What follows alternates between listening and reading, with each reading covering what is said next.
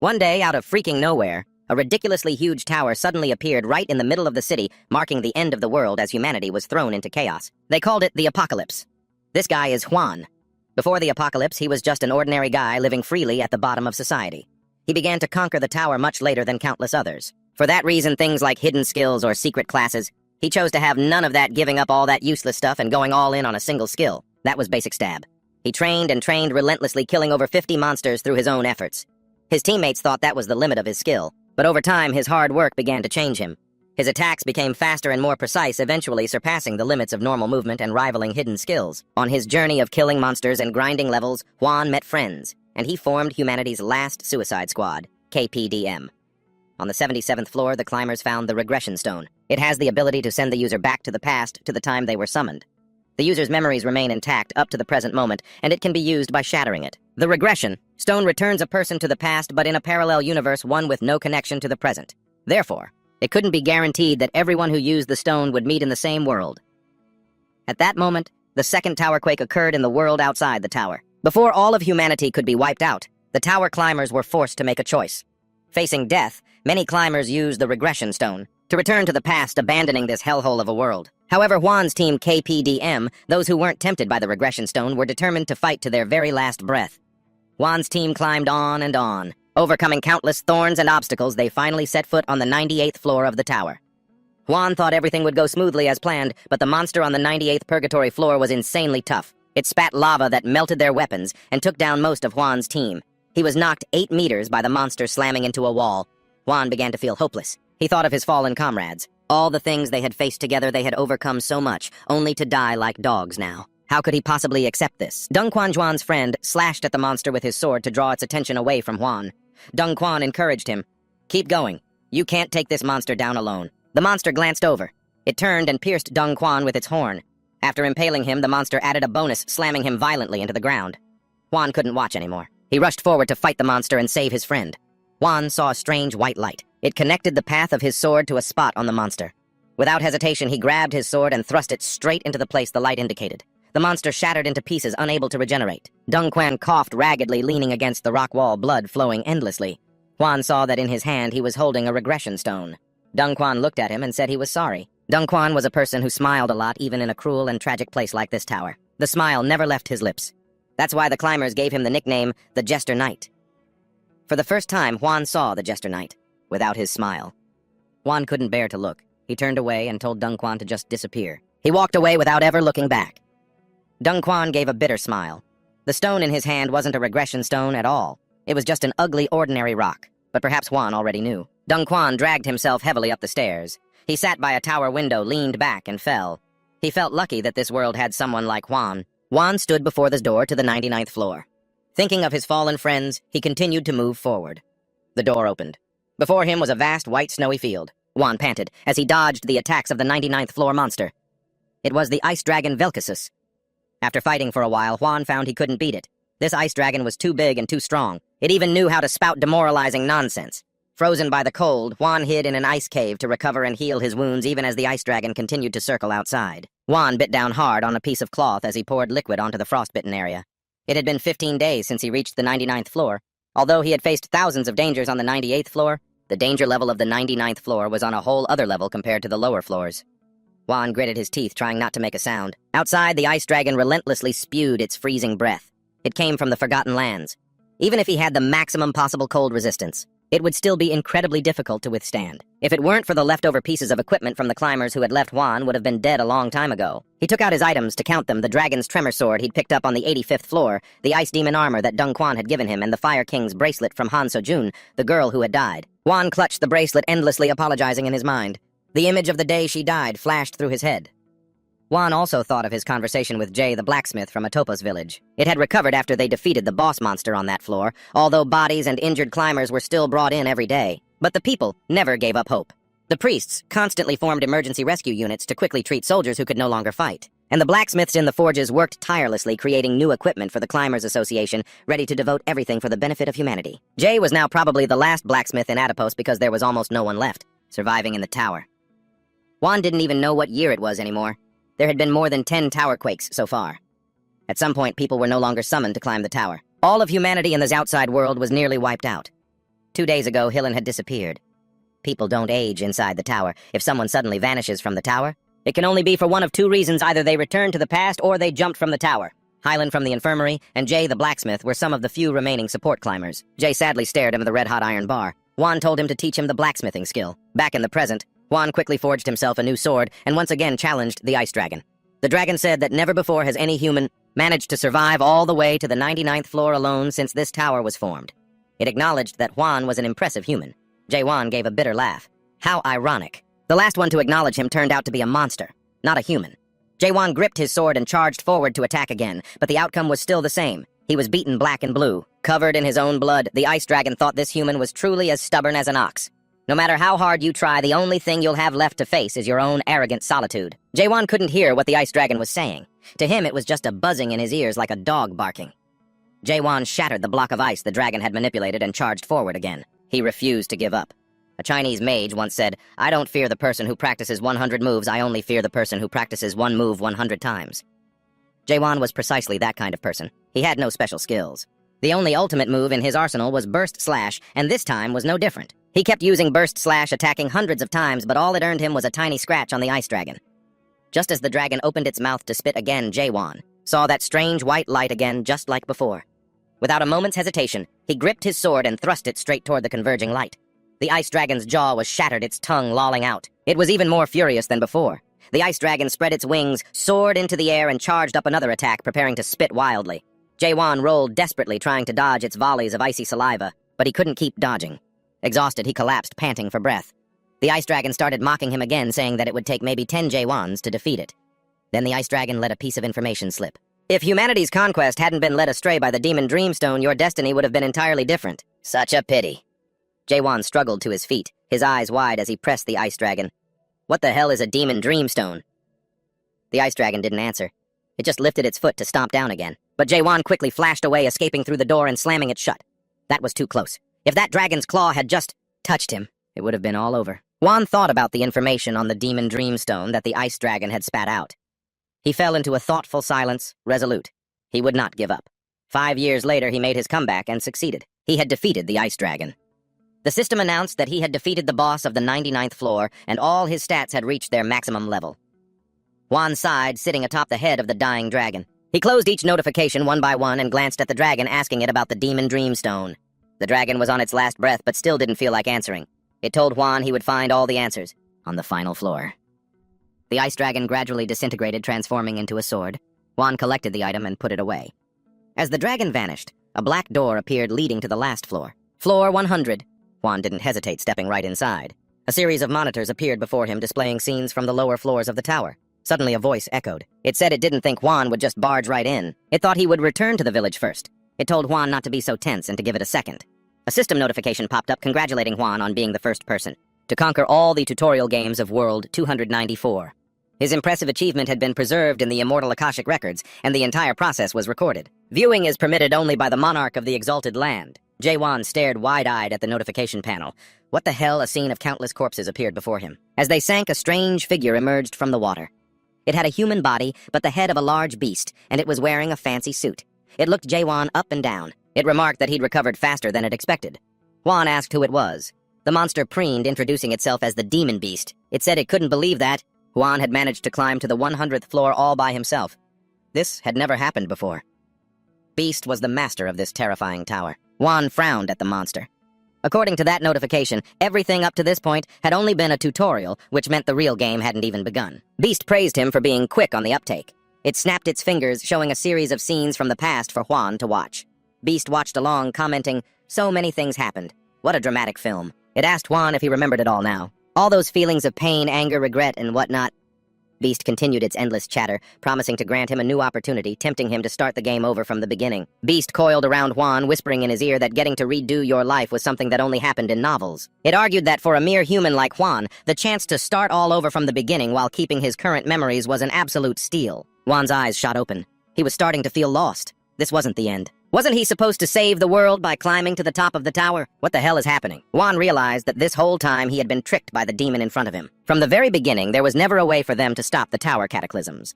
The only thing they could do was continue to conquer the tower. But saving humanity was nothing more than a false hope. Juan exhaled.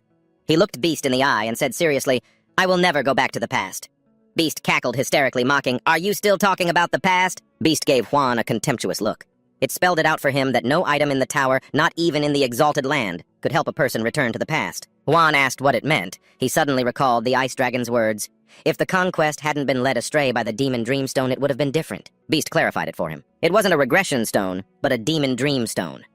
The demon dreamstone doesn't have the power to send people back to the past. Instead, they fall into a recurring loop of dreams that the stone creates. Even though he knew it was looking down on him, he still couldn't have imagined it. Until humanity reached the 77th floor, they became obsessed with returning to the past. They couldn't escape the temptation of the dream demon stone. Jaewon fell silent, then replied, "That's right." Beast-chan, seeing that the fish had taken the bait, snapped its fingers and summoned a digital screen. It started tempting Jaewon again, saying that this wasn't about going back to the past, but just starting the game over from the beginning. Beast-chan was extremely confident that Jaewon would make the wise choice, but who could have guessed that Jaewon would press decline without hesitation? Thanks to Beast-chan, he now understood what this tower was all about. He had entered the Dream Demon's dream, the very place where the tower was created. And if that's the case, he would hunt down the demon Beast-chan and advance to the next door. Beast-chan shook its head in annoyance. "The next floor! What next floor? There's no such thing. This is the top of the tower. My fan." Jaewon refused to believe the demon. As Beast-chan continued trying to persuade him, Jaewon fired a blast that blew its head off. The creature Beast-chan sighed. Even with its head blown off, the mouth kept talking, trying to convince Jaewon. It asked what he wanted, items, skills, whatever it could grant them all. But Jaewon stubbornly refused to listen. "I don't need a damn thing." Beast-chan grinned menacingly as its head slowly grew back. It told Jaewon that returning to his original world was impossible. Beast-chan snapped its fingers. A series of different scenes appeared. It explained that this nightmare tower was just a dream. From the very beginning, there was no such thing as a tower shock. Jaewon stared at the scene unfolding before him. The world was still as peaceful and bustling as ever, as if no one had ever died. Jaewon saw patients lying in a hospital. He saw himself still lying there on life support. Beast-chan said that Jaewon had been in here for a century, but in the real world, only about a month had passed. Jaewon couldn't land a single hit on Beast-chan. The gap between them was as vast as that between a human and a dragon. Jaewon fell silent. He didn't care. He had devoured a dragon before, so he would pick up his sword and continue to fight. After talking until it was blue in the face, Beast-chan finally gave up. The two of them clashed. Covered in wounds, Jaewon returned to Ray the blacksmith's place. But the man wasn't there. He had no choice but to reforge the sword himself. Yesterday was his 72nd challenge against Beast-chan. He fought it every day, but he had yet to leave a single scratch on it. Even so, he was still alive. He didn't know why, but that demon had no intention of killing him. In that case, no matter how many days or years it took, he would keep fighting. Beast-chan sat in the control room. Biting its nails, it anxiously watched Jaewon diligently forging his sword. It told itself to be patient.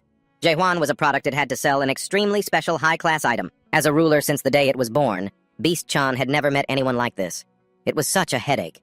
It was a ruler that nurtured and trained super VIP pro products. For the product to fully adapt to the great land, it had to go through 2 steps.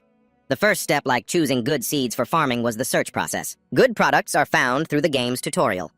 The selected products are then nurtured through the main game. The second step is the process of planting these selected seeds, by providing water and fertilizer. But a product like Jaewon dared to refuse to move on to step 2. Should it just get rid of him if Jaewon perished inside the tower? It seemed his soul wouldn't just disappear. Beast-chan racked its brain. But what if Jaewon's soul got damaged because of the power difference between them? What then? The thought gave Beast-chan goosebumps. The harvesters wouldn't let that slide. To be able to sell the product, it had to find a way to cultivate Jaewon without hurting him. Beast-chan nervously tapped its clipboard against the arm of its chair. Non-stop, it was so close to becoming a high-ranking demon. Not to mention, it still had to repay the debt it owed to the tower. Jaewon was such a special high-class product that even gods who never dealt with demons had contacted it to place an order. The more Beast-chan thought about it, the angrier it got. Just then, Jaewon returned. He flew out of the gate, attacking Beast-chan directly. The demon was getting tired of this too. "Damn it, what the hell do you want?" As Beast-chan parried Jaewon's sword strikes, it urged him to start the main game. It had already explained this 100,000 times. If he participated, it would be mutually beneficial. Why on earth wouldn't he? Jaewon didn't bother to answer. He treated Beast-chan's words like a dog barking in his ear. Beast-chan was getting annoyed. It swung its hand, grabbing Jaewon's chin tightly, lifting him up and shouting in his face, asking what he wanted.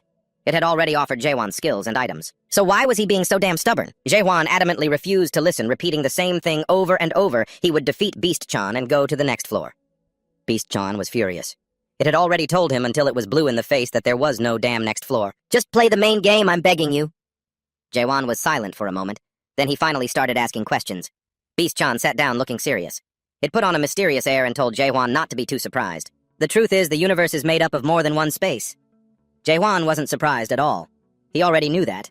It was basic knowledge like those parallel universe theories. Theories like that were all over Earth.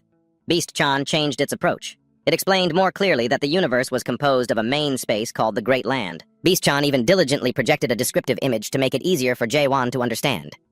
Earth was a tiny planet, one of many scattered spaces alongside countless other realms. And they called Earth World 294. And inside this nightmare tower, tower climbers will receive skills and items as well as stat increases to adapt to the system of the Great Land.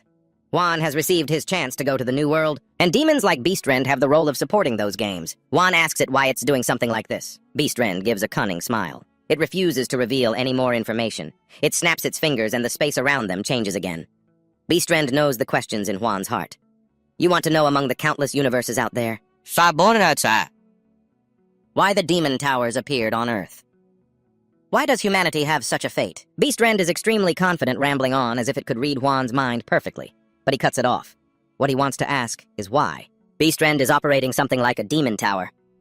Asked this, Beastrend gets flustered and freezes for a moment. It stammers, trying to find an excuse. This is just a type of volunteer activity, that's all. Beastrend is sweating bullets but still pretends to be calm. It adds for persuasiveness. We demons love to volunteer, you know. There's even a demon on another planet who likes to take care of climbers who have given up. Beastrend tries its hardest to be convincing, its confusion obvious. Behind it, a line of text appears. The king has sent you a message, nurture the product. Hwan's face darkens. Cut the bullshit. The last time Hwan came out after a fight, he was covered in injuries. He was constantly drinking potions to heal, and his stats had no more room to increase. And yet he still couldn't lay a single finger on Beastrend. Hwan collapses onto the cold snow. He wonders to himself, are humans really defined by those stats? Suddenly, Hwan feels a jolt. He shoots up, wondering what that was. He feels that something about his body is strange. Hwan's eyes widen. Before him are motes of yellow light. He thought he was hallucinating and reached out a hand to grasp the endlessly floating lights. Sometimes they looked like gentle particles of light. Other times they looked like grains of sugar. They continuously changed their shape and composition, and instinctively Hwan realized that they were the very forms that create the essence of this world. In an instant, Hwan understood everything. He didn't believe a word this demon said. He asks, who the hell is this king? Beastrend is delighted. Hwan is finally showing some interest. It explains that the kings are the rulers of the Great Land, those who have completed the main game. And those who advance to the Great Land usually receive advice on power from the kings. Depending on which king a player chooses, their future will change accordingly. Beastrend resorts to temptation again. If Hwan listens to it, then as a demon it will do its absolute best to ensure Hwan is placed under the authority of a wonderful king. Of course, that also depends on whether Hwan obediently participates in the main game or not. Beastrend is truly a highly skilled marketer. Hwan accepts. He promises to leave Earth in exactly 10 days. 9 days later, Beastrend is still sitting in the control room watching. It sees that Hwan is still training diligently. Beastrend is fed up. That guy is doing that useless thing again. Just like a boring soldier. It just has to wait a little longer. That day is almost here. Why was I so stupid back then, getting tricked by those damned nightmare bastards into buying this piece of crap? Tower. Beastrend, furious, slams the table repeatedly, endlessly cursing the parents of those damn nightmare scammers. The truth is, Beastrend was tricked into buying the tower after hearing it was made directly by a top-tier nightmare, a first-generation artifact. This tower is so old that even Beastrend has no idea when it's from. If it were a third-generation tower like the ones on the market recently, it would have a function to forcibly turn off the tutorial screen without harming the product. But this first-generation tower is a lost cause. Beastrend is seeing red. It can't end the game if the products don't agree. So what can it do now? Being poor is a crime, isn't it? God help me. But then Beastrend is filled with hope again. A ray of hope shines in its heart. It comforts itself. This will all be over tomorrow. The appointed day arrives. Beastrend asks cheerfully, have you memorized all the documents? He replies flatly, yeah. Now all that's left is to press the yes button and it'll be over. Beastrend is so moved it starts to cry. It's been waiting for this day for so long. In the middle of its emotional moment, it is suddenly run through by Hwan's sword. Confused, it asks what he's doing. Hwan grips the hilt tightly, turns, and stabs it relentlessly. Ever since he started seeing those yellow particles of light, his stabbing motions have gradually become more stable. Each time he stabs, he feels a strange sense of disharmony, as if some kind of feeling has been awakened inside him. Hwan just follows the light and stabs forward. He suddenly sees a brilliant light and is filled with endless joy. Is this what it feels like to be alive? Beastrend is stabbed to pieces. It summons the black ironwood treant from the 9th floor to bind Hwan. Its body gradually reconnects. How impressive. This is the first time it has ever met someone like Hwan. If you had just cooperated, it would have been a win-win for both of us. In the end, without his consent, there's no way to end the game. It gave up on getting Juan's consent a long time ago. It asks him why he thought this game tutorial would go on forever. This nightmare tower is programmed to automatically end the game 100 days from the moment the tower is conquered. So Juan doesn't have to do a single thing. Just stay put and wait quietly to join the main game. Juan froze for a moment, but then he gripped the hilt of his sword tightly. He wasn't stupid enough to be fooled by this demon beastren known on the Great Plains as the Master Manipulator. Having lived for 784 years and traveled back and forth between a total of 128 worlds, Beastren had always continued that disgusting nurturing process with the races of those worlds. Beastren was caught completely off guard, stunned that Juan knew such things. Not only that, Juan also knew that Beastren wanted to hand him over to a Reaper known as the Dark King. A terrified Beastren asked who on earth Juan was. Looking down on it, Juan replied that he was the product Beastren had nurtured for decades, but he no longer considered himself a mere product. Juan broke free from his bindings and continued his attack. Scared out of its wits and pouring sweat, Beastren watched as the ferocious Juan charged towards it. Beastren reeled from a painful blow. It tensed up, unable to believe what was happening ever since Juan had set foot on the 100th floor. Juan grew more suspicious, wondering if this tower was also part of the nightmare, and whether Beastren was incapable of killing him. He even began to suspect that human beings might have no value. Beyond these evaluation stats, will the very nature of this world shatter? Afterward, countless doubts arose in Juan's mind. When he had nothing left to doubt, he attained enlightenment in the art of the sword thrust, and now he was using that very technique on Beastren. Its body kept regenerating. This isn't funny. Beastren swelled up, baring its fangs and claws to counterattack Juan. It had to admit he had reached the second level of adaptation. To do so after only completing the game's tutorial, his talent was extraordinary, but he was still just a mortal. Juan refused to back down and fought back against Beastren. He was pierced by sharp spikes, blood gushing everywhere, but he still held his weapon firmly. His stats continued to rise without stopping, reaching 9,900,999. Beastren attacked fiercely, but Juan held his own. The numbers didn't stop there. They crept up one more step, hitting 10 billion. Once again, Juan saw that white light. He gripped his sword and thrust straight ahead, following the light's guidance. Beastren was hit, still unable to believe it. What the hell is this guy? This is an adaptation. This is an awakening. Beastren was beaten to a pulp. It lay flattened on the ground as Juan looked down on it with utter contempt. He told it not to look down on human beings, reducing them to damn numbers to be measured. Human beings are not something that animals like you can just buy and sell. Beastren stared at the sword pointed right at its face. It was dead silent, not daring to make a peep. Juan would do exactly as he said, defeat Beastren, advance to the next floor, and see the end of this goddamn world that these strange creatures had created. The space within the tower began to crumble. The light of truth shone through. Juan's parameters had turned into uncountable variables. Beastren was so devastated it couldn't even cry. It begged Juan relentlessly not to do it, saying there was no such thing as a next floor. But Juan remained firm in his belief. He wasn't just being stubborn by insisting on staying here. On the lower floors, he had seen some scribbled carvings. When he read them, he felt as if he were an artist experiencing their suffering. According to the carvings made by someone named Mulak, the one who created the Nightmare's Nest, something called the Tree of Nightmares still existed, wielding the Ice Dragon sword. Juan, with a terrifying expression, asked Beastren if it knew how to make this place the root of the Tree of Nightmares. He theorized that if there were roots, there must also be a trunk. If he destroyed the ceiling of this floor, then something would surely happen. With that, Juan took his spear and shattered the ceiling. Beastren screamed in despair as the system began calculating the end of the tutorial game. Then it reached a conclusion. Calculation failed. There are no longer any travelers in the Nightmare's Nest. Juan vanished into thin air. The tutorial game was completely over. When Juan woke up, he found himself in a strange place. He was surrounded by trees and a horde of monsters bearing their fangs and claws. The monsters rushed him all at once, but with a single swing of his sword, Juan took one down. But then a much larger, colossal monster appeared. His previous slash wasn't strong enough to deal with it. Juan swung his sword with more force and the monster was obliterated. After defeating the horde, he pulled the horns from each one, slung them over his back, and prepared to leave. But then another group of insectoid monsters blocked his path. They arrogantly pointed and said something. They seemed aggressive, but unfortunately Juan couldn't understand a word they were saying, even with his analysis skill. Juan was a reasonable person, so he pointed at the horns he had collected and tried to make a deal with them. If you want these, that's fine. In return, you have to tell me where this is. The monsters deliberately ignored him, insisting on a fight, and charged at Juan. You've got to be kidding me, he thought. They really have insect brains just begging to die. He had no choice but to take them all down. The insectoids were still in shock that a damn mortal could defeat them. Juan grabbed one by its antenna, forcing it to tell him where he was. But the insectoid wouldn't say a word. It left only a final threat. I will kill you, before biting its own tongue and dying. Juan sighed. He thought they were weak, but their willpower was stronger than he'd imagined. Looking at the insect's antenna in his hand, he decided to make a small mound of dirt and stick it on top as a makeshift grave. Juan searched again to see if there was any loot. He found a small spatial pouch. Thank goodness, something to store my things in. He couldn't use the system interface after leaving the Nightmare's nest. He had thought he would be able to use the interface of a variant. World like the Almighty Land, but he couldn't use a single one. It pisses me off just thinking about that goddamn scamming bitch, but at least I can still use appraisal analysis to check the information on the items I just got. I held up and scanned the whole batch of gems. Then I put them all back into my spatial bag.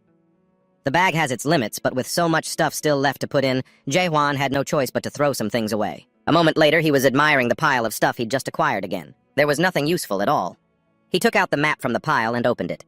It was a map of chaos, a place that wasn't included in the information business had given him. Over on the other side, a different group of people was hunting a beast. A red-haired girl and a few big burly guys. That girl threw a dagger, but instead of hitting the monster, she hit the red-haired guy right in the knee. Even though he was annoyed, he let it go because she was cute. But it didn't stop there. That red-haired girl then went and provoked a two-horned monster, leading it right toward them. Jae-hwan watched the situation from above. Based on his assessment, it seemed like the woman with the red hair was the strongest among them. He couldn't understand how that group managed to get through. The Nightmare with that level and those skills. On the other side, the red-haired guy gritted his teeth about to use his ultimate skill. Breath of the Fire King and charge in when suddenly another dagger flew into his face. The one who threw it was that red-haired girl again. She said sorry with a smirk. The red-haired guy's patience had a limit. He screamed and cursed, "You bitch!" The girl remained calm as if nothing had happened. She even reminded this red-haired guy, "The monster's right in front of you." Just as the monster opened its mouth wide, about to take a bite out of the red-haired guy, Jae-hwan swooped in and took down the beast in one blow. After the group collected the corpse of the two-horned monster, Jae-hwan went along with them. They were still overjoyed about their catch. Jae-hwan thought to himself, the monster I took down with stab earlier had at least 5 horns, so I guess the more horns, the stronger it is. The red-haired girl was annoyed because her plan had been ruined. She bit her nails furiously and turned to ask Jae-hwan who he was. There's no adapter in Chaos strong enough to kill a two-horned monster with just a single simple attack. She asked him where he came from. Jae-hwan mumbled, asking the red-haired girl, "What is Chaos?" The girl was incredulous, unable to believe the question that came out of Jae-hwan's mouth. The red-haired guy eagerly asked for Jae-hwan's personal information. He said he was just a passerby and couldn't speak the language of this place. The red-haired girl was still a mess of confusion. Jae-hwan killed the two-horned monster so easily without even using a skill. She couldn't even use her investigation skill to check on him, even though his willpower was only at the level of a non-adapter. She whispered to Jae-hwan, "The number of adapters in Chaos who can kill a two-horned monster with a single attack. A can be counted on one hand." She asked him again who he was and where he came from. Jae-hwan repeated his question. "What the hell is Chaos?" The red-haired girl got pissed. She doubted if he even understood what she was saying. Jae-hwan understood what she wanted to ask, but when it came to the question, "Who are you?" he had no idea how to answer. The place he belonged to and the relationships he had on Earth all became meaningless the moment he entered the tower. In return, he got new comrades and memories. But when the tutorial game ended, all of them vanished as if they were just an illusion. Although the comrades who fought alongside him are surely somewhere on Earth, and apparently the reward was that he could keep all of those memories. When he starts over, they won't remember him or the memories they made in the tower. Jae-hwan had no choice but to say he didn't remember anything. The red-haired girl feigned sympathy, but not even 3 seconds later she was chewing him out. "There's no way I'd believe that." It was useless even if Jae-hwan said he had amnesia in a serious tone. There was no way she'd believe it. Jae-hwan said, "I never said I had amnesia." The red-haired girl kept grumbling. She asked, "Are you the Supreme Lord of Purgatory or something?" Jae-hwan glanced around his hand, grabbing the hilt of the sword at his side. He drew it and threw a few smaller swords into it, letting it chew on them. The red-haired girl fell silent when she saw the sword, a spirit weapon. She concluded that it wasn't Jae-hwan who was strong, but his weapon. More importantly, the others in the group had also noticed the spirit weapon in Jae-hwan's hand. Malicious intent began to stir in their hearts. The red-haired girl, fearing Jae-hwan would ruin her mission, suddenly had an idea. She said she wouldn't ask who Jae-hwan was anymore. In return, she wanted to make him an offer. The red-haired girl then introduced herself as Mino and gave a simple explanation of Chaos. They moved on to talk about parties. The red-haired guy's group was a band of ruthless thugs belonging to a guild called the Crimson Fox. He quickly understood that Mino was asking him to kill the red-haired guy's group. The sky was getting darker. The red-haired guy suggested everyone camp here for the night. Traveling in the dark would be dangerous, because they might provoke the horned monsters. The group started a fire and rested. Jae-hwan lay down under a tree. According to the map, the village was nearby. He grasped at the motes of light floating in the air. Jae-hwan could hear the whispers of the red-haired guy's group. They were discussing a plan to eliminate him. They figured Jae-hwan was only strong because of his spirit weapon. A spirit weapon is an artifact that can only be obtained in Purgatory. Jae-hwan heard everything. He knew they were planning to do something evil. They would freak out if they knew he got this weapon from the root of the Great Tree of Illusion. From what that bitch said before, equipment from the tower isn't all that impressive, and he didn't think this place was the Almighty Land. The group on the other side started to move stealthily, but Jae-hwan still didn't react. Mino jumped out of nowhere, flustered. She warned him, Are you just going to lie there? Do something quick. She grabbed Juan's shirt, asking if he had the sword that ate a pile of weapons and to use it to take those guys down. Juan answered flatly that he didn't have it. He'd lent it to the red-haired guys. The others wanted to see it during their night watch. The red-haired girl was also there, completely speechless, unable to believe it. That Juan would lend his spirit weapon to someone else for such a stupid reason. Just then, the red-haired guys arrived. They surrounded the two of them, obviously with no intention of returning the weapon to Juan, and even promised to make good use of it. A sword that powerful in Juan's hands. It's just a useless toy. Just let the Scarlet Fox Guild use it for him. Mino gritted her teeth. These bastards won't learn their lesson until they're staring death in the face. Chuan had no reaction. He wanted to see Mino's true abilities, so he just stood there. The group of red-haired guys charged all at once. Mino threw her daggers, hitting several of them right in their vitals. She then kicked another one square in the jaw. Mino gave a cold smile and summoned more daggers ready for the next round. Big Sis is feeling a little ticked off right now, little brothers. All of you are going to hell. The red-haired guy's face hardened. He'd had a strange feeling when Mino lured the monsters to their location. Mino really is a cruel witch. The red-haired guy gritted his teeth and asked who had requested the help of the Black Corps. Mino just sneered and didn't answer. She waved her hand and instantly a swarm of daggers flew towards the red-haired group. The Scarlet Fox Guild had killed many adapters who knew nothing. Mino was sure that many people in the chaos wanted them dead. There was no way the Black Corps would act just for some pathetic losers like them. The red-haired guy took out the item he'd stolen from Chuan to use it. He was extremely confident that Mino would die here. Mino remained calm. She glanced around, assessing them. This group had at least reached the first stage of an adapter. There were 40 of them hiding here. That's why the red-haired guy was so confident in confronting the witch of the Black Corps and a guy who killed a two-horned monster in a single blow. He had prepared very carefully. If he had known it would be this easy to get Juan's spirit weapon, he wouldn't have had to go so far as to call his guild leader. The leader of the Scarlet Fox Guild, a man named Keelan, had reached the third stage of an adapter. He was several times larger than a normal person. His mouth was full of teeth, his tongue lolling out. More than half of the Scarlet Fox Guild's manpower had gathered here to hunt Mino. Mino put on a calm facade, but inside, she wasn't sure she could defeat the guild leader in a one-on-one fight. She turned and called out to Chuan. She pulled a gemstone from her pocket, tossed it to him, and told him to take it and run. She couldn't protect him. Chuan caught the stone. Even though he knew it was an illusion stone, he still asked what it was. Mino told him it was a return stone, and using it would help the user escape to the nearest castle. It was the only one she had. Chuan clenched the gemstone. This wasn't the kind for returning to the past. It was something that could save someone in the present. If at that time, instead of a useless stone, what would have happened if he could have given this stone to Yongguan? Chloe muttered, asking Mino if there was a way to go back to the past. Would she go back? Mino wondered if this guy had a screw loose, to be asking a question like that at a time like this. Mino said she wouldn't do it. She would try her best in life. If she had to die, she would die today. She would never go back to the past. Chuan patted Mino on the shoulder. Then he said she wouldn't die today. He drew another sword from his side and quick as a flash charged forward, mowing through the enemy formation. The guild leader ordered his men to deploy. Formation number 14 of the Fire King. The others eagerly charged forward. Chuan didn't even blink. He used a Lost Way talisman to break their formation and stabbed straight at the guild leader. The leader couldn't block it. The sword pierced his iron armor and impaled him. Chuan walked past the leader and stood before the red-haired guy. The red-haired guy trembled, offering the sword back with both hands. Chuan took back his ice sword. He gave it a light thrust, and the men who were about to run vaporized instantly. Mino was frozen. Her jaw dropped, completely baffled by what was happening. She had thought Juan was just an easygoing person, so she had assumed he was a fool with no defenses whatsoever. But that wasn't the issue. Mino had been wrong. Juan was just simply too strong. Mino repeated her question one more time, asking what Chuan's identity was. Chuan gave a faint smile. He told her she already knew who he was. Have you lost your memory? I thought I was the only one with that problem. Mino got ticked off. She held out her hand, demanding he return her return stone from before. But Juan said he'd lost it. Mino threw a fit, unable to believe Juan had lost such an expensive item. Juan didn't care and walked back to the campfire to rest. Mino hadn't given up and was still frantically searching for the return stone. Chuan calmly sat down and fed the ice dragon sword some weapons. He looked into the fire and said that Mino already knew who he was. He was human. Mino didn't believe him and collapsed to the ground. Chuan asked her back, "Are you human?" Mino said she was almost human. Chuan clenched his fist and muttered, "Then that's good enough." And then silence fell between them once more. The next day, they continued on their journey. Mino, still not giving up, asked, "Jae-wan, do you really not remember anything about your journey in the Almighty Land before you came to Chaos?" Mino sighed again. "I'm so jealous. Not a single memory." Jae-wan found it hard to understand. "What's so good about losing your memory?" He then asked how Mino got here. Mino's expression suddenly hardened. She told him, "If you knew the answer to that question, you'd regret asking."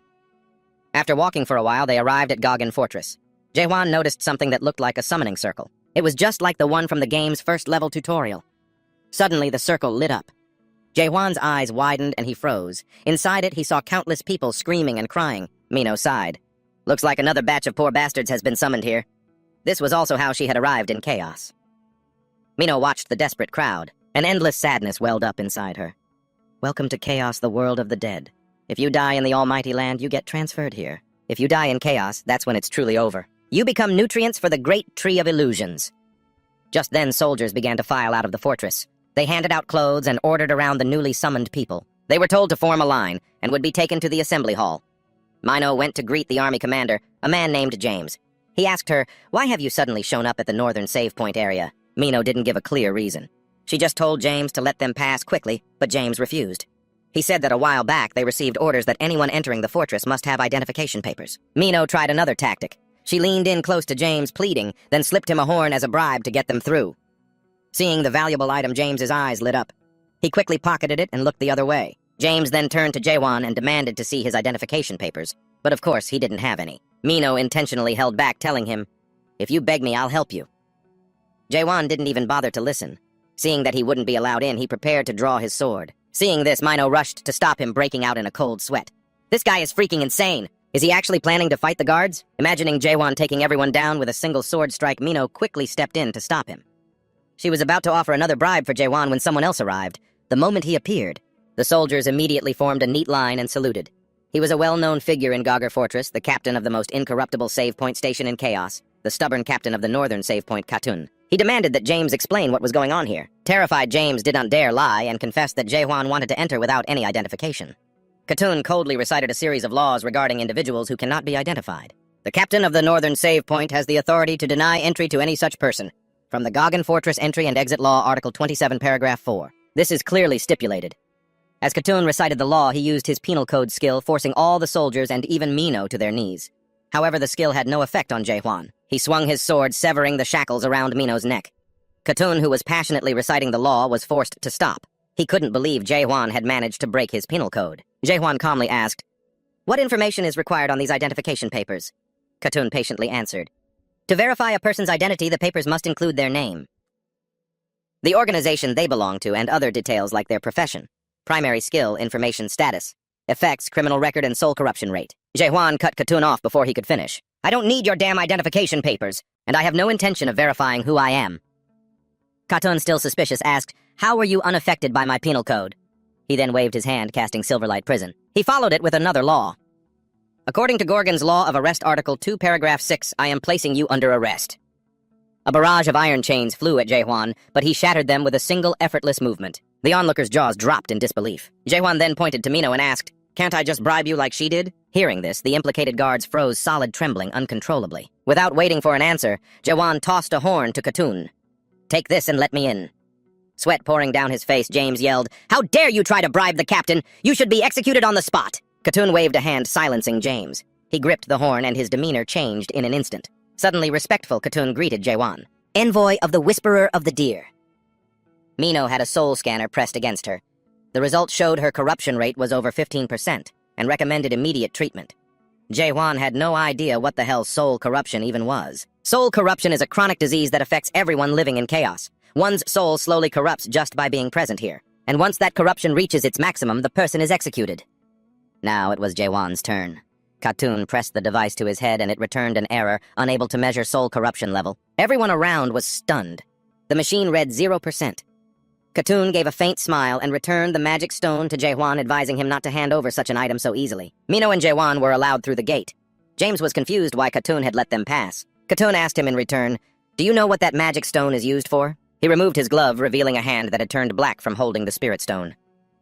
"Only members of the Six Leaves Society can use these magic stones. They're the only ones who can possess these crystals and avoid corruption. Even though that man Jae-hwan doesn't seem like a member of the Six Leaves, I saw him handle that crystal without any side effects. It's not that Katun trusted Jae-hwan, he trusted the man's soul.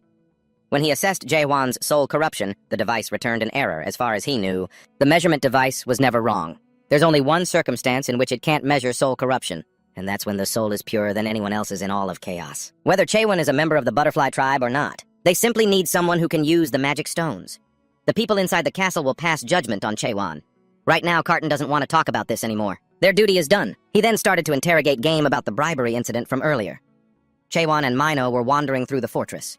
The paths were a confusing mess, and he also had to drag along a clueless Mino. Earlier, Carton had passed judgment on Mino's crime, citing Article 7, Section 34 of the Goguen Fortress Entry Laws.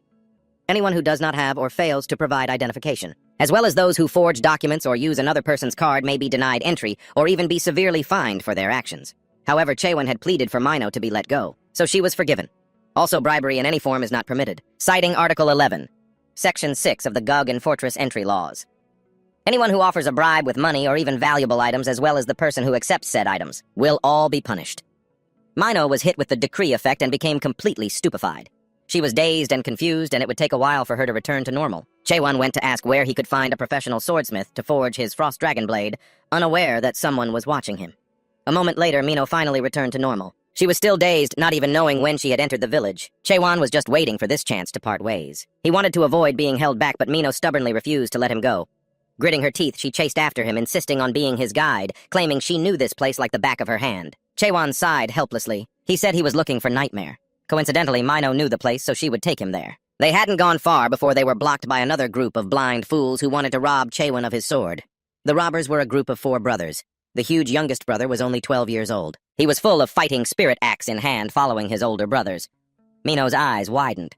A 12-year-old boy with such a well-developed and muscular physique. The thugs demanded he hand over the sword, but Chaewon refused. The huge youngest brother charged forward with his axe, but with a single swing of his sword, Chaewon sent both of the kid's arms flying. They flew 8 meters away, and he lay motionless. "If you've got the guts, come at me." Seeing his little brother get hurt, the eldest brother flew into a rage. All 3 of them charged forward to avenge their beloved younger brother. Of course, the result was a miserable defeat. The others lay motionless.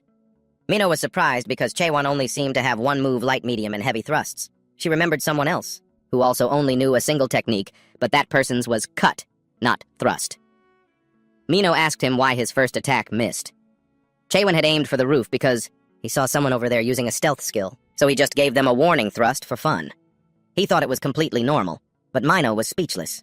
She enthusiastically suggested names for his ultimate thrusting technique, but he rejected every single one she came up with. He didn't like overly flashy names. The two continued on their way. They arrived at a place called Twilight Nirvana. It was a smithy founded by a nightmare and was also the largest smithy in Goguen. The shop's employee was a smith named Nevin. He informed them that placing an order today would take some time because the workshop manager was currently away. There was only an assistant manager here, but he was also busy today. If you two are looking for something, you'd be better off buying a pre-made item than placing a custom order in there. Inside, assistant manager Megan and his apprentices were huddled around a sword, made from the horn of a 4-horned monster. Megan pulled out another horn. He challenged his apprentices if any of them could drill a hole through this horn. Then no matter who they were, he would give that person the position of assistant manager of Twilight Nirvana for the day. The apprentices took turns trying to drill into it with their tools, but none of them succeeded. Megan sighed. "You kids are all so green. With hands as soft as noodles, how could you ever hope to even scratch that horn?" Chaewon walked past Nevin and stepped inside. He said he'd give it a try. Megan didn't know who he was thinking he was just some wandering craftsman. He cheerfully agreed, puffing out his chest with pride. He said that only his superior skills could handle this horn. It was the horn of a 4-horned monster, an extremely difficult material to work with. Chaewon approached the horn, pointed his finger, and lightly tapped it, piercing right through. He then spun the horn on his fingertip. "Today I'll be the shop's assistant manager."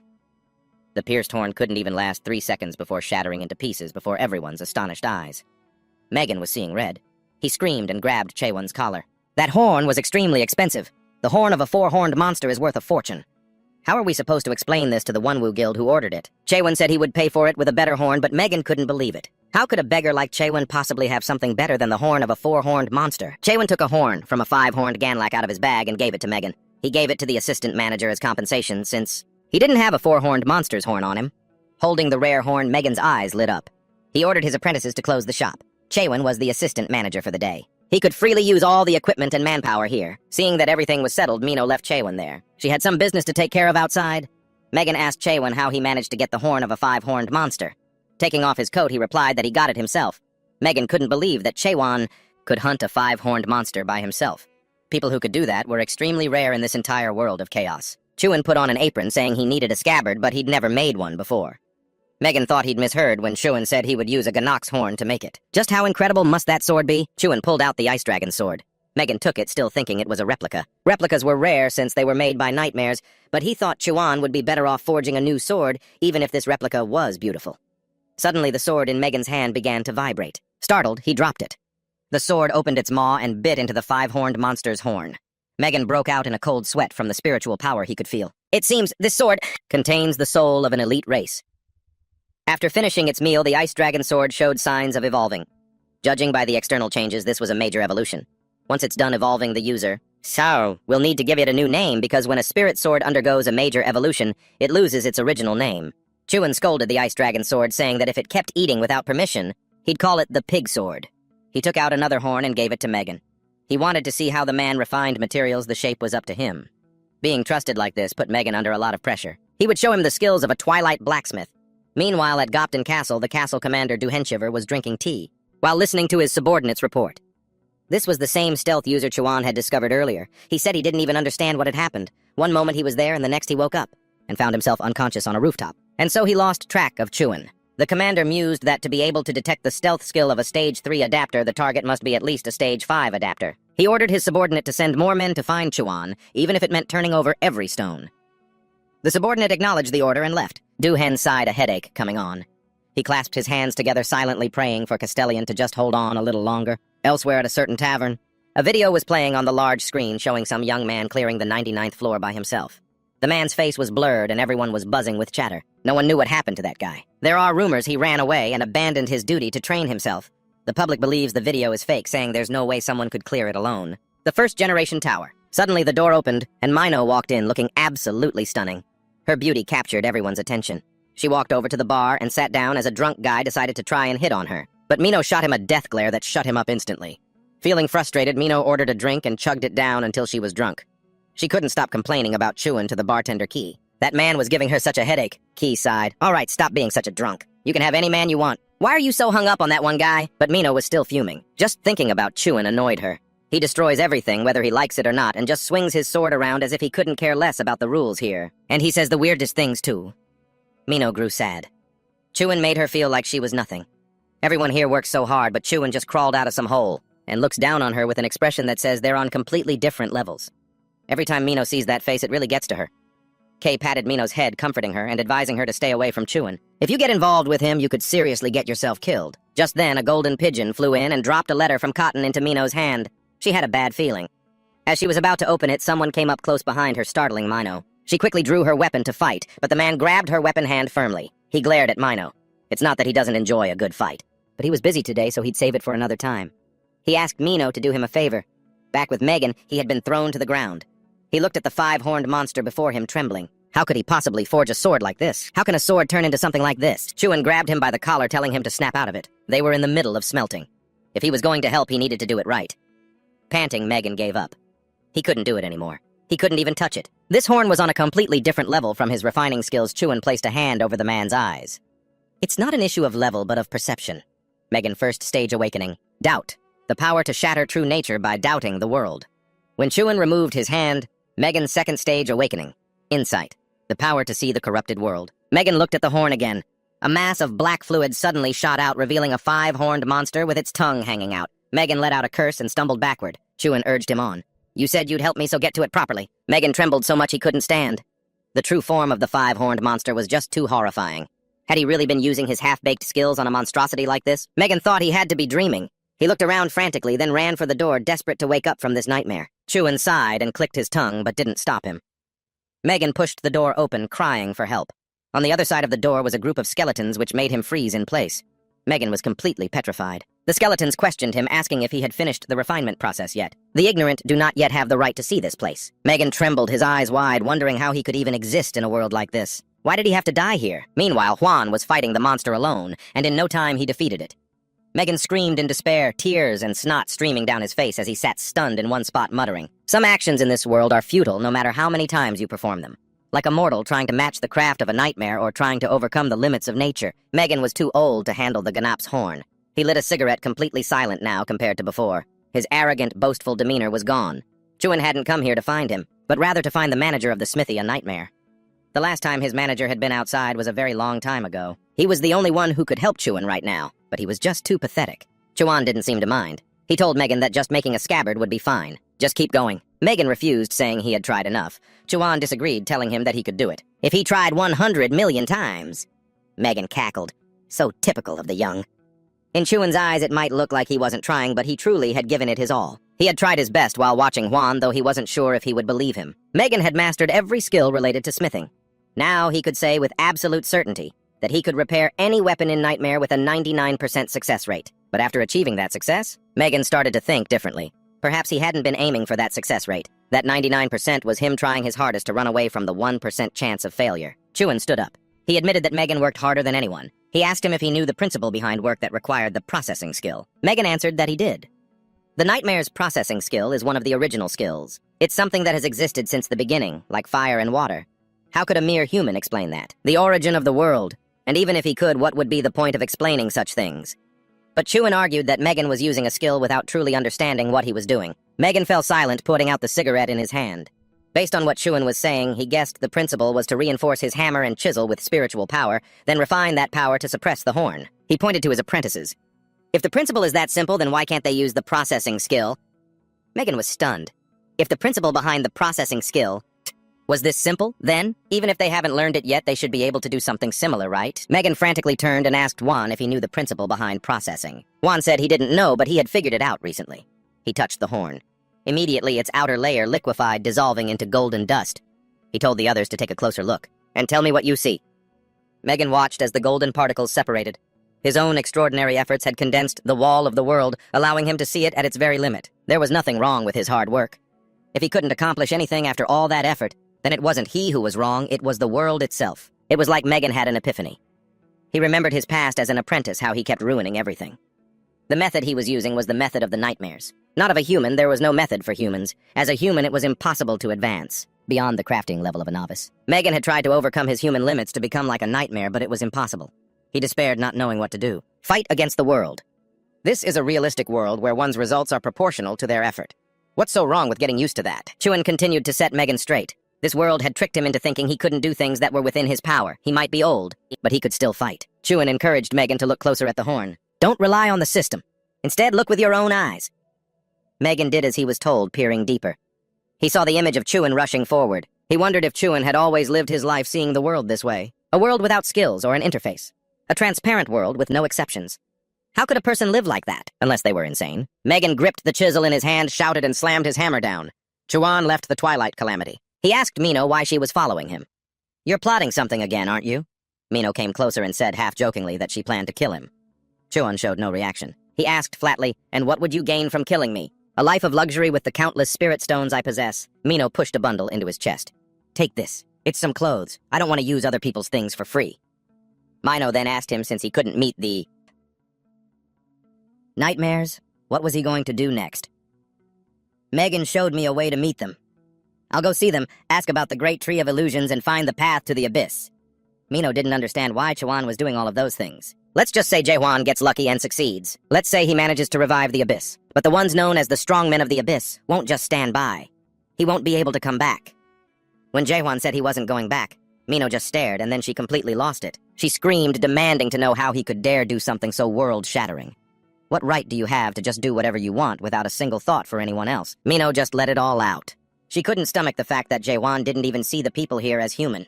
She and everyone else here. They're people too. Even though they weren't as strong or brave as him, they were still human beings. Jae-hwan stared at Mino, reading the thoughts in her mind. Someone was threatening Mino, telling her not to break a promise. If she did, the hostage wouldn't live much longer. She had to lure him somewhere. Jae-hwan blinked, understanding everything. He could even sense the one watching from across the street. It was one of them. To save the hostage, he would have to take a risk. Risk his life in a place like this. It's meaningless. Even if he saves these people, over and over again, the truth won't change. What he was seeing was the reality of this world. A world controlled by the paradigms of wealth and information, and by those who sell their souls for a higher price. He would use this time to eliminate that guy and find Nightmare. Mino grabbed onto Jae-hwan's shirt. She screamed that from now on, they were going their separate ways. How the hell could she possibly work with someone like him? After Mino said her piece, she stormed off. Jae-hwan just stood there behind her. For some reason, he now felt that Mino seemed so human. He was still keeping an eye on the movements of the hidden group. They'd go back and report that the plan to lure out Nightmare had been a total failure. After their angry parting, Mino returned to the tavern. She pushed open the door to find tables and chairs overturned. A group of men was waiting inside. They had taken Kay, the tavern owner, hostage. The one in charge was Elder Zoom of the Cheonbang, the eldest of the Jania brothers. He stared at Mino, asking why she came alone. What about their deal? Mino summoned a barrage of knives. She was determined to fight back and hurled them at the men. The Elder's men used a shadow technique and a swarm of black figures rushed to attack Mino. She skillfully dodged their blows, but she couldn't avoid the Elder's slash. Mino was wounded and collapsed to her knees. The Elder looked down on her with contempt. There was a sound-dampening barrier here, so no one would know what was happening. Inside. "That's enough! Stop that useless screaming and bring the man here." The Elder grabbed Claire's hair, lifting her up and telling Mino to stop playing games. They knew there wasn't a single dark soldier in the nearby GOG fortress, so she shouldn't hope for reinforcements. By the time anyone found them, Mino and Claire would be nothing but dried-up corpses. Mino didn't give up. She used the ultimate skill, Akaram's shrieking daggers, throwing all of them at the Elder. But with a single swipe of his sword, he easily shattered them. Mino was beaten to a pulp by the Elder. At that moment, she thought of Jaehwan's question from before. If there was a way to go back to the past, would she take it? Desperate, Mino gave up, ready to die. She wanted to go back to the past. She wanted to live. If she had followed him, would she have been able to witness the fall of this world? Just as the Elder's sword was about to strike, it was stopped by a powerful force. They say the main character always shows up at the last minute. And sure enough, Jaehwan appeared like a god. He tossed a bundle of clothes back to Mino, telling her they didn't fit. Seeing their target had arrived, the Elder's men smirked victoriously. The Spirit Stone was here. This would make things even easier. Jaehwan pointed his sword at them. "Quick question. Is Nightmare here? Bring Nightmare to me." The men looked at Jaehwan like he was some kind of freak. "Is this guy insane? They say you fought against the fortress. You're just like the rumors." Mino struggled to her feet. She warned Jaehwan, "Be careful, he's a Class 1 adapter. That's a very high rank. Don't underestimate him." Jaehwan didn't even bother to look her way, because he wasn't going to lose. Seeing Jaehwan's arrogance, the men didn't wait any longer and charged. Jaehwan made a test thrust with his sword. The Elder tilted his head to the side and dodged. They had become more cautious of Jaehwan. He wasn't just an adapter. He might be one of those with the power of the Abyss. Jaehwan considered this. Up until now, the only thing that had ever dodged his full-power strike was the five-horned beast, so this might be a Class 4 adapter on the same level as that thing. This fight seemed like it would be intense, but he didn't care. In the end, he would take them all down. The other side started playing dirty. They used the hostage as a threat. "Come on if you're so tough." Kay didn't care about her own life. She yelled, telling the two of them to just attack. Before she could finish, one of the men slapped her across the face. Mino was extremely worried. She told Claire to wait a moment, then turned to Jaehwan, begging him to save her. Jaehwan held his Ice Dragon sword. He didn't understand why Mino was asking him to do this. He was here to find Nightmare from the very beginning. He just needed to destroy anything that got in his way, whether it was an enemy or a hostage. Mino clutched Jaehwan's shirt, pleading with him to save Claire. "She's a person, too." Chuan was startled. The image in his eyes changed. He saw a decisive Klee screaming, urging him, "Just attack." Gritting his teeth, Chuan raised his sword and fired a beam of green light into the sky, attracting the attention of Cotton's troops. Chuan had broken the barrier, and the tavern was quickly surrounded. Cotton came in from outside and asked what was going on. Chuan pointed to the Elder and his group, accusing them of breaking the law.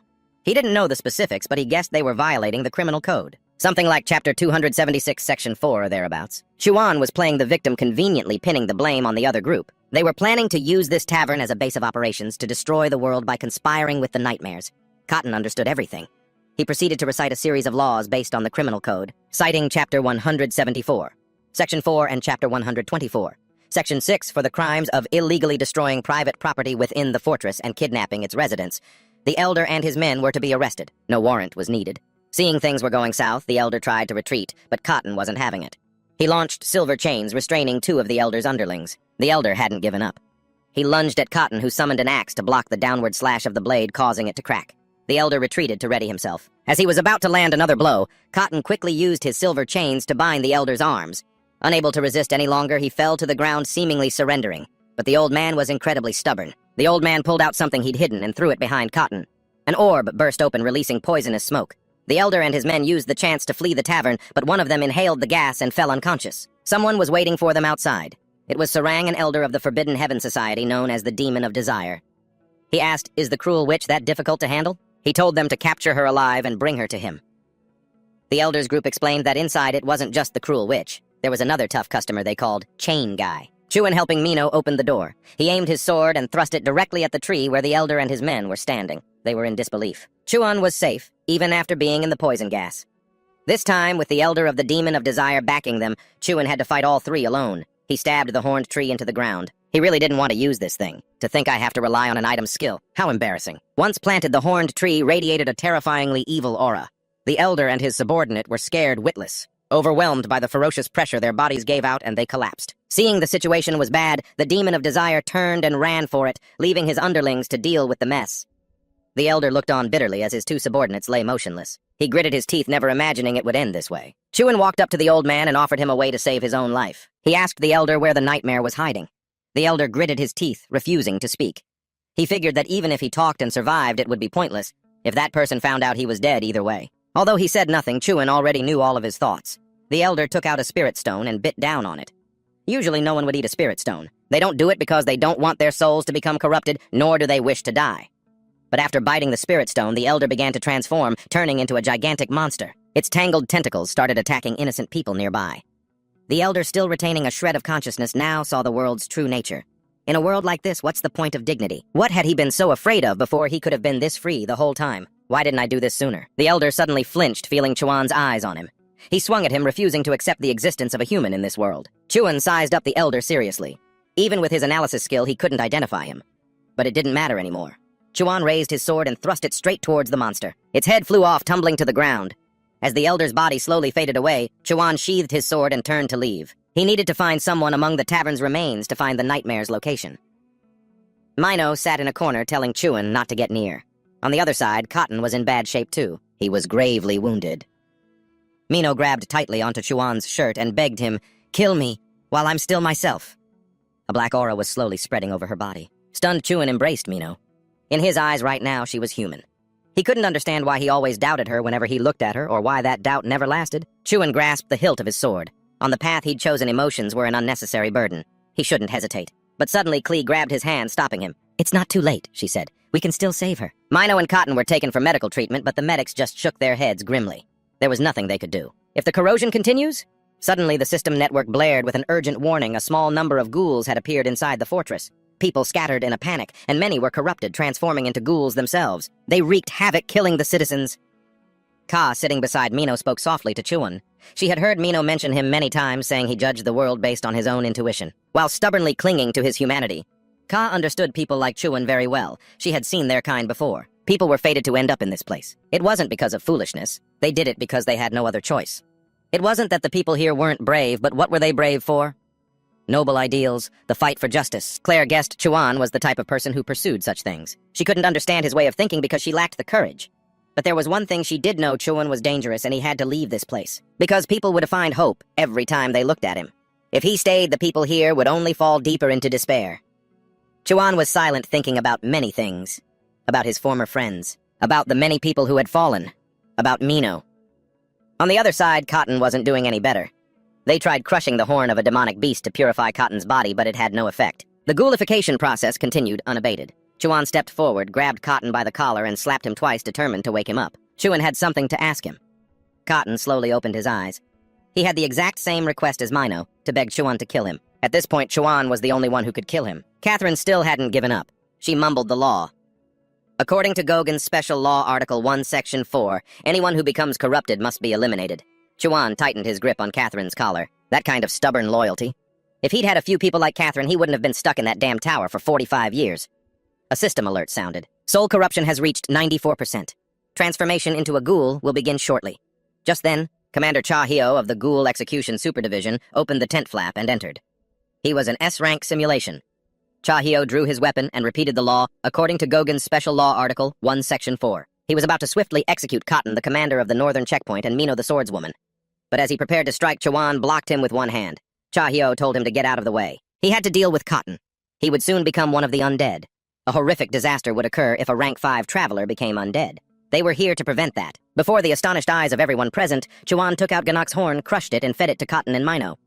Because Mino's constitution was so weak, her transformation progressed rapidly. The soul's corruption level has exceeded 95%. The transformation will begin shortly. Her transformation can no longer be stopped. Cha Hyo was about to draw his sword and cut Mino down, but Claire stopped him. She frantically demanded they call the divine doctor Che Ong Heo. He could use his severing slash to cut away the corruption. Claire was held back by the soldiers. Cha Hyo refused to call the divine doctor. He was currently handling an important matter in the inner city. He couldn't be summoned here for such a trivial matter. Cha Hyo told Chuan to move. He could no longer make any concessions. Chuan's face darkened as he drew the sword at his side. He said he would be the one to end Mino's life because she had asked him to. Claire was still screaming non-stop. Chuan pointed the tip of his sword at Mino. A brilliant golden light flashed, and before Chuan's eyes was a vast white space. An old man with a white beard and hair was sitting beside Mino. Seeing Chuan's appearance, the old man was startled and backed away. At the same time, Chuan used a skill to analyze him, but it had no effect. He figured this old man was the source of the corruption. Mino would probably live if he killed him. Without a second thought, Chuan charged the old man with his sword. The old man simultaneously drew his own sword to block, but the blade in his hand shattered. The old man was so heartbroken he practically leaped out of the dimension. He was Cheong-heo, the divine doctor of despair. Cha-heo was also surprised by Cheong-heo's appearance. Wasn't he the leader of the fortress right now? Why was he here? Cheong-heo didn't give a damn about that. A beautiful lady is about to kick the bucket here. Of course he had to come and save her. Who gives a damn about the fortress? Cheong-heo pointed at Chuan and cursed him out. You damn little brat! Because of you, my severing slash was completely interrupted. And the severing slash can only be used with a sword made from a tri-horn or something better. Suddenly, Cheong-heo's gaze fell upon the sword at Chuan's hip. His eyes lit up. He began to fawn over Chuan, admiring the sword. Chuan stopped him and asked, if he let him borrow this sword, could he save Mino? Cheong-heo declared with extreme confidence that he was 10 billion% sure he could. Without hesitation, Chuan handed the sword to Cheong-heo. He took the sword trembling with delight. He could feel an incredibly mystical energy. A sword just like its master. Cheong-heo swung the sword a few times, and a stream of white light appeared. But after a few swings, the old man ran out of breath and collapsed to the ground. He was low on soul energy, gasping for air. The world Cheong-heo had created began to crumble, but he no longer had the strength to stand. Chuan took back the sword. Cheong-heo knew what he was planning to do. The old man advised him against it. You haven't even been able to properly enter my world. How can you possibly imitate my demon-purging slash? Chuan gripped the sword tightly. I can't perform the slash, I can only imitate it. Cheong-heo tried his best to stop him, but he couldn't. Chuan gritted his teeth, held the sword firmly, and began to draw. This was the first time he had ever raised his sword to save someone. Chuan quietly recalled Mino's image. She was a stubborn clown. Even though she was an assassin, she was also very vulnerable. She was very loyal and also very trusting. Chuan made one final stroke, completing the drawing of Mino. She slowly began to wake up. The corruption gradually subsided, and the ghoulification stopped. A worried Claire rushed over to check on a sobbing Mino. Jae-hwan remained silent, showing no reaction. Chong-ho praised him. Looks like you're not so narrow-minded anymore. Your mental age just went from 5 to 10. Jae-hwan can use the demon-purging slash. It's not a skill that just any adapter can learn in this situation. Perhaps Jae-hwan is also an awakened. An awakened is an abnormal being that can bend the rules of the system. They are a small fraction of humans who have obtained powerful, miraculous strength. By rejecting adaptation, the awakened possess enough power to completely change the power structure of chaos. Even throughout the Great Lands, very few people are called awakened. Cha-heo suddenly became anxious. Chong-ho had said before that if someone else could use the demon-purging slash, they could save the administrator. Suddenly, someone entered the tent. The person who arrived was dressed in all black. He was the captain of the Dark Guard, a 5th-stage adapter. The Dark Captain walked past the others to stand before Jae-hwan. He knelt respectfully and greeted the envoy of the blue pyrite flower. He invited him into the castle. Jae-hwan was escorted to meet the commander of Jurin Fortress. The two met, exchanged a few brief introductions, and got straight to the point. The commander asked Jae-hwan if he was the envoy of the blue pyrite flower. He denied it instantly without batting an eye. Chong-ho asked why Jae-hwan had the demon stones. They were proof of membership in the Blue Pyrite Flower Guild. If he wasn't a member, where did he get them? And how could he use them without his soul being damaged? Jae-hwan said he just picked them up. The previous owner of the stone is dead. I'm the one who killed them. Cha-heo shot to his feet in surprise. Who would dare harm a member of the 6 great guilds? Jae-hwan explained that those bugs wanted to fight him first. They wanted to steal his horns, so he fought them. The fortress leader understood everything. The Blue Pyrite Flower Guild is very greedy for resources, so a fight was understandable. He asked him to tell him more about what happened after he arrived in Chaos.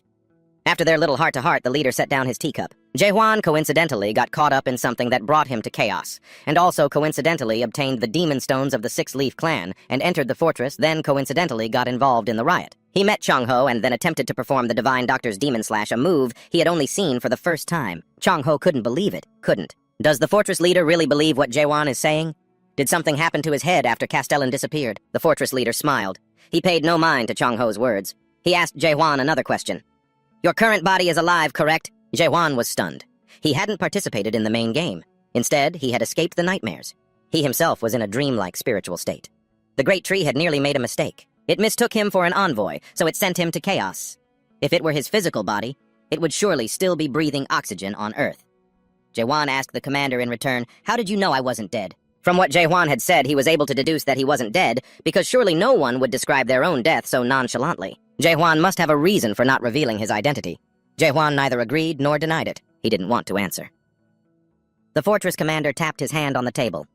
Frankly, I must apologize for a few things. For the past 4 days, my subordinates have been following you. But he already knew that. The guy on the roof he had threatened with a stab was also one of the fortress leader's subordinates. Jae-hwan's true strength far exceeded what he had anticipated, so monitoring him was very difficult, but that doesn't mean it was completely useless.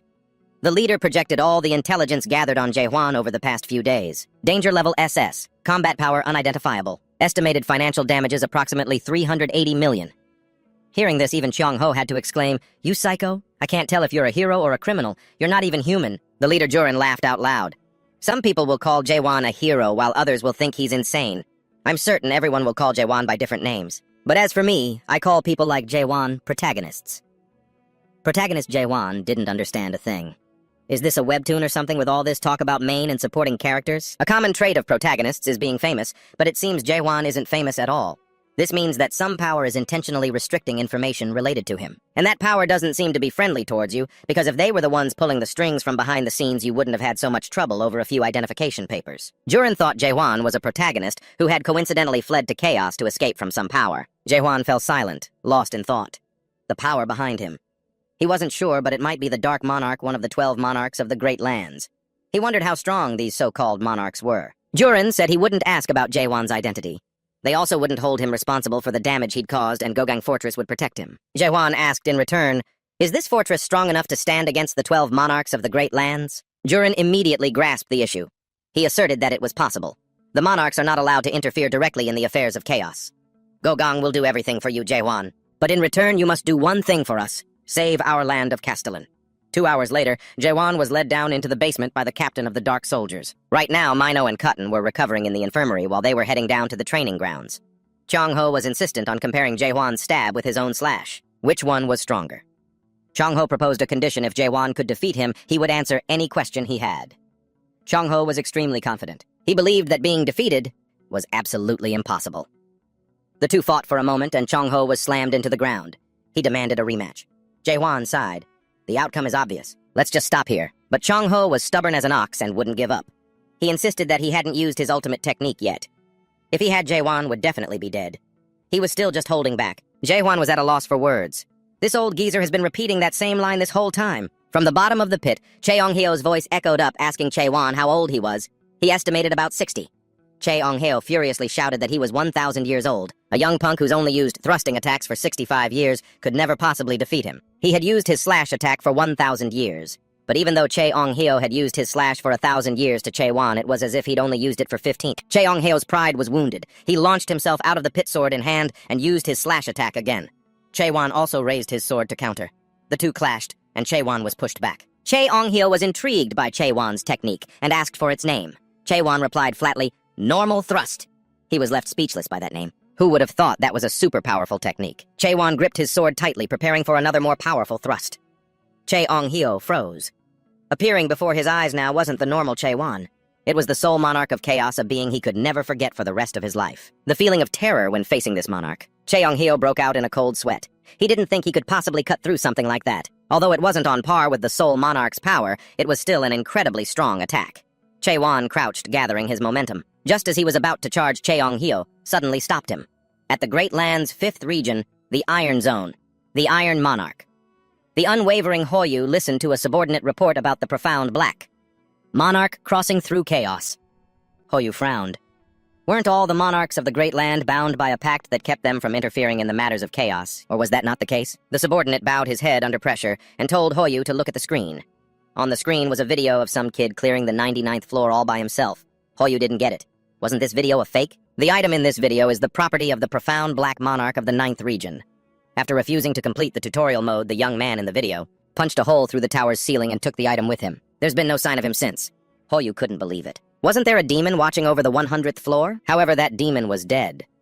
Hoyu then received information that the profound black monarch had been interfering in the affairs of chaos for a very long time. One of the 10 cults of chaos has had frequent exchanges with the profound black monarch. Hoyu thought for a moment, then ordered his subordinate to send a notification to Chaos. Summon 10 elite 1st grade Golden Warriors and the 5th grade Traveler High-Eye Gang. He wanted to go and observe what was happening. Thinking about Chaos made Hoyu worry about Cheong-hyo. That old man could have lived for a very long time if he didn't have such a blunt personality. Hoyu hoped that Cheong-hyo was all right. Meanwhile, Cheong-hyo was being spun around like a top by Jae-hwan, feeling like he was on the verge of death. The old man still refused to accept it. How could Jae-hwan do that? After only a few dozen thrusts in 45 years, Che-wan calculated, thinking he had performed it about 10 billion times. Che-ong-hyo didn't believe him. To do that, you'd have to skip eating and sleeping, then thrust 8 times per second. Who could possibly do that? Che-wan said he could thrust 100 times per second with that move. And it's not like it can only be done with a sword. Che-ong-hyo's eyes widened as if he'd remembered something. That sharp foreign energy he felt the first time he met Che-wan wasn't really energy, nor was it anything like fighting will. It was a sharp aura and the ambition to purify the world. This was the ultimate pierce. Che-ong-hyo finally understood. Che-wan had transformed himself into the pierce, and he was still continuously piercing this world, even in this very moment. Che-wan stood up. He wasn't lying. He had performed the pierce 10 billion times. Che-wan held a piece of paper in front of Che-ong-hyo, asking if he remembered it. This was their contract written before the duel. The loser would fulfill one wish for the winner. Che-wan's request was simple: to answer his questions truthfully. That was all. The two left the training room. Che-wan asked him what a master's tower was. Che-ong-hyo explained as he strolled along that the things that create the towers are nightmares. Those towers are ranked from S-class to F-class. Masters are those who completed the creation of an S-class tower as an apprentice and became a master creator at a very young age. But just because a master creates a tower, it doesn't automatically become a master's tower. Only special towers created without any connection to a seed can become a master's tower. Nobody knows why the towers are created. No one in this world knows what the hell the masters are thinking. Everyone says that the masters are the ones behind the truth of the world, but one thing is clear: every so often an awakened one appears from among those who complete that master's tower. Che-ong-hyo also came from a master's tower. He was from the 4th master's tower, Melville. It's the tower known as the Moby Dick of the world. A giant white whale appears on the 1st floor of the tower and relentlessly hunts people. The difficulty of that tower sounds like a joke now, but for Che-ong-hyo back then, it was a total disaster. Many martial artists from the martial kingdom died there. The fact that he managed to complete that tower was truly a miracle. Che-ong-hyo guessed that Che-wan must have also come from a master's tower. He asked who the master of that tower was. Che-wan thought it was Mulok. Hearing the name Che-ong-hyo was stunned. He never imagined an awakened one could clear Mulok's tower. He knew Mulok because he had once journeyed with him. The two continued their walk, heading all the way out of town to Key's pub. Che-wan looked at the grilled meat skewer on his plate and fell silent. Che-ong-hyo realized what he was thinking. And yet food still existed in a world where humans never felt hungry. Che-ong-hyo took a sip of beer. The old man looked down into his cup. Chaos was actually once a world of blessings. It was a place where souls weary from the wars in the great land could find sweet respite. Everyone found their lives again after being freed from their former lives. Warriors could lay down their weapons, and singers could sing of peace, not war. Suddenly, the sound of a scuffle broke out nearby. Chuan glanced over for a moment. It looked like a drunken brawl. Seeing it had nothing to do with him, he lowered his head and took a sip of his drink. It tasted like water. People in chaos don't get drunk, they don't get hungry, and they don't grow old. They just pretend to be drunk. In a paradise like this, humans started to want the opposite. They missed the real world, which included death, and began to act as if they were living a real life. A life where they would die if they didn't eat, and get drunk if they drank. A life where they had a real body and a beating heart. Just as he was deep in thought, Che-ong-hyo suddenly shouted. One day, those drunkards started doing something new. An expedition team appeared, one that dreamed of the impossible and gathered people to find a real life again. That was the Abyss Expedition Team. Chuan didn't understand. With so many places like this, why would they choose the Abyss? Che-ong-hyo slumped into his chair. Those guys want to find the fruit of revival. It's a fruit that grows on the branches of the Tree of Illusion at the end of the Abyss. The only way for those who have died in this world to live again is to eat the fruit of revival. The Abyss Expedition Team was an alliance, formed to find that fruit. At that time, Che-ong-hyo had just awakened, and he was at an age where he feared nothing in heaven or on earth. He was only 150 years old back then. Mulok was also a member of the expedition team. He was the captain who led the expedition. Truly a very special individual. Che-ong-hyo recalled his conversation with Mulok. The two had even come to blows once. Mulok was a nightmare. He was supposed to be emotionless, yet he felt regret for creating the towers. The reason Mulok sought the Tree of Illusion and went to the Abyss was because of a tower. The tower that ended all nurturing. That's why he joined this expedition. Che-ong-hyo didn't know what happened to the expedition after that, because he only made it to the entrance of the Abyss. He was left behind. But Mulok reached the top of the Tree of Illusion because the fruits began to fall from its branches. Thanks to that, every member of the expedition was able to return to chaos with their hands full of fruit. Chuan suddenly felt something was wrong. If that old man Che-ong-hyo had gotten the fruit of revival, then why is he still here in chaos? Just then, Clay arrived with some food. She scolded Che-ong-hyo for telling the story all wrong. The expedition failed. They only succeeded in getting the fruit, Che-ong-hyo recounted sadly. When we returned to chaos, the kings and the clan leaders of the almighty land were waiting at the exit, because they didn't have the courage to return to the Abyss themselves. At that time, the 4 fortress masters and 10 cult leaders who were members of the expedition fought back, but they were no match for those bastards. There was a huge gap in power. The kings and clan leaders were on a whole other level, so our fruit was stolen. Those scum use the stolen fruit to revive themselves every time they croak. They've been doing it for 900 years now. It's as if they have another place built just for them. A place known as the Palace of Revival. The kings and the 5 great clans take turns reviving whenever they die. From the very beginning, it was already decided who gets to live. They are the only ones who can live a normal life. Chuan blinked, understanding everything. That's why the people here were so apathetic. Because they all understood that the real life they wanted, the fruit of revival, was something they would never have. Chuan was about to ask more, but he saw Cheong-hyo had passed out flat on the table, fast asleep. After faking it for 1,000 years, he could now pass out for real whenever he wanted. Clay continued with what she had heard. After the expedition ended, no one ever saw Mulok again. He apparently said something before he disappeared. Something about failure, but that he wasn't defeated. Then another visitor arrived. It was James. He came to thank Chuan for saving Carton. Chuan just stared blankly, having no idea who this guy was. James sighed and told him that next time he comes to Goggin, he should use the North Gate. Since I recognize you now, I won't check your papers. Of course this has to be kept secret from Carton. James chuckled arrogantly. He'd only been sitting for a moment when the captain of the demon-slaying squad, Cha-hyo, came running over in a panic. His face was pale as he announced that something terrible had happened. Chuan threw Cheong-hyo over his shoulder and shot off like the wind with Cha-hyo. Seeing the black smoke rising from the fortress, he had a pretty good idea of what was happening. The master of the fortress had likely fallen into a state. No different from a living corpse. He could feel a spiritual pressure 10 times stronger than any of the other living corpses he'd met during the day. He sensed that aura coming from deep within the fortress grounds. Or rather, from beneath the fortress. Chuan thought of the request from the fortress commander Juren. He had begged him to save the master of this fortress. Chuan quickly realized the fortress master was undergoing a transformation. A sudden outbreak. Usually it only happened once a week, but something was different today. Cha-hyo reminded Chuan to avoid any misunderstanding. The fortress master is a good person. Before he started fighting this transformation, that person was a living legend because he is one of the companions who accompanied the divine healer Jae-hwan-nim during the subjugation of the Abyss. Ga-ho can perform the death slash in Jae-hwan-nim's place, because he is asleep right now. Jae-hwan hesitated. He was just imitating what Jae-hwan-nim did. His death slash wasn't as good as his. Things would be different if he had been taught by the man himself. The black smoke spewing from the castle grew even more intense. Just then, the commanders of the Fallen Tower and the Tower of Despair appeared, blocking the way. They had received orders not to let anyone enter the castle. The only divine will they followed was that of the Forbidden Heaven, not the corrupted fortress master in there. The commanders of the Fallen Tower and the Tower of Despair lunged down to attack. Ga-ho pushed Jae-hwan to get out of the way, then faced both of them alone. Jae-hwan calmly said, "Oh, he's pretty good." With a sword in one hand and blocking a hammer with the other, Ga-ho couldn't believe members of the Forbidden Heaven cult had infiltrated the fortress. Ga-ho parried the attack from the two of them. He warned the two to think carefully. If they retreated now, the fortress master would surely forgive them. The commander of the Tower of Despair scoffed. "That thing that's currently taking a route underground, you call that a fortress master? That thing can't even control its own power, nor can it distinguish between good and evil.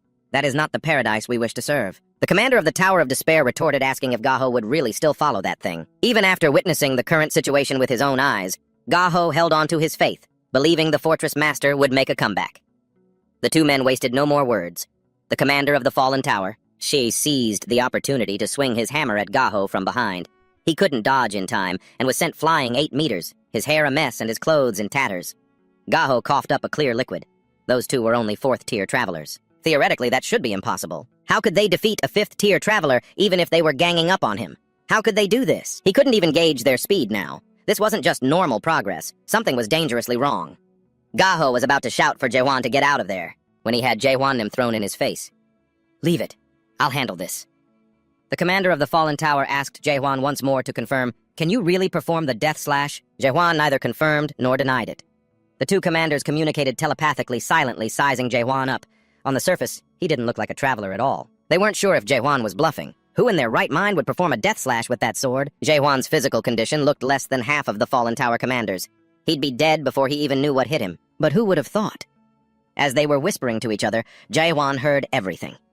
He moved with incredible speed, appearing behind the commander of the Fallen Tower and punching him so hard his face warped. Before the commander of the Fallen Tower could even make a sound, he was sent flying, crashing through a wall. Seeing this, the commander of the Tower of Despair rushed in to attack Jae-hwan and save his friend, but he was beaten to a pulp, his armor shattering to pieces. The commander of the Tower of Despair struggled to keep his balance to avoid falling.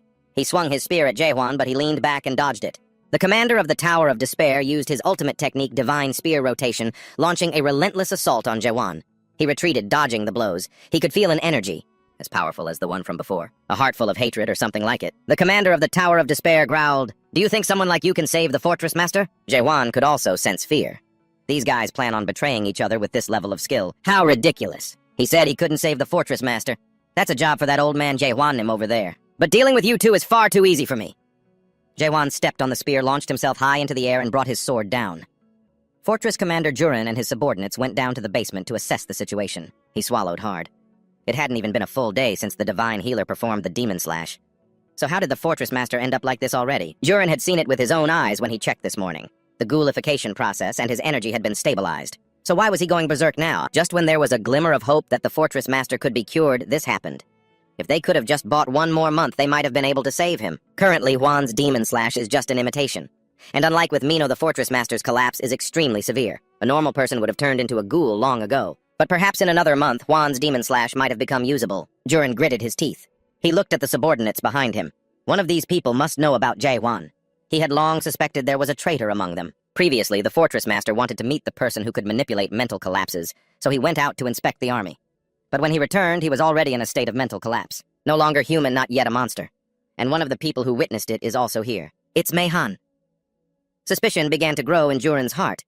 Mei-han urged everyone to be on high alert. This was an emergency. If they delayed any longer, it would be the end of Gogen City. Jurin was stunned. They couldn't perform the demon slash if the divine healer wasn't here. Does he want the master to just die? Mei-han knew that even if all of them attacked together, it wouldn't be enough to defeat the master. He would perform the ghoul seal. If they waited any longer, it would be too late. At the very least, they had to protect the fortress master's mental energy with the ghoul seal. Mei-han stared intently at Jurin, pressuring him to make a decision. Just then, the captain of the Dark Squad entered, carrying a certain chest. Jurin froze, unable to believe it. The Dark Commander. A member of the command faction was a traitor, and the box he was holding contained the Dark Crystal. Hwan Ma-i-han questioned Jurin, demanding to know why he would hide and monopolize such an important item. This is the future of Goken. Ma-i-han pressed his advantage, accusing Jurin. Were you planning to turn the fortress master into a great ghoul? A ghoul, you say, even just a mid-level ghoul, would already be an enormous threat to Gogen. A great ghoul is a catastrophe ruling over countless ghouls and bringing destruction wherever they pass. Jurin clenched his fists, unable to say anything to refute it. The fortress master is going mad and the saintess isn't even here. Ma-i-han's current point of view was very reasonable, but Jurin still felt uneasy.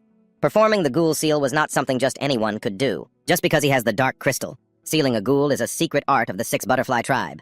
Was Ma-i-han planning on bringing a member of that tribe here? Ma-i-han told Jurin not to worry. He had already summoned people who had learned that secret art. These people were not from the Six Butterfly tribe, but they could at least perform the seal. Jurin watched as a group of black-robed figures filed in. Damn it, this is going to hell. If the ghoul seal is performed like this, then the fortress master's spiritual energy will be sealed within the Dark Crystal. Since energy can't be inherited in the chaos if someone were to possess a Dark Crystal, with the fortress master's spiritual energy, that person would be able to wield it and become the new master of Gogen. Jurin broke out in a cold sweat. If Gogen fell into the wrong hands, it would be disastrous. He watched the black-cloaked figure take the crystal from the box, unable to believe that someone who wasn't from the Six Butterfly tribe could hold the Dark Crystal. Besides Cheon-wan, Jurin recalled the fortress master's earlier words and his face turned pale. The one who can manipulate mental collapse has appeared. From the moment the master's mind began to collapse 6 months ago to his madness today. Could it all have been? A part of external commander Ma-i-han's plan panicked. Jurin frantically ordered his subordinates to stop Ma-i-han, but no one listened. In despair, Jurin collapsed to his knees. These people, they've all betrayed me. There was nothing he could do. He felt he had truly failed the fortress master. Because of his own complacency, he had failed to protect Gogen. Tears streamed down Jurin's face. He was helpless. Suddenly, the ceiling above collapsed, scattering the people below as Cheon-wan and Ja-hyun made a seriously badass entrance. As they jumped down, the Dark Army commander clicked his tongue in annoyance.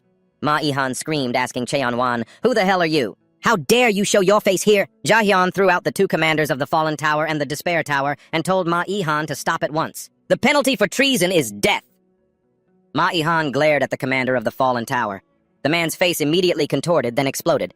Ma-i-han was extremely confident. Now that the evidence had vanished, what did he have to be afraid of anymore? Ja-hyun was boiling with rage. He ordered his subordinates to take up their weapons and fight. This is a rebellion if the ghoul seal is performed.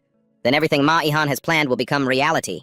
Just as Ja-hyun was about to move forward, he was stopped by his own subordinates, pointing their swords at him. They had joined the Jimcheon-ho. They ordered Ja-hyun to stand still until the master's sealing was complete. Ja-hyun roared, "You cowardly traitors!" Cheon-wan, however, remained calm and assessed the situation. He negotiated with Jurin. "According to our agreement, I save the fortress master on the condition that the city of Gogen protects me. But now Gogen has broken its promise to me. This place can no longer protect me. Therefore, we must change the terms of our promise. Qianwan boldly declared, I will save the fortress master and kill every single traitor over there. In return, you must give me the Saintess Qian Ong Heo, and I will begin the conquest of the Abyss once more. Everyone here will help me achieve it. Everyone was stunned to hear this. Ma Yihan found it ridiculous. He had heard a story about someone who could take down Jania, a corpse, in a single blow. He had thought it was a lie. But perhaps this was the truth after all. If that was the case, then he would also have to go all out to kill Qianwan. Ma Yihan ordered his men to charge and swarm him, surrounding Qianwan from all four sides. Qianwan suddenly switched into hidden leaf ninja mode. He pulled out throwing knives and let them fly with his supreme skill. He shot them out like he was firing darts, shattering the enemy team's formation. The tough guys in the lead were successfully hit. They had now joined the handicapped club. Another group rushed forward to take their place. Qianwan realized these people would just keep attacking him. He sighed. Do these guys have a death wish or something? Qianwan used his signature move, thrust, shooting it towards Ma Yihan. He tried to block it with his sword, but he had miscalculated. He couldn't stop that attack. So Ma Yihan took that signature move and deflected it towards the wall right next to the fortress master. Ma Yihan broke out in a sweat. If he had stubbornly tried to block that attack head-on, he'd be dead by now. The others began using telepathy to discuss what to do next. If they couldn't continue with the ghoul seal, then they would just have to resort to Plan B. They had to use the Black Cloud, even if it meant slaughtering everyone in Gogan. Qianwan heard everything. His face darkened. He pointed directly at Ma Yihan, making the old man flinch. I know you're the manager of Gogan's outskirts and a great elder of the Jumcheon-ho. He didn't know why they wanted to cause a soul collapse, but Qianwan knew one thing. I really like guys like this. It's because of people like them that I can so easily destroy this world. Chuan raised his sword as a powerful aura surged from him. Mai Han and his cronies sensed the terrifying level of this technique. They formed ranks, doing everything they could to stop Chuan. Truong Huan pointed his sword to the sky. A circle of light formed and rained down attacks from above.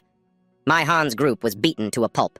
Jurin's eyes filled with hope. He thought about the fortress master's words, that the people of Goguryeon needed hope, a great hope that wouldn't falter in the face of anything. Jurin couldn't believe that he could feel the great hope the fortress master spoke of coming from the young man who was just talking about destroying the world like Chuan. Mai Han was split in two, just like Gojo. The old man was dying, but with his last breath, he still had the strength to curse Chuan, calling him a monster. Chuan pointed his sword at the man's face, causing him to disintegrate instantly. Just then, Jahyo arrived. Cheong-hyo was still sleeping like the dead, showing no signs of waking. Chuan picked him up and threw him hard against the wall. Cheong-hyo screamed in agony, his already crippled back nearly giving out. The system blared a red alert. The target's mental collapse has exceeded 99.9%. Ghoulification initiated. The system began calculating the target's danger level. After a moment of calculation, unable to determine the system's prediction, an extremely dangerous ghoul, the Goguryeon Fortress's automatic warning system has been activated. Tremors began to shake the entire fortress. The citizens scattered, fleeing in chaos. Soldiers quickly evacuated everyone to a safe location. A powerful dark energy emanated from within the fortress. Cheong-hyo got serious. He told Jurin and Jahyo to head to the evacuation area immediately. He and Hwan would stay here. The other two obeyed and left. Cheong-hyo drew his sword. It was a new one he had just acquired, and now was the time to use it. Without hesitation, Cheong-hyo began to draw. The fortress master was also his friend, his extremely important friend. They had shared so many wonderful memories together. As Cheong-hyo performed the technique, he explained to Chuan that engraving forgotten memories is the purpose of the death slash. If their minds are filled with memories, they can at least overcome the worst-case scenario. As Cheong-hyo was drawing, he saw a group of black figures appear behind the fortress master. They were cackling. They stared at Cheong-hyo with horrifying eyes. He trembled. That wasn't the fortress lord. Something terrible was coming. The fortress master opened his eyes, snapped the chains, and flew up. His two eyes were empty, his body emaciated, nothing but skin and bones. Cheong-hyo trembled. That was definitely not the fortress master he knew. The fortress master's feet touched the ground. Instantly, both Chuan and Cheong-hyo felt a chill run down their spines. A savage feeling rose up. The black shadow behind the fortress master stared intently at the two of them. It spoke, how surprising. I never thought I'd be able to enter the world with this body. After all, even this man became a ghoul. The black shadow laughed savagely and asked Cheong-hyo why he was still here in this chaos. Didn't you find what you were looking for in the abyss 9 years ago? Cheong-hyo recognized that voice. Sweat poured down his face. This was the master of the Palace of Death, located in the center of chaos, the only one who can open the gate to the abyss. The monarch of solitude. The calamity. Chuan couldn't identify the black shadow even using doubt. This thing is similar to a ghoul, but it isn't one. What in the world is it? The master of the Palace of Death waved his hand, releasing an extremely oppressive aura that made it hard for the two to even stand. He relentlessly questioned Cheong-hyo, why are you still here? Do you intend to protect this world? Cheong-hyo fell to the ground. With just a flick of its finger, the barrier he had erected was shattered. The master of the Palace of Death cackled and looked towards Chuan. This boy is interesting. A human who possesses a pure heart even though he has fully awakened. Cheong-hyo was frozen, unable to get up. The authority of the master of the Tower of Death is possession. He must have taken over the fortress master's body through possession. If so, then the thing in front of him now is just his clone. It's unbelievable that a mere clone could exert such terrifying pressure. Chuan knew Cheong-hyo couldn't get back up. Now it was his turn to take the stage. The master of the Tower of Death seemed to hear a joke and stared at Chuan full of challenge. Cheong-hyo tried to grab Chuan's clothes to stop him. You can't do anything in this state. Even Mulak couldn't injure the Monarch of Solitude.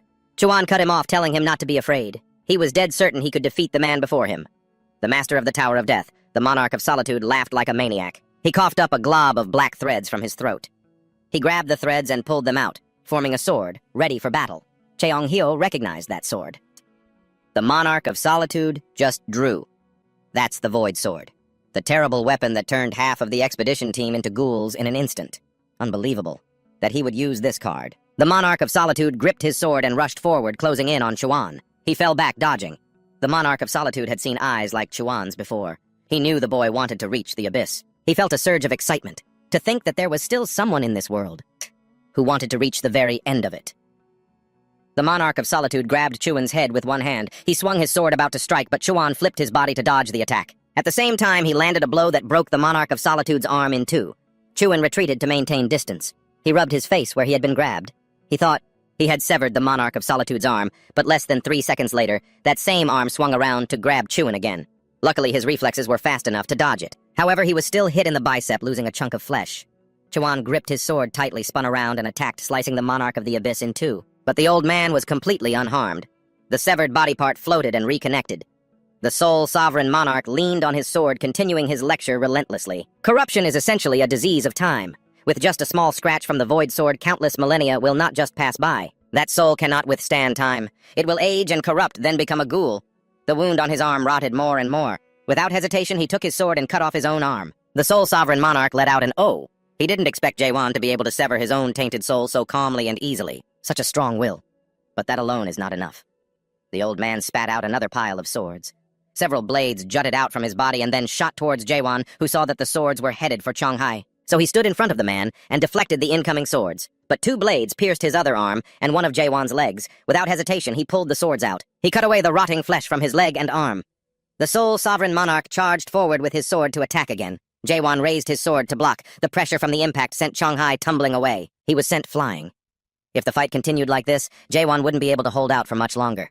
No matter how many times he used doubt, he still couldn't find it. The weakness of the man before him. And these strange yellow slime-like things kept appearing before his eyes, making it impossible for him to concentrate.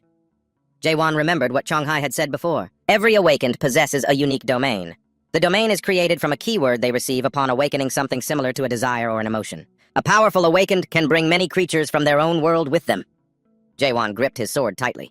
He decided to take another gamble. He knocked the Soul Sovereign Monarch's sword away and stepped back a bit.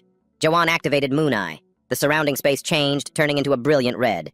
This was hell. He had always lived in a world like this. An underworld created from helplessness and rage.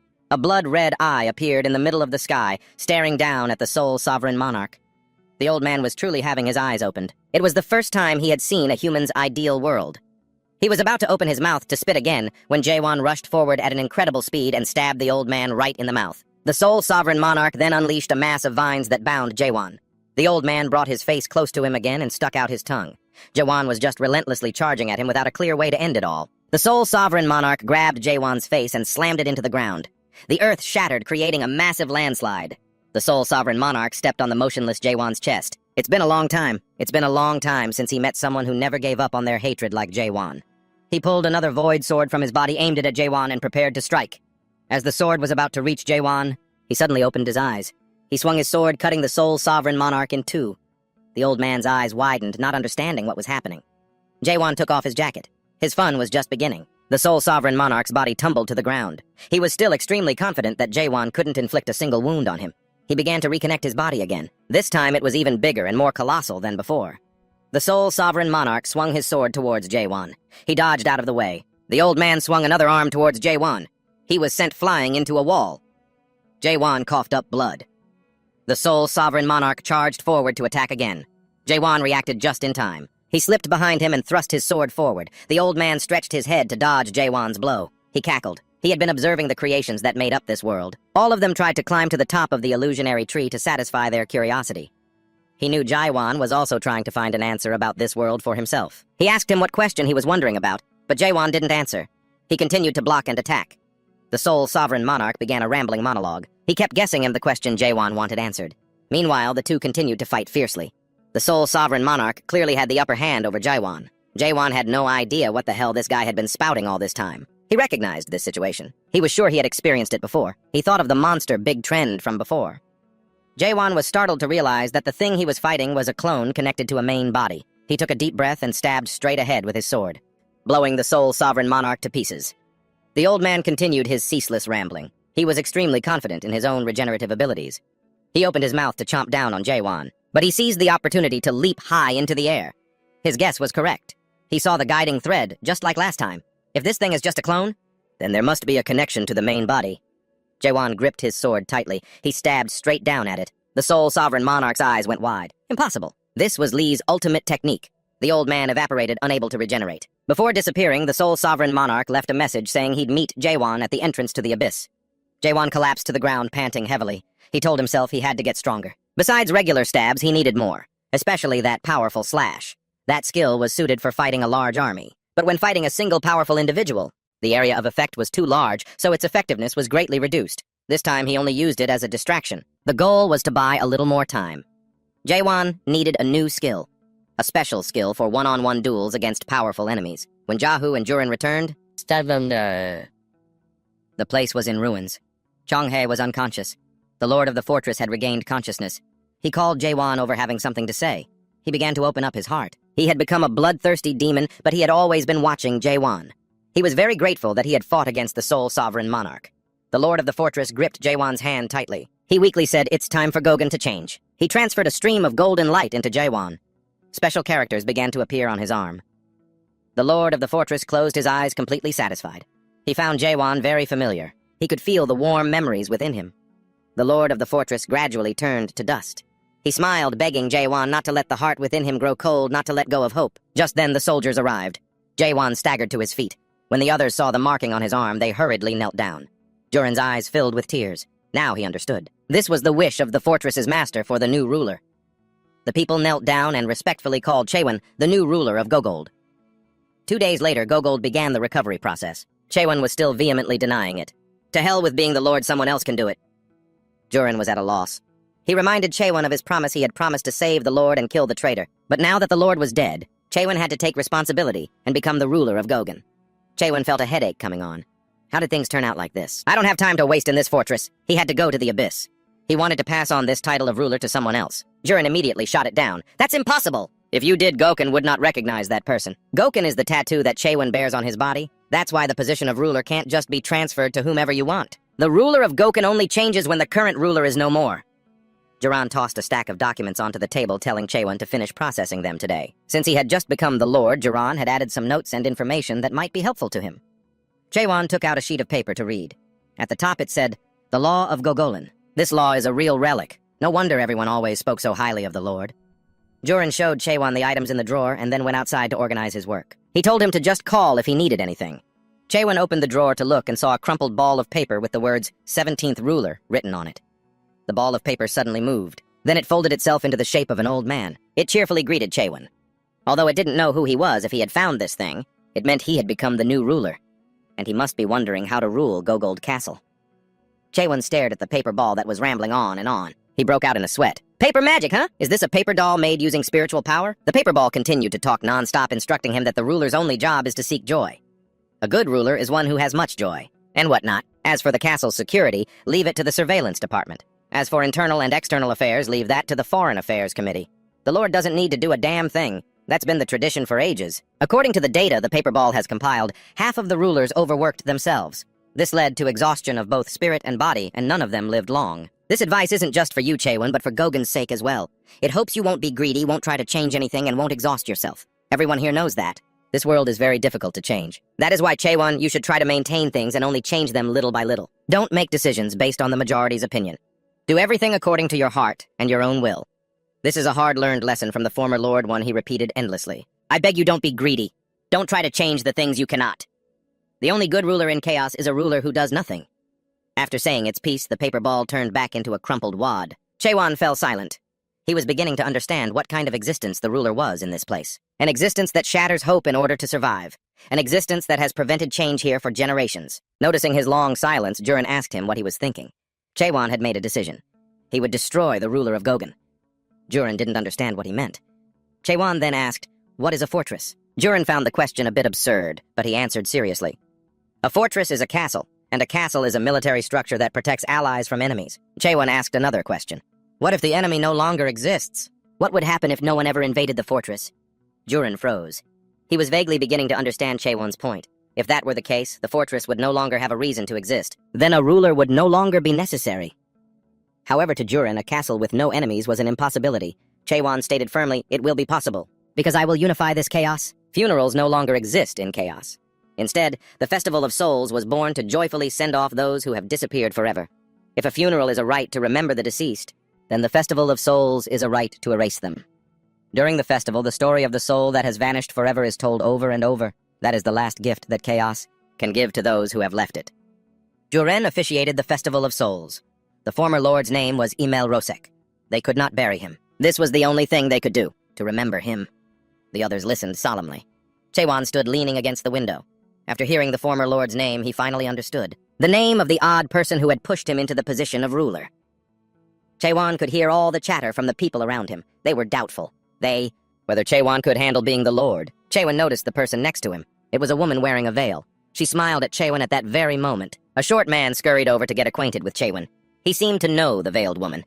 The two of them stood talking about the nosy person who had just come over to Chaewon. Meanwhile, the old man was asking Chaewon how old he was. He answered honestly, probably around 60. The old man continued to probe, asking if he was the son of the previous ruler. Chaewon could hear all the thoughts in the old man's mind, as well as those of the onlookers enjoying the show. The old man raised his hand and introduced himself as the president of the Scholars Association. Old man Jiang Inhan of the Deep Forest had heard rumors that Chaewon was uncooperative, and now he could finally repay the humility he was shown at Goji nearly 15 years ago. He had come here before to request permission to establish a branch office in GOG, but while bribing the guards at the Northern Watchtower, he was arrested by Cotton and then flatly rejected by the former ruler. But now that ruler is 6 feet under. Cotton, the one who arrested him, is on his deathbed in the hospital, and the new ruler is just a snot-nosed kid. This is a once-in-a-lifetime opportunity. Chuan extended his hand to shake Jiang Inhan's. The old man took the opportunity to use his most powerful illusion skill on him. Chuan saw the gates of hell open up behind him. A fire dragon emerged from within. The people around them all saw that something was wrong with Chuan. They all secretly knew that Jiang Inhan had used his 9 Hells technique on Chuan. The president of the Deep Forest Scholars Guild was smug. This was his highest-level illusion technique. He was certain that Chuan was now experiencing the illusion of the inferno from the red dragon Tiamat and would soon be crying and screaming. Then he would have to obey the old man's demands. Chuan sneered a slap in Jiang Inhan's face. He gripped the old man's hand tightly. "We have a special way of greeting people here." "Right. Now it's my turn to return the favor." Jiang Inhan's eyes widened. He trembled as Chuan used soul inversion on him. The old man saw himself in hell. Jiang Inhan was so terrified he nearly wet himself, his face turning pale. He collapsed to his knees, unable to stand. The people around them buzzed with chatter again. Chuan coolly delivered his judgment. Because Jiang Inhan insulted the ruler by rights he should be made an example of. But this time, Chuan would show great mercy and spare his life. There won't be a next time, though. Chung Heo scoffed. "Is the good part over already? How boring." Next on the agenda was time for Chuan to give his inauguration speech. For some reason, Chung Heo had a bad feeling about this, and he was right to. Chuan brazenly declared that he didn't give a damn who Imel Rosek was, what he did or what his life was like, or what kind of ruler he used to be. To be blunt, I couldn't care less. I know you're not happy with me. You probably think I'm just a kid with mediocre mental fortitude, that I became the ruler purely by luck. And while that's true to an extent, I really had no intention of doing so, and just happened to become the ruler by surprise. You're not happy with me, and I don't want this position either. So how can this possibly lead to a good outcome? After about 30 seconds of consideration, I've found a solution to this situation. He announced that whoever could defeat him in a one-on-one match would become the new ruler. The people below were all shocked at first. A moment later, one person was the first to slam the table. Ha ha. He was Kanan, the president of the Southern Sea Guild. He asked Chuan if there were any other conditions. Chuan added that the time limit was 1 month. Those who challenge him and lose will become members of the Abyss Expedition Team, which will depart in 2 months. Everyone was stunned when they heard this. Jiren had complete faith in Chuan. He had protected Gog from enemies, and he was the one acknowledged by the former lord, even before when he made absurd declarations about destroying or even unifying chaos, and even when Chuan went up to the podium to speak. and gave everyone a strange feeling, but he still decided to wait and see what he would do. He believed Chuan wouldn't do things without reason. That was Jurin's belief, but the reality was harsh. Early in the morning, Jaheo stormed into Jurin's room with bad news. He rushed to Chuan's room, a grim look on his face, to ask how much unprocessed work had piled up. But the person he was looking for was nowhere to be found. He only saw Cotton covered in injuries handling the documents. Jurin was seeing red. Where did Chuan sneak off to now? At that moment, Chuan and Chongheo were in the basement breaking statues. He had just come up with a new move and was getting into stance to demonstrate it for Chongheo. Chongheo praised him. Chuan's stance looked more solid than usual. Looking at his sword movements, he guessed that he had been influenced by his own sword style. Chongheo suggested a super cool name, Pierce, but Chuan gave him a look of disgust. Chongheo snapped. He'd had enough. A divine doctor like himself being ruled by an arrogant kid like Chuan pretending to be deaf and mute, lunged straight at Chongheo with his sword. He frantically dodged, continuously cursing Chuan for having no respect for his elders. Chuan's attack swept past the old man. It struck the wall behind him. From behind the wall, someone fell out with a thud. It was the president of the Thunder God Guild, Jundong. He was now unconscious. He had no idea what the hell had just happened. A moment ago, when the president of the Thunder God Guild was acting like a sniffer dog to find Chuan, his dog-like instincts led him to this basement. Jundong came here hoping to fight Chuan one-on-one to become the one on top. He didn't care if people called what he was doing cowardly. To Jundong, an assassination was the same as a one-on-one duel as long as you took down the opponent. Suddenly, Jundong felt a massive shockwave. He peeked out to look and realized that all the intel on Chuan was completely inaccurate. Jundong charged out aggressively to challenge Chuan with the firm belief that he would win. Chongheo sighed, wondering why a guild leader like Jundong would resort to a sneak attack. Unfazed, Chuan paid him no mind and just told Jundong to hurry up. With lightning crackling around him like Pikachu, Jundong rushed forward with scissors to attack. He then confidently used his ultimate move, Lightning God's Descent, firing a massive ball of electricity toward Chuan. But before it could connect, Chuan slipped behind him and slammed him face first into the ground. After the beating, Jundong became completely obedient, eagerly fawning over Chuan and promising to keep his word. And from that day on, he followed him. Jundong came from one of the 5 great families of the Great Land, and it took him exactly 100 years to reach this place. Or to be more precise, Jundong was a slave of the Jun family. His comrades who attacked the tower with him also became part of that family. They were meant to live out the rest of their lives together, but one by one they were either sent to the battlefield or died as slaves just like that. Jundong had worked for the Jun family for nearly 100 years, and most of his comrades who became his underlings had perished. Yet as if by a miracle, Jundong survived. With the trust he'd built up over 100 years, he finally attained the rank of an attendant. However, on that very same day, for the first time in his life, Jundong decided to defy his own fate. He couldn't keep living like this. Jundong betrayed the very trust he had accumulated. For 100 years, and he succeeded. He stole the priceless secret art of the Jun family, and this was how he obtained his highest level skill. It was the Lightning God technique. When Jundong acquired it, every cell in his body was purified, allowing him to unlock the technique's full potential. And of course, because of that, he was hunted by the Jun family for 25 years, and was finally beheaded after being summoned to chaos. It was also thanks to the Lightning God technique that Jundong was able to secure the number 9 spot among the 10 clans for 100 years. That's why Jundong couldn't accept that someone like Chuan, who hadn't even been alive for 100 years, could be the one ruling over chaos. Moreover, the divine doctor Qiangong Hyo, who knew despair better than anyone from his time with the Abyss expedition team, simply smiled and sneered at Jundong, telling him he should consider himself lucky. Lucky that he met Chuan before he could find out what true despair really felt like. Meanwhile, Chuan was still focused on breaking the stone statue. Jundong pouted unconvinced, so Qiangong Hyo patiently explained that a week before Jundong arrived, Gogum was nearly conquered by the Golden Sky Clan. He said he didn't know how they made Gogum's forces join them, but he felt they had been plotting Gogum's downfall for a very long time. However, Chuan had pulled Gogum back from the brink of collapse and defeated the Poison King that was inside the former lord. Jundong was stunned, asking why Qiangong Hyo hadn't told him any of this sooner. Qiangong Hyo shot back that it was Jundong who jumped the gun trying to assassinate someone without listening to the explanation first. While they were bickering, someone else arrived. This was a big, intimidating man who wanted to challenge Chuan next.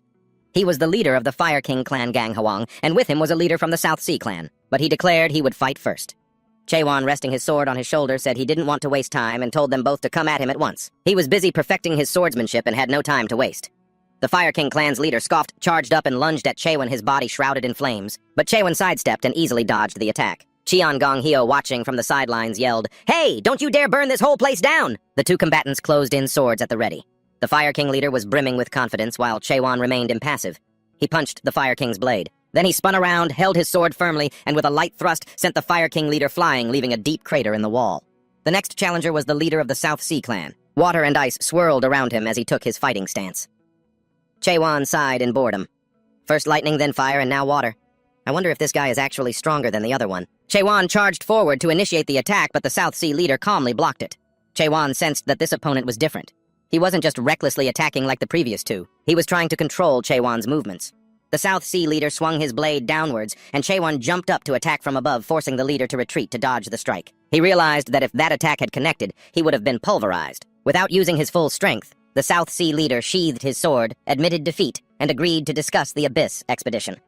The three defeated challengers now sat together. The Fire King leader was yelling at the Lightning Saint Guild's leader, unable to accept that Jundong had only narrowly lost while he himself had been defeated so utterly.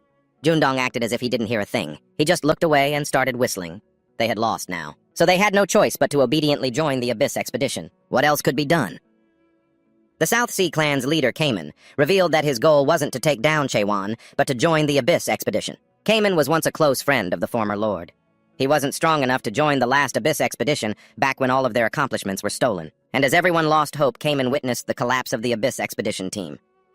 That was 900 years ago, and Cayman has been persevering ever since. He trained all this time waiting for this very moment. The leader of the Fire King clan, however, had clearly lost and had no choice but to join the team. As for the leader of the Lightning Saint Guild, he made his decision. To everyone's surprise, he sprinted towards Chaewon, stopped right in front of him, and dropped to his knees. He swore he'd be loyal to Chuan for the rest of his life, that he'd be loyal even in death. Chuan told him there was no need to swear loyalty since he was already a goner anyway. Hearing this, Jundong started to tear up. He desperately begged Chuan to accept him as one of his men, saying he'd even be content as an ordinary captain. Jundong, who had a criminal record for theft before his defeat, swore he'd never steal secret techniques again. He just begged Chuan to accept him. Chian-ho asked, "Then what about the Thunder Saint Guild?" Jundong clenched his fists and tremblingly exclaimed that his Thunder Saint Guild no longer existed in chaos. Including him, only 7 members had survived. The Thunder Saint Guild had completely collapsed a week ago. Jundong recounted what happened.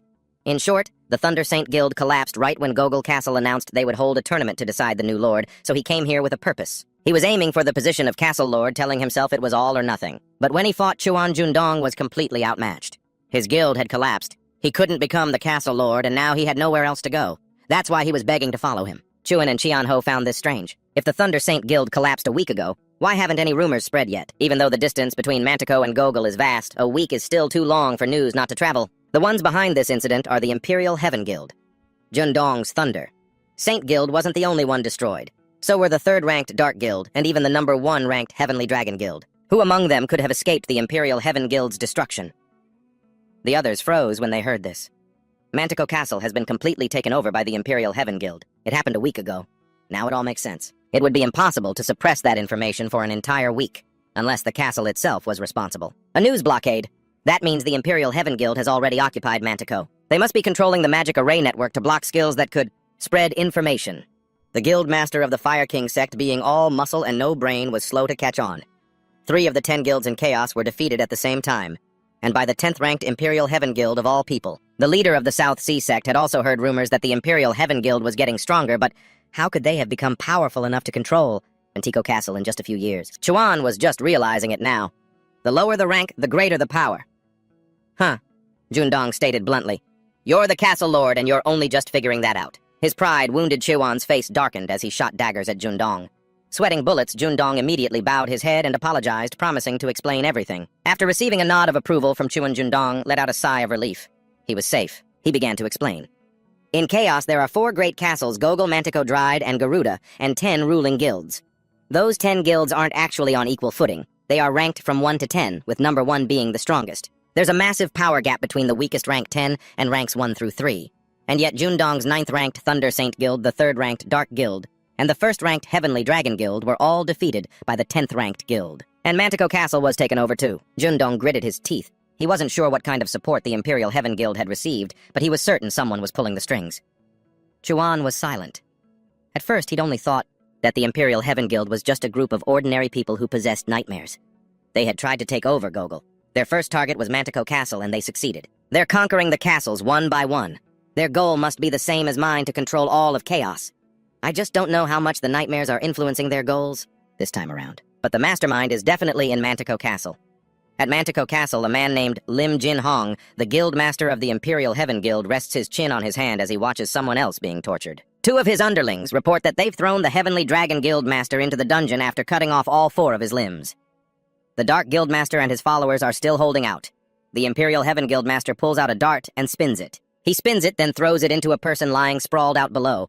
He takes a bite of an apple juice spraying from his mouth and asks, "Have you caught the leader of the Thunder Saint Guild yet?" The underling hesitates. The moment he answers not yet, Lim Jin Hong throws a dart straight through his arm. The man drops to his knees begging for forgiveness while Lim Jin Hong just puffs his cheeks and keeps chewing his apple. He asks the other man if they've found Jundong's hiding place yet. The other man replies that he has likely gone to Gogol.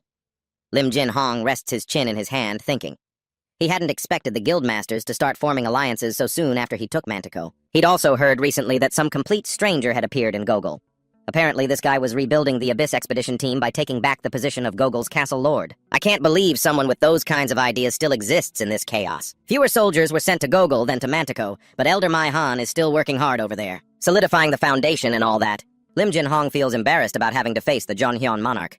He orders an image to be projected onto the screen. It's a picture of Chuan. He leans in for a closer look and suddenly finds the man's face familiar. As he's trying to place it, a message pops up. It's from the Jonhyeon monarch. Lim Jin Hong mutters a curse, demanding compensation again. Why does he keep pestering me? Lim Jin Hong taps his fingers on the arm of his throne. He turns to his underlings and asks, doesn't this seem a little absurd to you? The rumors claim that Chuan single-handedly defeated all of my elite subordinates. That guy leaves and plans to unify chaos. Lim Jin Hong cackled. He threw another dart straight into his subordinate's face. It caused the man to fall to the ground, trembling as he slowly disintegrated. Lim Jin Hong rose from his grand throne. He thought Chuan was truly insane. What should they do with the guildmaster of the Thunder Saint Guild who recently fled to Gogan? That man has already lost everything after all. He heard that all the guildmasters of the top 10 guilds were gathering in Gogan after hearing the news that the former city lord had ascended. Their goal was to fight for the position of city lord. This Gogan rabble posed no threat. To Lim Jin Hong, it would be fine if Chuan became city lord. The plan to unify chaos also aligned with his own wishes. This would probably work in favor of his own goals. But sooner or later, Gogan will be devoured by the ghouls anyway. Lim Jin Hong became frenzied. The presence of a true demon in Gogan a week ago.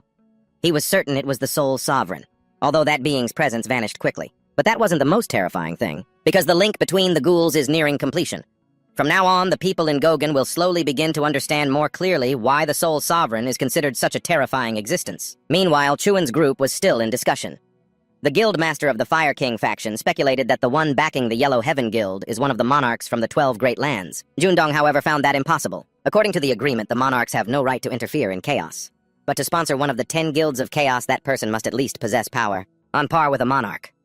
The Fire King guildmaster gritted his teeth.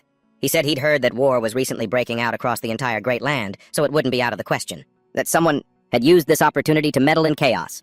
He suggested they contact the Palace of Resurrection. The South Sea Guildmaster was startled. The Palace of Resurrection is the place that governs all life and death across the entire Great Land. A place of immense power. Very little is known about it. The palace is almost a legendary existence. That said, the Fire King Guildmaster still felt that interfering in chaos was a violation of the pact. The Palace of Resurrection could take over the entire Great Land.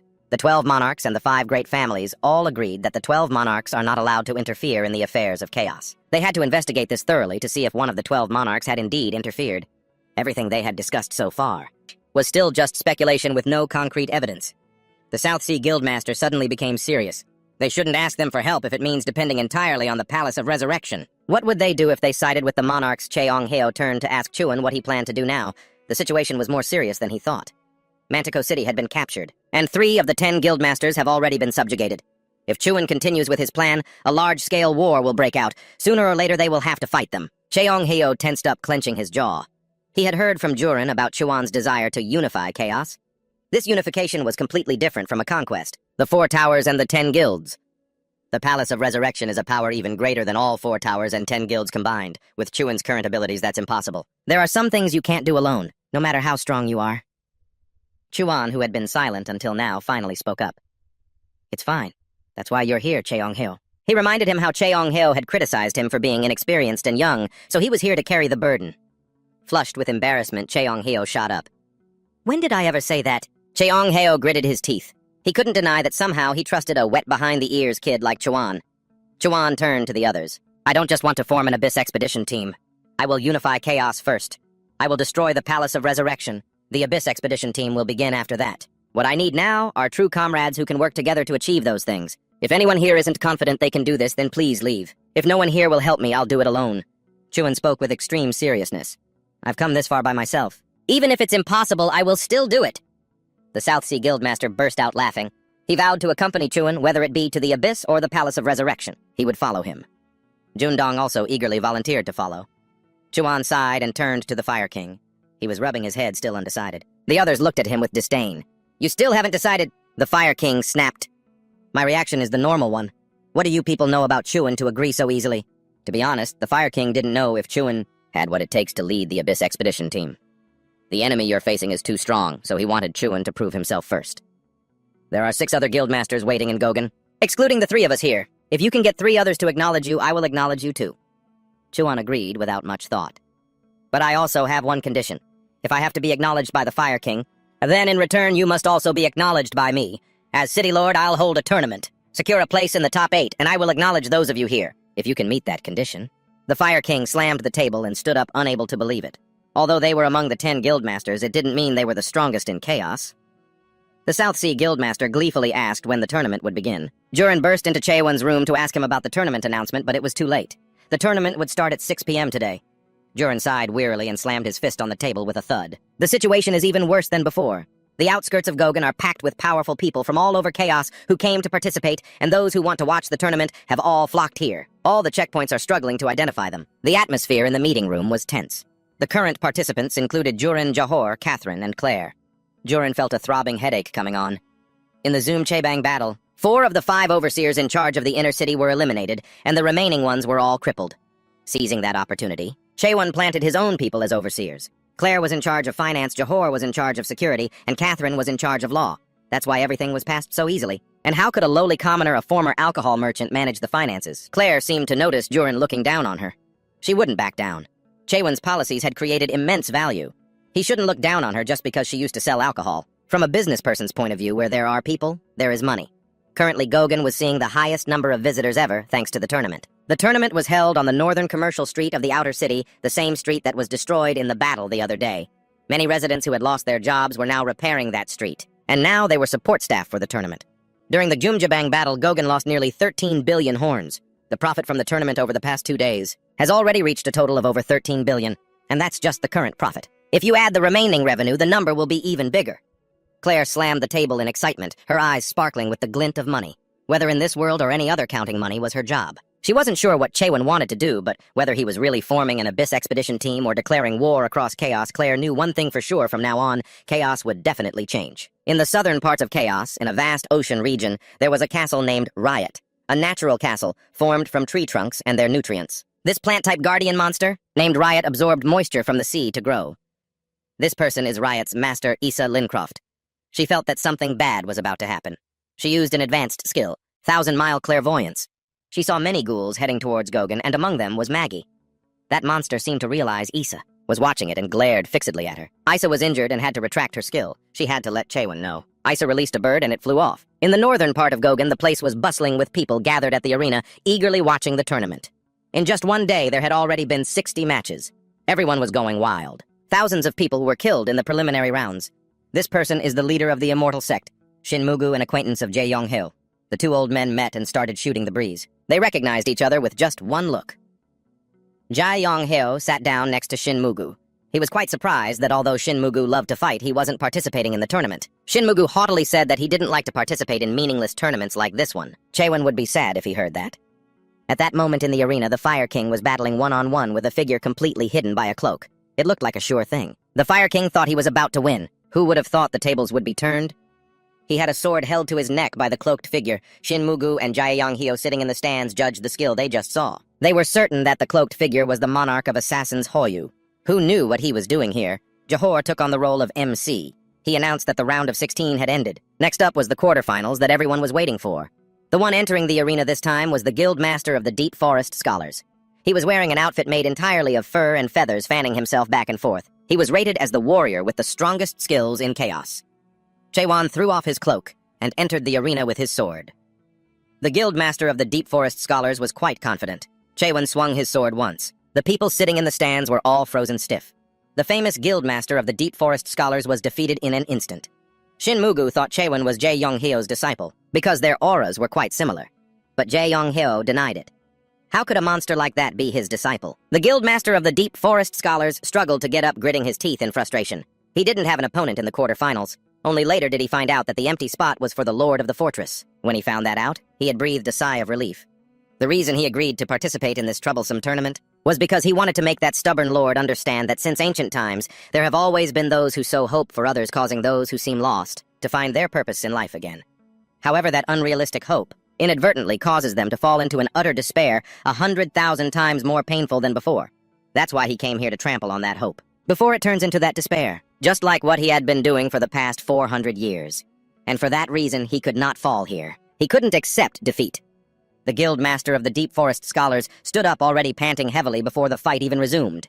If he accepted defeat, it would be like throwing away all his effort from the past 400 years. The guild master of the Deep Forest Scholars resorted to another trick. Ignoring the jeers from the crowd, he cunningly said he wanted to switch to a battle of wits. Chewan didn't care. He asked him how he wanted to play. The Elder of the Forest of Depth. Scholars waved his hand and the surrounding terrain changed. The system displayed a message, "Welcome to the world of strategy." The Elder of the Forest of Depth. Scholars covered his mouth, snickering to himself. Back in hell, he was the master of this game. This is simply a game. It's said that Nightmare's match was inspired by a game from the Great Lands. Even the strategists in the Great Lands love this game. Jaehwan read through the game's rules. It was much easier than he thought. The main scenario of this game is a clash between three races. The core of the game is to formulate a strategy to destroy all of the enemy's bases, by gathering resources and training your military forces in real time. Jaehwan knew a game with similar rules. This Great Lands game is definitely a copy of a game from Earth. He's played this 1,000,000 times already. What do you mean, inspired? This is just straight-up plagiarism. The two chose the Lost Garden arena. Jaehwan was on the human team, while the Elder of the Forest of Depth Scholars was on the Nightmare team. The Elder gloated. Jaehwan chose the human race, the weakest of the three. What a cocky newbie. This Nightmare race gets stronger toward the end of the game and can even snatch a surprise victory in the early or mid-game. First, he'll send his workers to build and lay the stone foundations, then use his overwhelming numbers to claim victory. The Elder of the Forest of Depth. Scholar's pre-planned scenario seemed perfect, but his script was ruined in an instant. Right as the match started, Jaehwan attacked, even bringing his villagers out to fight. The Elder of the Forest of Depth Scholars flew into a rage. He was startled. Jaehwan's forces had already built a watchtower in his base, and he was just standing there as if the place was deserted. Jaehwan's forces raised their bows and shot down the Elder's nightmares in droves. Jaehwan arranged his high HP villagers around the tower to prevent him from destroying the watchtower. He couldn't let this continue. Even though he tried to defend, there was nothing he could do. Now he couldn't even gather materials to build his structures. Jaehwan stood calmly with his arms crossed. This is a very common strategy in Korea. Almost everyone knows how to counter it. Any pro who uses this tactic is guaranteed to get flamed for it. The surrounding crowd roared with encouragement. The Elder of the Forest of Depth. Scholar's jaw dropped. A newbie knows this tactic. He felt like someone had stepped on his tail. He screamed, criticizing Jaehwan. It's an unwritten rule that you're not allowed to attack in the first 10 minutes of the game. The first 10 minutes are for building towers and gathering materials. Jaehwan retorted. Is that written in the rules? If not, then it's fair play, right? What's there to do? The Elder of the Forest of Depth Scholars was so furious he was speechless. He collapsed to his knees, gritting his teeth. Who the hell is this guy so completely unreasonable? He could twist anything to his advantage. There was no way to grasp his true abilities. He couldn't possibly win, the Elder of the Forest of Depth thought. Perhaps this was the moment he had been waiting for the past 400 years. Powerless, he admitted defeat after the match ended. Shinmu and Cheonong-hee flew down from the stands to the arena floor. Cheonong-hee thought Jaehwan was just a guy who only knew how to stab. He proudly stroked his beard. Jaehwan's newest technique. The spiral slash was partly inspired by my own move. To say he's only interested in stabbing is incorrect. Jaehwan had no idea what the hell a spiral slash was. He suddenly remembered. That was the name Cheonong-hee had arbitrarily given his technique the other day, but he didn't like it. Let's go with a different name, Fatal Spiral. Jaehwan glanced at Shinmu, asking if he wanted to have a match. The concept of respecting your elders and loving the young didn't exist in Jaehwan's dictionary. If you're here, you fight. If you cross him, you get destroyed. Besides, the old man in front of him wasn't weak at all.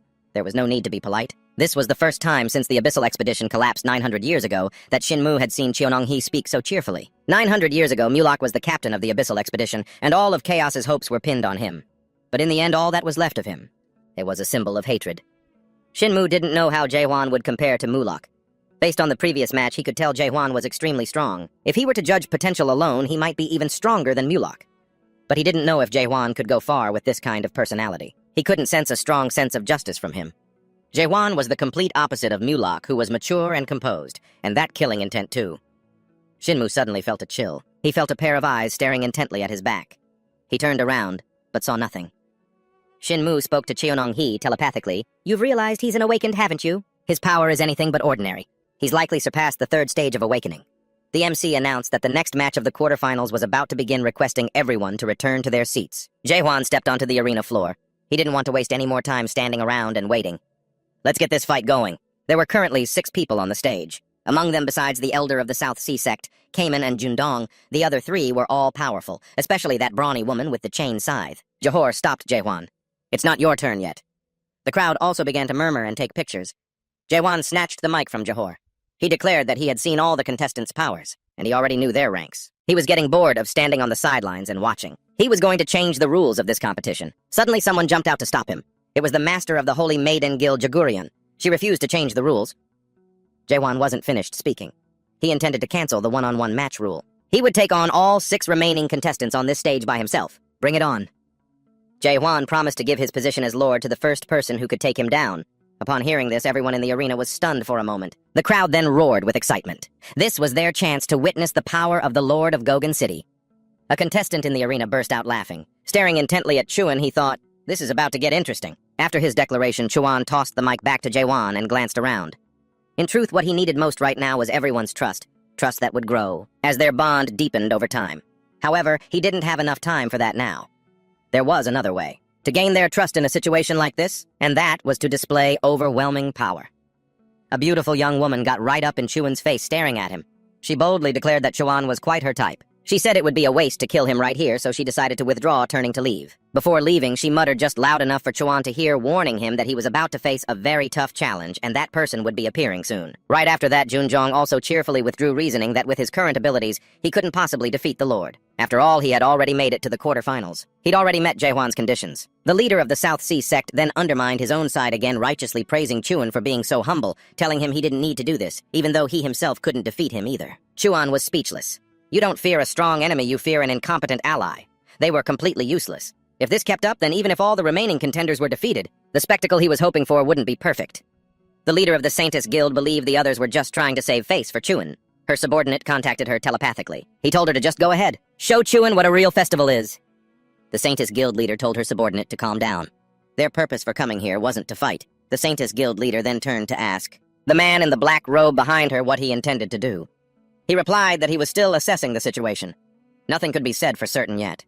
They should just stick to their original plan. The two conferred. They now wanted to see what a pawn like Chuan could do.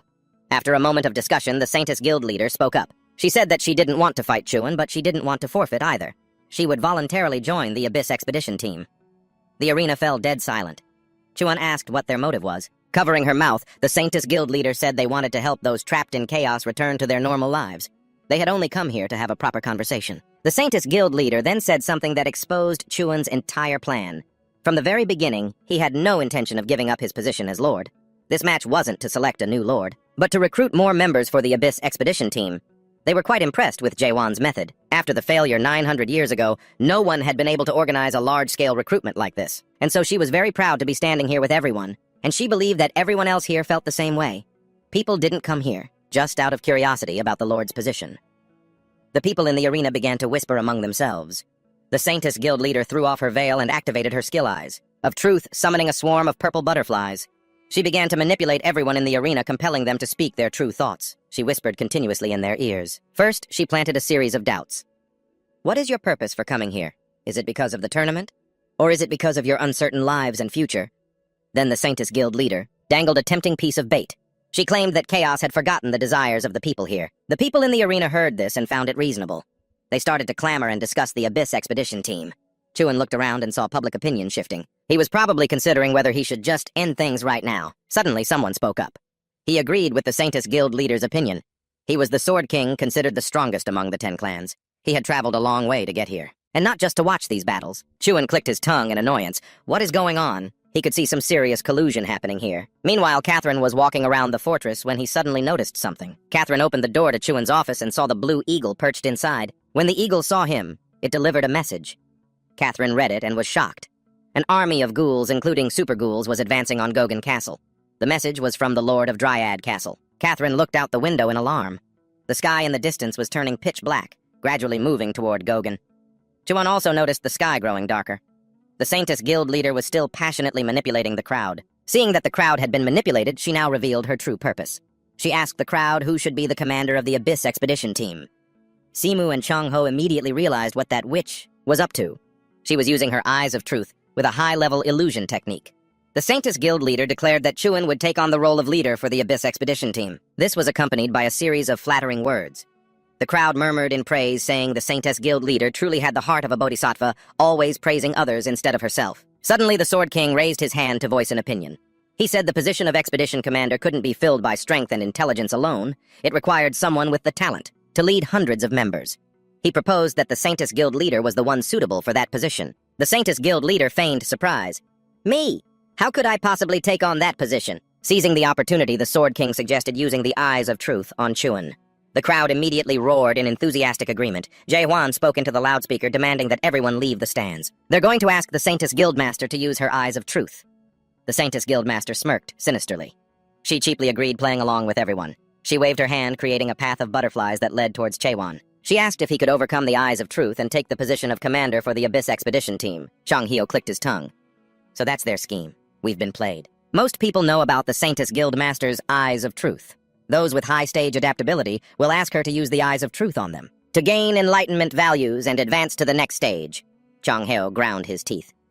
If Chaewon just launches everyone into the air like usual now, then the Abyss expedition team is completely screwed.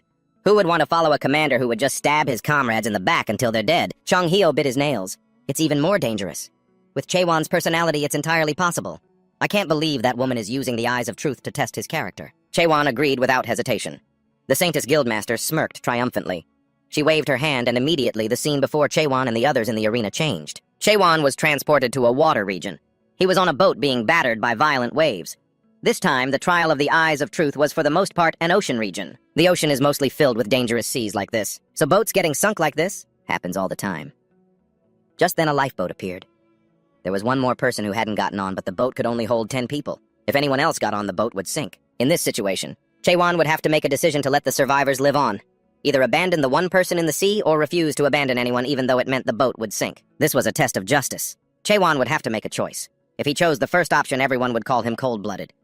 If he chose the second, they would say he couldn't assess the situation. No matter what he chose his worthiness to be, the captain of the Abyss expedition team would be questioned. Chaewon decided on a third option. He would save everyone and keep the boat from sinking. The Saintis Guildmaster grit her teeth in frustration. She never expected Chaewon could find the hidden option. A hidden option only appears when you search for the answer yourself. She had intended to make Chaewon look incompetent by only giving him 2 choices, but she failed. The Saintis Guildmaster pressed on, asking Chaewon what his third choice was. Chaewon smiled confidently. The people here are all slowly dying because of the ocean. If that's the case, then I just need to split the ocean in 2. Chaewon raised his sword, getting into position. Chang Hyo panicked, yelling for everyone to get out of the way. The crowd scattered in chaos. Chaewon thrust his sword, piercing through the ocean. Everyone's jaw dropped. The system reported an error. The churning ocean evaporated in an instant. The rescued people chirped their thanks to Chaewon, and then they vanished. The test was officially over. The Saintis Guildmaster screamed, asking Chaewon what he was doing. How could you do that? Before she could finish her sentence, Chaewon stared daggers at her and told her to stop barking. The raging sea disappeared, and everyone returned to the arena. Suddenly, the Gogan warning system blared with a red alert. Chaewon turned and ran for his life. The Gopdon warning system announced the postponement of all events and a lockdown of the city gates, ordering all residents to evacuate to the northern district immediately. The crowd looked at each other, then scattered in chaos. By then, Chaewon's group had reached the city walls. They could all see the horde of nightmares approaching. Jundong's face turned purple. My Saints' assembly was destroyed in Mantico, and now I have to fight them in Gogan. This must be the end of days, the Fire King Guildmaster sneered. Jundong is so weak. Meanwhile, his own legs were trembling uncontrollably. Chang Hyo mused to himself. Never in his wildest dreams could he have imagined that a kid not even 900 years old would now be the leader of the chaos of the limitless southern sea. The Saintess, the Fire King, and the Thunder Saint. 6 of the 10 guilds in the entire chaos had gathered here. He couldn't believe he was living to see something this insane. Chang Hyo turned to Shinmu and asked if he remembered what happened 900 years ago when they went to the Hall of the Dead. The situation now is similar to back then, but this time it seems much more serious. When a middle nightmare appears, the lesser nightmares gather. When a great nightmare appears, the middle reapers gather. And in Gogan, the one true sovereign has appeared. The very culprit that forced cities to build such high walls, the bringer of catastrophe to chaos, is heading towards Gogan. Another great nightmare. A Margit nightmare began its assault on Gogan. People screamed and cried desperately, trying to escape, but the nightmare's arms snatched them up and eliminated them. The Saintess Guildmaster. Her face was drained of all color. She trembled, unable to stand steady. Just then, an elderly civilian woman tripped and fell. Behind her, a ghoul was in pursuit. The Saintess Guildmaster saw the Sword King behind them and screamed for him to save the old woman. But the Sword King walked right past her, fighting a ghoul this large. It was a bit too much for him, so... Farewell, ma'am. The Saintess Guildmaster was completely stunned. She felt utterly helpless, her eyes wide as she watched it all unfold. The Sword King stepped on a patch of thorny ground. Spikes shot up from below, impaling him. The Sword King was dead. The Saintess Guildmaster could do nothing. A wave of despair washed over her. This is a strange world, no matter what choice she makes. The outcome is always the same. This world has no justice, no choices, and no hope. The Saintess Guildmaster stood frozen as she watched the monster open its mouth towards her. Suddenly, the monster was split in two. The one who saved her was Dong. He told her to hang in there. On the battlefield now, the only ones still determined to fight back were the Fire King, the Southern Sea, and Dong. The Holy Maiden Guildmaster was stunned. She wondered why these people were still fighting. Even if they fought back, it would only buy them a little time. There was no way they could win. The Holy Maiden Guildmaster watched as he took down another demon, then noticed that he too was trembling with fear. Even so, why did he keep on fighting? Dong, surrounded on all four sides by ghouls, gasped for breath and told the Holy Maiden Guildmaster to stop talking nonsense. There were even stronger enemies up there. At that moment on the city wall, Chuan was soloing the final boss. He easily grabbed a minion demon that lunged from behind the boss and crushed its neck. The final boss opened its mouth and roared. Pieces of the city wall broke loose and shot toward Chuan, but he jumped to dodge them. The creature Margaret swiped its arm at Chuan, trying to grab him, but he dodged again. As Chuan fought, he assessed the situation. Its attacks were quite violent, capable of finishing an opponent in a single blow, and they were also very difficult to dodge. The monster roared and fired a blast at Chuan. He sidestepped to dodge its blast and was about to charge in with his sword when the monster fired another one. Chuan clicked his tongue and raised his sword to block it. Elsewhere, Cheongheo and Sinmu were still actively farming monsters. Cheongheo's sword hand was trembling. This scene reminded him of that time. A tiny human being could do nothing against these giant monsters. All that remained was despair. They were helpless. Suddenly, Cheongheo saw the light of the Sun of Truth pierce his heart when he saw One single-handedly taking down the final boss. He knew that hope had arrived, the one who shines a light through the pitch-black night. Chuan stabbed Margaret with his sword and the darkness dissipated. The sunlight shone brilliantly once more. Cheongheo shouted a warning, "Chuan, watch your back!" He turned around to see another swarm of monsters surrounding him. Chuan swung his sword once, wiping them all out. His earlier words weren't just empty talk. He said he would part the sea, and he did it. The group from before was now thoroughly convinced. Sinmu's group decided to join Cheongheo. The 5 guildmasters charged forward to attack in unison. Just then, the Deep Forest Scholars Guildmaster, who had been defeated earlier, also appeared and joined the battle. They each fought with incredible vigor. John suddenly felt unusually handsome. After slicing through a monster, he slicked his hair back and turned to the Fire King, asking, "Want to get together?" "Whoops, I mean, don't you think I'm handsome?" The Fire King was at a loss for words and didn't want to engage. He struggled to defend himself as fatigue was gradually slowing him down while his one-on-one fight with the monster raged on. Then suddenly a rock was thrown, hitting the monster in the face. The thrower was a female civilian. The monster immediately switched targets and charged furiously towards the girl. Just as the monster was about to close in, a pile of white chains shot out from behind the girl, binding the monster. It was Cotton's forces arriving as support. The Fire King suddenly felt much more confident. He unleashed his skills without any hesitation. The others were also re-energized, charging forward and fighting even more fiercely. Chuan smiled with satisfaction and plunged his sword into the ground. Immediately, a wave of light enveloped all of Gogan. 10 days had passed since the 3 great nightmares, and Margaret were defeated. That news sent all of Chaos into an uproar. Reporters also started coming here to hunt for scoops. One of them asked a citizen about the aftermath of the incident. "What's the biggest change in Gogan?" The citizen replied that life here is more comfortable because 6 of the 10 major guilds in Chaos have moved their headquarters here, so the volume of trade has increased significantly. As a result, the economy boomed. Although the surroundings are a mess of rubble, the atmosphere here is very lively and cheerful. The citizen laughed, saying they had witnessed the Wave Road. That was the incident where the Black Sea was parted by a single sword. Those who witnessed it were as if bewitched. They charged straight into the Wave Road and fought the ghouls. Countless people lost their lives. The citizen told the reporter he should just write in the papers that life in Gogan is much better now. "You wouldn't understand even if I told you more." The reporter was diligently taking notes when a loud explosion suddenly went off, startling him. The citizen comforted the reporter. "Don't worry, that's been happening a lot lately. 6 of the 10 guilds have moved their main headquarters to Gogan." The reporter frantically scribbled it down. "Could it be that the 10 guilds are fighting each other?" The citizen chuckled and said, "You could say that, but the truth is, Chuan is taking on all the other guild masters by himself." Just as he finished speaking, the guild masters were sent flying into the sky. The reporter's jaw dropped. Chuan stood casually leaning on his sword. "You kids need a lot more practice." At that moment, at the Imperial Heaven Guild, the Guildmaster furiously threw a glass of water in his subordinate's face. He couldn't believe that the super demon Margaret, which he had sent to attack Gogan, was dead. The Imperial Heaven Guildmaster trembled, clenching his fists. No way. That thing was as strong as a level 9 simulation in the Great Land. You'd need to be at least a high general to face it. There are only 3 super demons in all of Chaos. How could that thing have been defeated so easily? The Imperial Heaven Guildmaster yelled for his soldiers to investigate thoroughly. He rested his chin on his hand, deep in thought. 4 days later, news that the Imperial Heaven Guild's northern pillar had been destroyed spread everywhere. At that time, inside Gogan City, Chuan was criticizing the Guildmasters for being too weak, wondering what they had been doing for the past 100 years if they couldn't even defeat an ant. Chuan pointed them out one by one.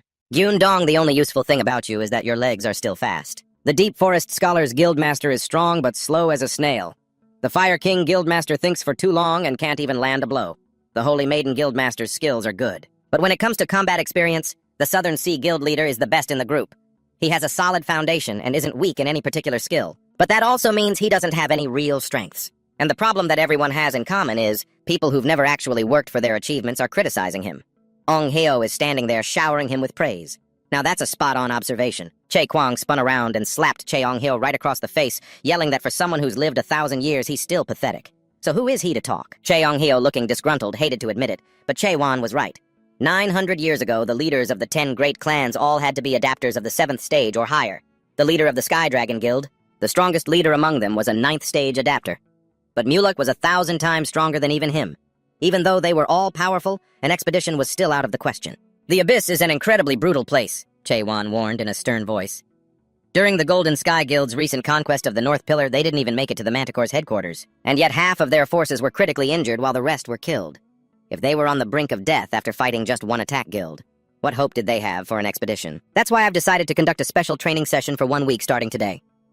Upon hearing this, the Deep Forest Scholar's Guildmaster blushed, his eyes sparkling with excitement. He cleared his throat and told Che Wan that all the leaders here were adapters. There are 15 stages to evaluate an adapter's level, but reaching that level in a short amount of time is no easy task. Normally, for non-adapters, it takes 15 years to reach Stage 125, for Stage 2, 45 for Stage 3, and 85 years to train to Stage 4. However, surviving long enough to reach that level is another matter entirely. That's why even a 4th stage adapter is considered quite skilled. The Deep Forest Scholar's Guildmaster wondered if Che Wan intended to turn them into awakened beings. Hearing this, everyone else's jaw dropped. The power of an awakened being doesn't increase gradually like normal. It skyrockets to the next level in an instant. Che Wan didn't deny it. He wanted everyone here to become awakened on the condition that they were willing to leave their own worlds. Che Ong Heo stepped forward to explain. In order to awaken successfully, you must go through 3 phases. The first step is to destroy the simulated world you have lived in all this time. Those who reach this state can awaken the insight to see through the true nature of this world. Che Wan silently realized that Che Ong Heo was talking about his doubt ability. Jundong's head was throbbing. He didn't really get it. The Saintess Guild's master explained it to him again. It means we have to give up all the benefits from the system, including our skills and stats. It was only now starting to click for Jundong. They were currently privileged adapters. These are people who receive many favors from the system with numerous advantages from skills to interfaces. People like them awaken 10 to 100 times faster than others. All the gods enjoy these privileges, including the 12 monarchs. It won't be easy for them to give up these blessings. The non-high sect's leader was silent. He seriously was not a privileged adapter. If it meant getting stronger, he was ready to abandon everything, skills, worlds, whatever it took. He only wanted to hold on to his hatred for those monarchs. The Saintess Guild's master tried to persuade the non-high leader to reconsider. If they gave it up, it meant they had to abandon every thing they had. It wasn't that simple. She reminded non-high of the Great End. Of course, Che Wan had no idea what the hell the Great End was. It all started with the appearance of the Fisher. 700 years ago on the Great Land, they appeared as a terrorist group and announced they would fight against the apocalypse. They murdered 4 of the monarchs who opposed their doctrine in a brutal fashion. They declared that if you wanted to become an awakened one, you should go to the Forgotten Land. They are the anti-world faction. Thousands of people flocked to the Forgotten Land, but no one knows what happened to them afterward. They vanished without a trace. A few of them did return. Among them was an associate of the Saintess Guild's master. She had become an awakened one, but she said that was only the first step. As for everyone else, they all committed suicide. Every single person who went there developed severe schizophrenia. If they didn't go insane, they lost all their memories. The symptoms were different for each person. However, they all had one thing in common. None of them knew where they were. Che Wan stared intently at the Saintess Guild's master and confirmed 2 things with her. First, that he had nothing to do with that Fisher Guild. He knew she suspected him because he was an awakened one. Second, just as she said, awakening is a very dangerous process. That's why he was asking for everyone's consent. The Saintess Guild's master asked what he would do with those who didn't agree to awaken. Chaewon replied that he would still make them stronger by raising their adapter stage. To raise an adapter stage in just 1 week is impossible, because they don't have enough time. But I can do it. Chaewon turned and told them to follow him. The group moved to another building. He spoke to his assistant, the Twilight blacksmith Jongman, and told him to show everyone. Jundong's jaw dropped as he touched the wall, unable to believe it. The architecture here was made entirely of horns. Suddenly, all the guildmasters received a notification at the same time. Do you wish to summon the Nightmare Tower of Kavadim? Cheongheo was just as shocked. He never imagined Chaewon could create a Nightmare Tower. The group of guildmasters was transported to another space, and every one of them was left in awe. I can't believe we're standing here about to conquer a Nightmare Tower. Chaewon stopped the more overly excited members.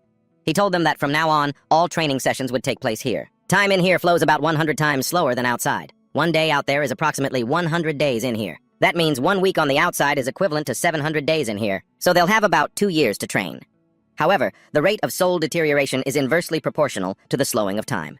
The temporal density will become much greater. This leads to the rapid exhaustion of each person's soul. To prepare for that situation, if a person's soul deterioration level exceeds 80%, they will be automatically and forcibly logged out of here.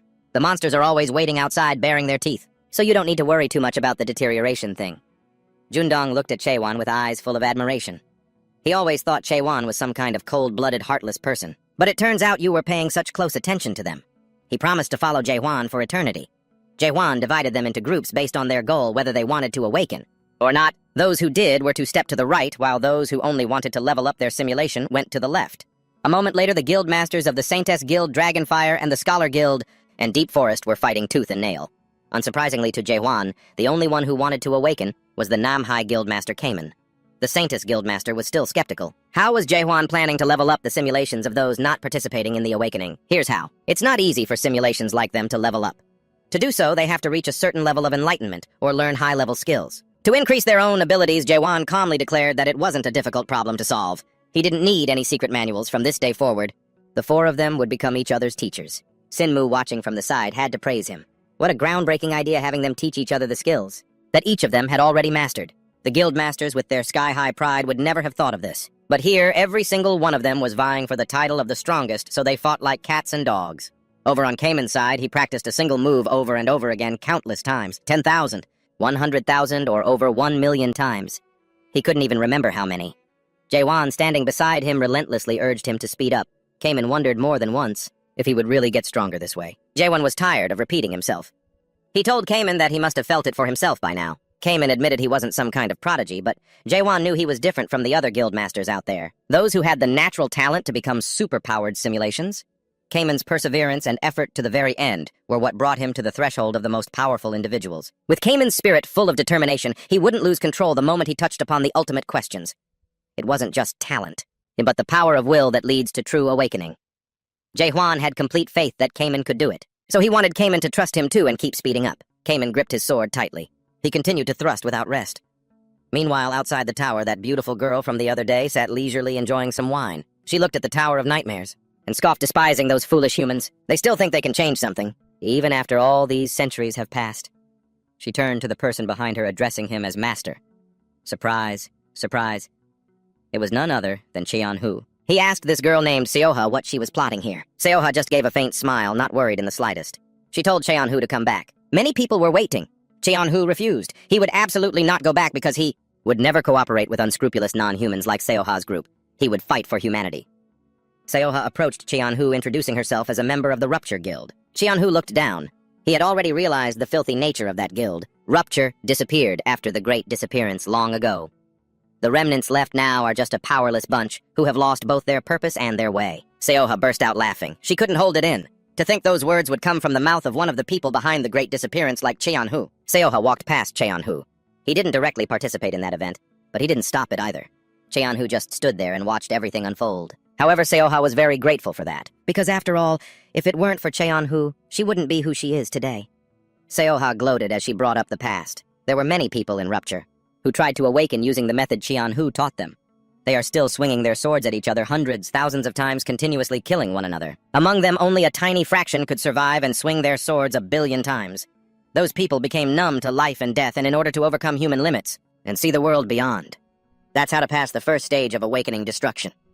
Cheon-hu drew his sword, drawing a line. He insisted that was not the right way. Seoha acted as if nothing had happened.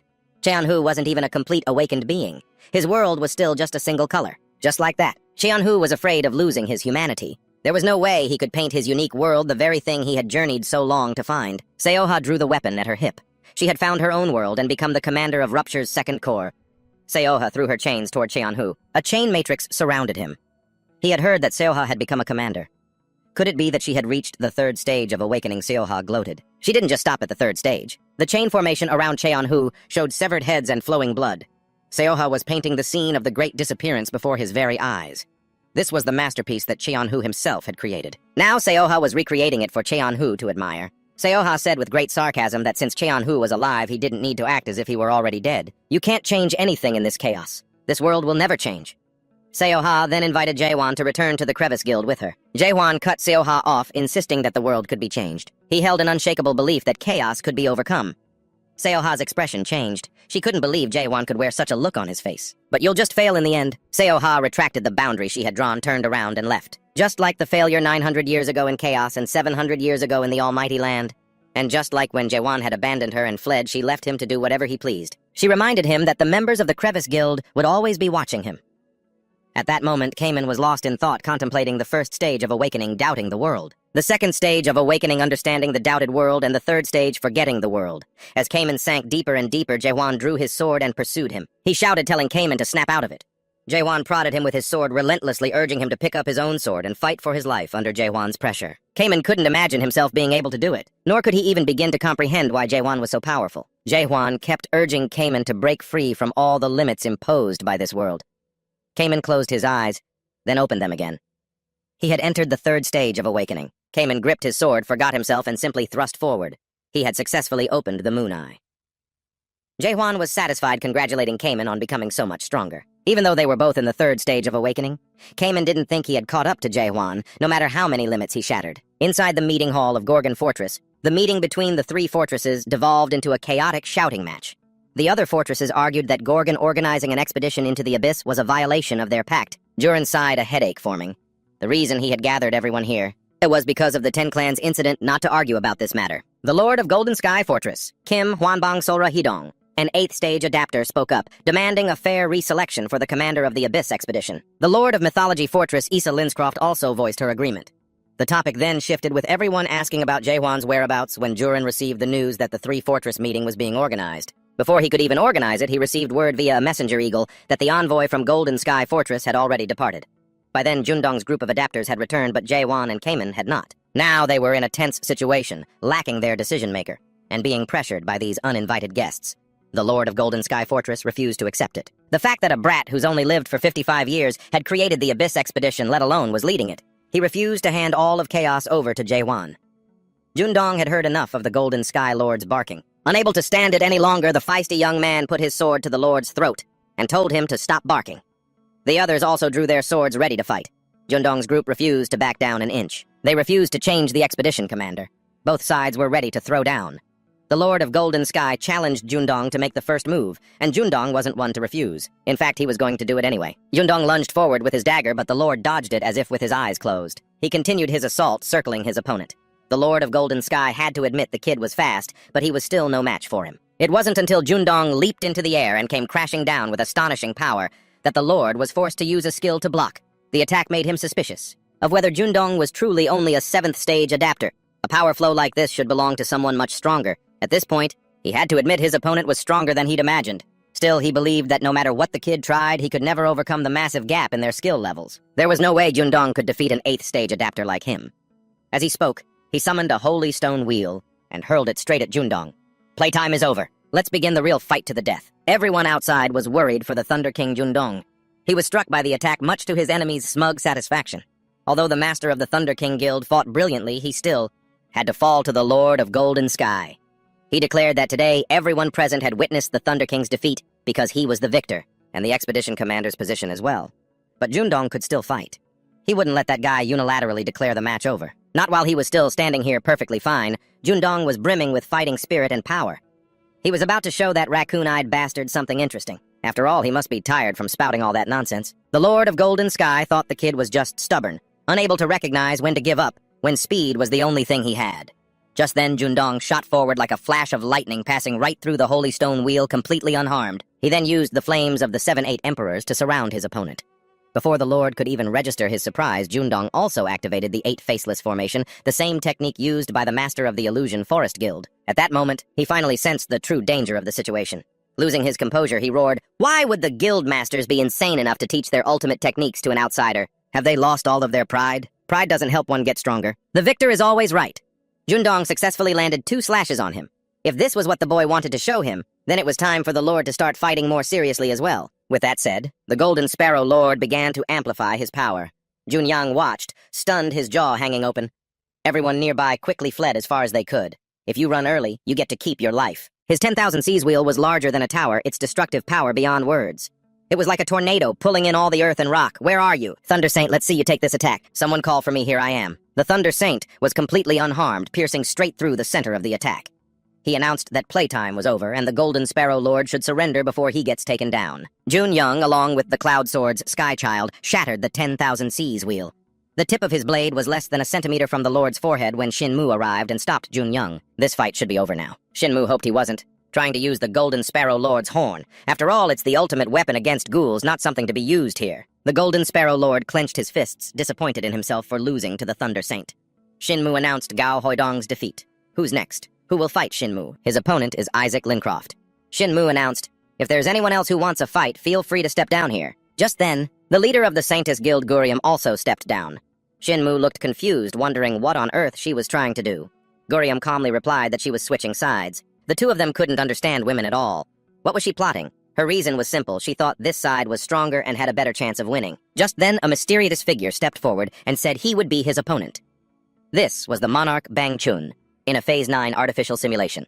However, his appearance here was highly unusual. It couldn't be because he had vanished after the Three Lords Conference. Shinmu was furious at his presence. Chun-In was the one who had slaughtered countless spirits in the chaos and stolen the fruit of resurrection 900 years ago. He had no right to return to this place. Chun-In casually said, "Don't be so narrow-minded, my old friend. It's all in the past anyway. Now let's fight. I've missed you so much." Such close friends always missing each other no matter how long they've been apart. Shinmu scowled and asked if he was truly serving under the Steel Monarch. Chun-In confirmed that he was. His subjects are very lenient towards warriors.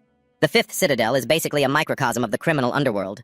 Shinmu thought angrily to himself that Hoyu must be finished. And yet he still took in a piece of trash like this. Chun-In noted that his old friend still seemed angry about what had happened back then. Hoyu had forgiven him quite easily, but he had not. He even had the nerve to ask Shinmu not to be so heartless towards the other warriors. Didn't we all go through so many good times together in the past? Hearing that, he flew into a rage and lunged forward without hesitation. "You're the real traitor!" Someone who betrayed his own comrades has no right to say such things. Chun-In blocked Shinmu's sword with his bare hand, not forgetting to add a few taunting words. "You're far too harsh." It's been 900 years since we last saw each other, but when he thought about how Riat Garuda and the High Priest had also been deceived by him, he couldn't hold back. Chun-In still acted like he was talking nonsense, claiming they had only given them advice so they could make wise decisions. From the very beginning, Lord Gagone and a few others were just living in a pipe dream. "How pathetic," he said with a smirk. It drove Shinmu insane. He demanded the bastard shut his mouth. Shinmu turned to look at Isaac Lincroft, who wore a complicated expression. Suddenly a voice spoke up from behind them. "Do not waver, Lord Keol. Your decision is the correct one." Isaac Lincroft remained silent. The one who had just appeared was the emissary of the Steel Monarch Hai Yang. He said that Lord Gagone was far more dangerous than the leader of the Heavenly Forbidden Guild. He's trying to use the Abyss Expedition team to unify the chaos. The monarch considers him a threat. A mark is placed upon those creatures who try to change the chaos. Every time a threat emerges, a sign of hope appears in the chaos, and that sign ultimately leads to despair. He continued his persuasion. "If we do not eliminate him, blood will spill all across the chaos. Since you have lived for 975 years, you know full well what happened 95 years ago." Isaac Lincroft did not want that tragedy to repeat itself. Hyeyang offered her a partnership with them. 1 week from now, the Three Lords Conference will be held in Gagone. Isaac Lincroft was struggling with a fierce internal conflict. She didn't know if this was truly the right decision. Down below, Chun-In and Shinmu were still having their heart-to-heart. Chun-In advised his old friend to just give up. "Because you can't possibly defeat me." He stated it as if it were an undeniable, unchangeable truth. Shinmu didn't care what that guy was spouting. He was going to give him a beating. However, his opponent was no pushover, still using his bare hands to block the sword without a trace of fear on his face. Even among people on the same floor, there's a clear difference in ability. These two are on the 8th and 9th floors. Needless to say, the difference is so vast they could be considered two different worlds. Chun-In looks down on his opponent. "Once you make it to the 9th floor, then come back and fight me." After that, he lightly touches Shinmu's six-pack abs. Someone like him, who doesn't even possess the rank of a monarch, couldn't even scratch him. Shinmu is sent flying 10 meters from a single blow. This is the incredible power of a monarch. Shinmu was knocked back with just one move. The jade-faced gold monarch ruler of the 12th region. He's not even a Grand Monarch. Right below Grand Monarch is Lieutenant General, and next is Major General, but he's neither a Lieutenant General nor a Major General. He's the lowest rank of Brigadier General. Zagurian can't believe it. They're on an expedition into the abyss to fight monarchs this powerful. There's no way they can win. Chunin advises Shinmu to give up on that fanciful dream of his. There isn't even a 1% chance of winning. Haven't you all already secured fairly high positions in the chaos? Don't try to reach for a sky that you have no hope of touching unless you want to disappear forever. Shinmu collapses at his feet. At this moment, it's as if he's awakened his gaze as sharp as a knife as he thrusts his sword straight at the man's face. He was too busy rambling. Luckily, he reacted in time, losing only a few strands of hair instead of his life. Shinmu will continue to fight even though the current situation looks bleak. 900 years ago, he was the one who was defeated at the Palace of Resurrection. He then stole their fruit of resurrection, and at that time they also lost their precious comrades. He has never forgotten the pain everyone went through, not for a single day. But now, things are different. Shinmu confidently swings his sword down despite still being met with contempt and underestimation from his opponent. Shinmu's use of the roving heavenly sword makes Chun-In panic. With all his hatred, the heavenly calamity formation descends. Chun-In quickly uses the Abyssal Knight to break through the technique. Shinmu is completely stunned. He can't believe his eyes. Chun-In thinks this old man has once again failed to reach the heavens. Not 900 years ago, and certainly not now. Chun-In grabs Shinmu's V-line face with one hand. Everyone is extremely worried. Chun-In glares at the old man and says, "You can blame Fortress Lord Gogan for poisoning you with that dream." "That's right, my friend." At the decisive moment, a familiar voice rings out from behind. "Sorry for being late. The Fortress Lord will be delayed as he is busy." That familiar sword. Who else could it be but Cayman? "I'll handle things here now." Jurin anxiously asks, where could the Fortress Lord have gone? What could possibly be more important than this right now? The Hell expedition is about to be wiped out before we've even done anything. Cayman says, "Commander, please calm down. I'm here now." A disappointed Shinmu advises him to leave. "You're no match for this Chun-In fellow." Cayman reassures him. "Don't worry, your job is to get out of here, with the citizens as fast as possible. If even Shinmu isn't his match, then there's no hope for all of us combined. So just let me, Cayman, stay and fight alone." Chun-In puts on an arrogant boss-like air. "Do you know who I am? I feel like I've met you before, Cayman." At that moment, he remembers. It's that new recruit from back then. The one who couldn't join the Hell expedition team because he wasn't strong enough. Cayman asserts, "That was then. I'm different now." Looking at the brave young man before him, Chun-In offers some praise. "Considering that you're trying to stop me right now, you must have improved quite a bit. Seeing is believing." Cayman will show him firsthand. At this point, Chun-In also wants to see just how good this young man is. The two of them lunge at each other. One with a sword, one bare-handed, but it's still a fair fight, everyone. Cayman's strength shocks Chun-In. It immediately pushes him back and his hand begins to tremble. You can tell he's not bad. He wonders, what kind of technique is this? Cayman grips his sword tightly and says, "This attack is weaker than a critical strike, but much stronger than a normal one. It's called an all-out thrust." He demands his opponent go all out for this fight. "Otherwise you will fall by my hand." Chun-In feels Cayman is being overconfident. "Where do you get the confidence to think you can kill me when you're just a weak little runt?" Countless hands with sharp claws emerge from behind him and attack. Cayman struggles to avoid their assault. He stabs his sword through one of them and confidently declares, "You will die right here." Chun-In scoffs, thinking this guy really doesn't know his own limits. Cayman's eyes shine like stars as he remembers that moment. Chaewon extends a hand and congratulates him on reaching the third round. Cayman asks the Fortress Lord if he can really get stronger in 2 years. The City Lord calmly stated that the time on the second floor would be much longer than on the first, where the guild masters were training. "Did you think you could thrust your sword 10 billion times? In just 2 years, at this moment it was as if Cayman's will had erupted. He quickly used Vast Ocean World. Chun-In also realized his opponent was an awakener. He had heard that the City Lord was an awakener, but he never expected there would be another one. Despite the terrifying power from the sword and Cayman, he still talked big, claiming, "Who do you think you're fooling with these cheap tricks?" Cayman ignored his nonsense. He lunged forward like a beast and struck a vital point, and Chun-In was simply engulfed by his power. The rain has stopped. The game is over. Chun-In struggled to stay on his feet. Just one more decisive blow, and he would be pushing up daisies. But surprisingly, that Saintess appeared again, stopping Cayman from taking his life. The City Lord had mentioned this before, that one day this purple-haired woman would betray everyone. She demanded that the South Sea Guildmaster retreat no matter how strong he was. He couldn't possibly confront the kingdom after training for only 2 years. She thought this young man was just acting recklessly without thinking about the consequences. "But what do you mean, 2 years? I have trained for exactly 200 years. Enough talk. Eat my execution cyclone, and let's see if you can still run your mouth." This cyclone column is terrifying. Anyone caught in it would be ground into dust. Simu couldn't believe Cayman had won. Could it be that the City Lord anticipated this? Is that why he let him come here in his place? He wants chaos to stand on its own 2 feet instead of relying on the city lord. After the battle ended, it became the focus of the press. ISA envoy Isa Lincroft was also reading the news. At that moment, Cayman appeared and said, "You're the only envoy who changed their decision." So Cayman was the one who convinced her. That's the reason Isa Lincroft is here. But she knows better than anyone how powerful the monarchs are. Isa Lincroft asked if Cayman really intended to fight the monarchs. He confirmed it. The likes of the Heavenly Forbidden Guild are nothing compared to opponents like the Palace of Resurrection. Cayman was the one who defeated one of the 3 commanders of the Night King's Legion. However, that guy was only the lowest ranked of the 3 commanders there. This means he'll have to fight monarchs who are much stronger than even those commanders. Cayman clenched his fist. He knew that. He and everyone else had already fled once 900 years ago. That's why he won't do it again. Isa Lincroft realized this young man was a simulator. Always anxious because Cayman wasn't a powerful simulator. He had once despaired when facing a wall that he couldn't overcome with effort alone. What was the real reason he had changed so much? Was this truly the Cayman that Isa Lincroft knew? If Cayman truly believed he could do it, then she would believe in him too. Suddenly, there was a commotion in the courtyard below. Isa Lincroft rushed to look through the window. So many people were down there. This is the Nightmare Tower. They all want to enter the tower to become simulators. That's what it looks like anyway. But not just anyone can step into that tower. Becoming a simulator is not simple at all, because inside that tower time nearly stands still, and the trials you must overcome are incredibly difficult, Isa Lincroft thought to herself. A tower where time nearly stands still, you say? Don't tell me Cayman got stronger because of that Nightmare Tower. Cayman told her to see for herself. Chaos could now survive on its own strength. Isa Lincroft didn't understand. Even ordinary people were trying to enter the tower despite being terrified. Why would they do that? Because of the long-held desire to choose the freedom we lost 900 years ago. What would be the point of having a chance if you don't seize it with your own strength? Now she understood. Cayman was trying to believe in himself once again. Isa Lincroft asked him, "Where is the Master of Gogan now?"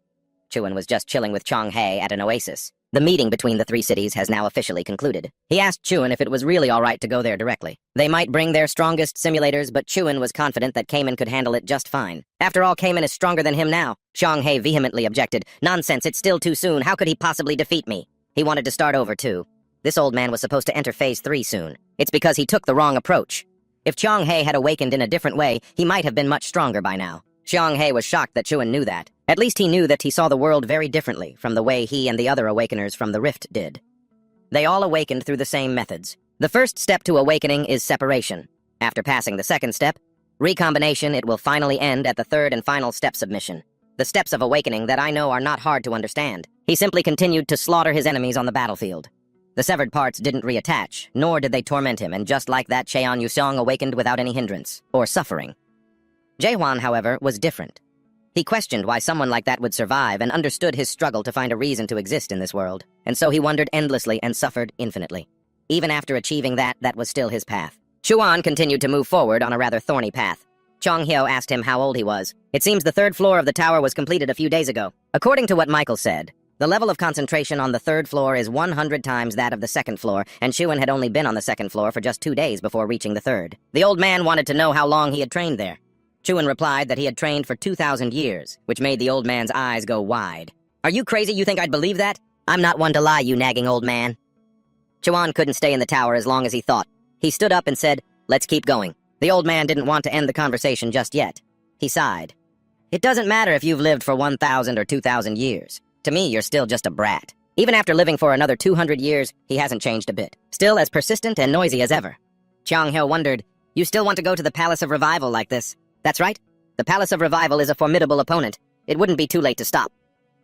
The Palace of Revival was something very deep and mysterious, but Chuan just asked the old man one question. "Do you really think those monarchs will just be waiting for us there? They must have already figured it out. They'll act after gathering the Awakeners, so we have to attack now while those bastards are unprepared, and I have no intention of taking on the entire Palace of Revival. I'm just going to eliminate the most important thing in the Palace of Revival." Chuan was planning to steal the fruit of good and evil and one other thing, the treasure of nightmare. The thing that transformed a living person into an unparalleled being is the Narrow Gate. It would be hard to survive entering chaos if you use the Narrow Gate. So if someone steals all the fruits of good and evil and destroys the Narrow Gate, then the monarchs won't be able to pursue them into chaos. Of course, they could risk their lives to enter chaos through another route, but few would be reckless enough to do that. In any case, to get to the Palace of Revival, Chuan still had to get past this place, the fortress city of Mantico, at the entrance to the Palace of Revival. Currently, Mantico is ruled by the Heavenly Prohibition Society. Those guys won't let him and the others in easily. Chong Hyo asked about the Fortress Lord's plan. He just casually let out a burst of sword energy and said, "The same way I always do." The old man was skeptical about just the two of them fighting Acropolis when there were more viable options. Chuan didn't care. He had already said he would do it the way he always has. Chang-Ho was at his wit's end. He had expected too much from this young man.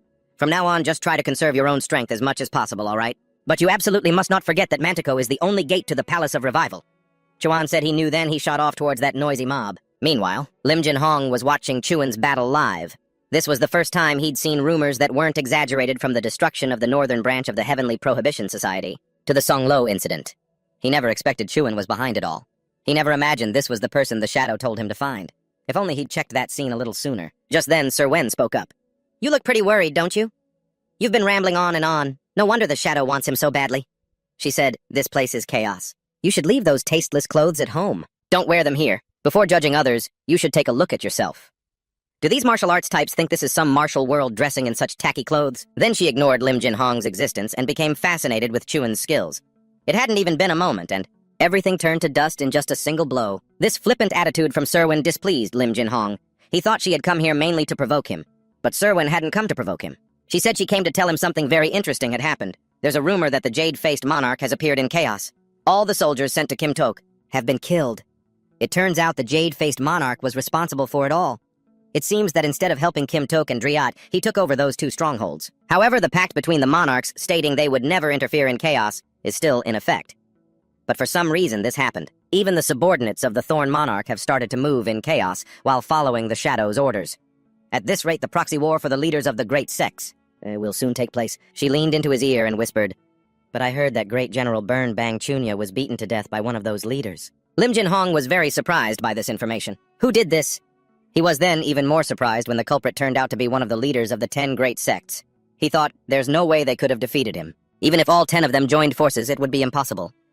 Serwin asked Jin-hong, "You know about the members of the Abyss expedition team created by Fortress Lord Gogar, right? I heard that the one called the Southern Sea leader of that team killed the jade-faced monarch."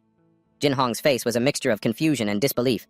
"Impossible! With just the power of that Southern Sea leader, he could kick the jade-faced monarch's ass. That being the case, even if he had been hiding his true power all this time, there's no way the jade-faced lord would do something so foolish. He's one of the 12 leaders who rule the Great Lands, for crying out loud. In the Great Lands, where the war for power has reached its peak, every leader from the rank of lieutenant general and above is crucial. Shouldn't Cayman know this better than anyone? What would he do about the consequences of messing with the jade-faced lord?" That's what Sir Wen asked him. Because of his negligence, the very person he was supposed to retrieve for the Shadow has now become the Lord of Shadow. If the Shadow finds out about this, he'll be absolutely furious. Lim Jin-hong thought that this was actually for the best. The man he was tasked with finding had delivered himself right to his doorstep. No need to go searching. He had already sent the Death Demon soldiers, the monsters, sir. When created to wield the power of death, they were already there. There shouldn't be any problems. Meanwhile, Jae-hwan had already cleaned up this mob of grunts. But Cheon Yu-sung felt that something was very strange. No way. The Heavenly Prohibition Society is using that army to fight all of chaos. Actually, he wasn't entirely correct, as another horde was approaching, brimming with fighting spirit. Cheon Yu-sung stared at the mummy-like monsters before him. What the hell are these things? How do they possess that kind of demonic energy? It was as if he was staring at death itself. Suddenly a voice called down from above. "Are you the famous Pathfinder I've been hearing about lately?" Jae-hwan looked up at the man, who had an incredibly friendly expression. "I can't believe I get to meet the star of all the rumors like this." As he spoke, they flew down. Even the Divine Doctor of Despair was there. Cheon Yu-sung was completely baffled. Who is this guy? He's acting like they're some kind of long-lost brothers. He held out his sharp, crimson blade and said, "I'm the one who collects the horns for the infirmary and is tasked with transporting the victims." Has this old man gone senile? It was then that Cheon Yu-sung remembered. This was Hanzo, the Warrior of Justice, a guardian of Gogurt. What the hell is he doing with the Heavenly Prohibition Society? The old man said that Hanzo wasn't on the same wavelength as the Heavenly Prohibition Society. Hearing these words, Hanzo was enraged. How dare he say such things, when he knows nothing about what I went through in Gogan 100 years ago. Gogan was at war with a clan called the Blood Marshal Sect, a clan that no longer exists in Gogan. All 50 soldiers, including the commander of the Southern Gate expedition team, were wiped out forever in an assassination by the Blood Marshal Sect. At that time, only one person survived. Only Hanzo was left alive. He sought out the Divine Doctor as his last hope, begging him for a way to become stronger. A man from the martial world like you must know a way. Cheon Yu-sung completely understood the sorrow and loss of the weak, but in over 1,000 years in this chaos, he had seen countless others just like him. Cheon Yu-sung brushed aside the hand that was desperately clinging to him. He couldn't possibly grant everyone's request. Hanzo still remembered the old man's words from that day as if they were yesterday. Train hard until you become stronger. But to him, working hard was an impossible luxury. Most of those in chaos can't afford to train hard. But Hanzo did train relentlessly. He trained to protect the justice he had upheld his entire life, and he also trained to shatter that very faith. As he spoke, he removed the cloth covering one side of his face. Seeing Hanzo's appearance, Cheon Yuseong couldn't believe his eyes. The weak warrior of justice had died 100 years ago, but now Hanzo is the vice master of the Heavenly Prohibition Society. He raised his greatsword and said, "Lord of Gogen, I hear you're a swordsman. Come on, let's dance." Hanzo used Vulcan's Fang heaven-piercing tyrant's dance and charged forward aggressively. Jaewon's eyes were as sharp as a blade. He made a simple, gentle thrust that pierced through the red phantoms and met his spear. He was stunned by the Lord's power and skill. A subordinate from behind suggested that the Vice Master should fight alongside everyone else. Instantly, he ordered his soldiers to attack. They swarmed him from all sides, but all they met was death. Back at home, Lim Jin-hong was watching a live stream and couldn't believe his eyes that the man could kill all the ghouls so easily. He has reached the Monarch level, so he could probably win by attacking alongside the ghouls. But in a head-on fight, who knows how many casualties they would suffer. If they're all wiped out, his entire plan will be ruined. Lim Jin-hong turned and called out to Sir Wen. She immediately shot back, "Stop bothering me, I've already done everything you requested." She had finished researching the Phantom Stone created the dark clouds and even the ghouls. Finally, she let out a sigh and proposed that this time the two of them would make a trade for the Lord of Gogen. The legend paved the way for a successor who accomplished the impossible, earning those titles in just 1 month. Of course, that guy Hanser wasn't happy about any of it. After living for 200 years, he's still just a guest while Huan became the city's lord within a month. He wouldn't accept it. Unwilling to accept that his efforts weren't being properly rewarded, Hanser attacked with his spear. Two terrifying torrents of power collided, creating a massive explosion. Heiser tightened his grip on his weapon. This was the power he had obtained. By abandoning his faith and trampling on it. This was power achieved through his own efforts. He went mad and transformed into a true demon. Chuan calmly said, "Stop. I wonder if everyone in the chaos is like this." A subordinate who witnessed it couldn't believe this guy had just destroyed half of their vice captain's body, even though he was a level 9 simulation. He issued an order for the entire army to attack. "Focus on that city, Lord. Buy time for the vice captain to heal Tranquang now unleashed his power." The blue light from his sword gradually became a radiant sphere that swept everything away. He noticed everyone blathered on and on about their own efforts, even though out in the world, there are people who try much harder than that. A lot. Henry dropped his weapon. He was utterly astonished. Something was appearing before his eyes. This was the world of the awakened, just like the rumors he had heard. If humans don't surrender to the world, will they see its true form, the all-seeing eye that operates and oversees everything in the chaos? You really want to fight it. Henry was gradually fading away. Before disappearing from this world, Henry wondered if he would still have walked this path to pursue this dream had he remained a representative of justice. Chuan is truly a terrifying monster. He destroyed thousands of years of Mantico's history in a single instant. Instead of a heavy sword, it should be called a world-cleaving sword. All right, stop standing around talking nonsense and let's get a move on. He's already cleared the way. There are still a few guys standing there with their jaws dropped, but it's not like they can do anything. Cheong-hyo still didn't understand why. It was so hard to believe Chuan could do that. Wherever his blade went, the world itself fell to pieces. Such overwhelming power. He had never seen anything like it before. Chuan nonchalantly said, "I just swung really hard, there was no magic to it." He has reached a state of indifference to all things. Thanks to Chuan, things are a lot easier now, he couldn't sense. The life force of any general. It seems that last attack dealt massive damage to the leader of the Huangcheon Association. Suddenly, something pink started to appear in midair. That wasn't a spatial rift, but a superior teleportation skill that only a true race can use. Sir Wen then appeared like a goddess. "What a pain," Chuan asked. "Who's this kid?" Sir Wen was floored that this guy didn't know her name. She was one of the top 10 hottest of the week. And the best of the best show, too. "What does this dude not have a beauty ranking chart at home or something? Oh my god, is he even a man?" Cheong-hyo warned him this girl is a nightmare. Chuan was like, "What the hell is a nightmare? Can you eat it?" Every man in the chaos knows about her, even an old man like me knows, for crying out loud. Sir Wen took the old man's tattered hat and complimented, "Nice fashion sense, old-timer. But how dare you call beauty a nightmare? The nightmare comes from many races after all. At your age, you really should be wiser." After saying that, she introduced herself as Serena Amel, not just a nightmare. Chewan thought she must be a nightmare from the Yellow Heaven Society. He had so many questions, but now probably wasn't the time. "If you're done with your introduction, step aside. You're in the way. I'm not interested in pretty girls." But he knew she wouldn't accept that since she'd been tasked with stopping him. At this point, Chewan was thinking, stop me from what? The fastest way to deal with anyone in his path was to eliminate them. Without another word, he raised his sword, preparing to stab this flashy woman to get rid of the nuisance. Serena shrieked, "Why are you so impatient?" Then she wondered aloud what would happen if Chewan became her possession. In reality, the person who had asked her to stop Chewan had just been beaten black and blue by him, and was now lying there, his fate unknown. So now Serena no longer cared about stopping Chewan. She wanted to possess him.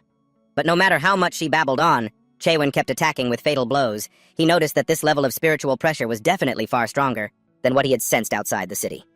Serena could be at the Major General level. At that moment, as Serena dodged, she continuously tried to recruit him. You know full well what your current situation is.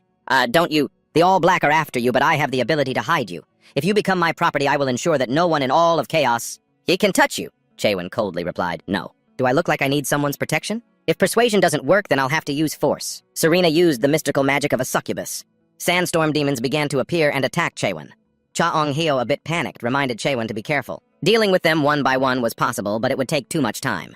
So following Cha-ong-hyo's advice, Chaewon had to deal with the succubus controlling this mob first. Chaewon coldly plunged his sword into the ground, kicking up a cloud of dust.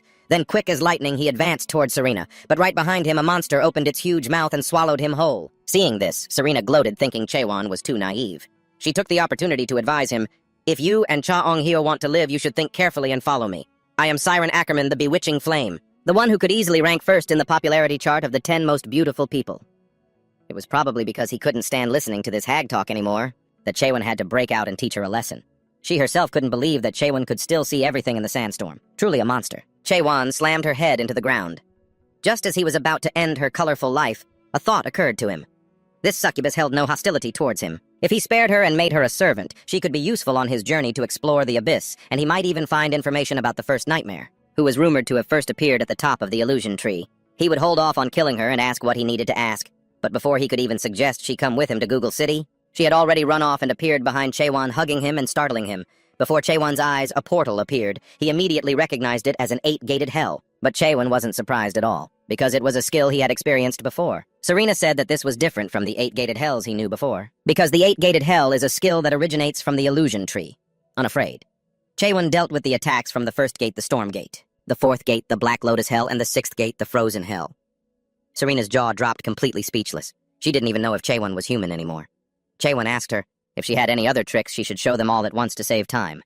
Serena agreed that Chaewon was quite extraordinary, but she feared the next attack would be much tougher. She said, you will writhe in illusion. Because ever since this 8-gated hell technique was created, no one has ever been able to get past this first gate, the Phantom Hell. At the same time, another gate opened before him. A torrent of water flooded out at his feet. Surprisingly, different images of Hwan also appeared there. Everyone was wondering who the person in front of them was.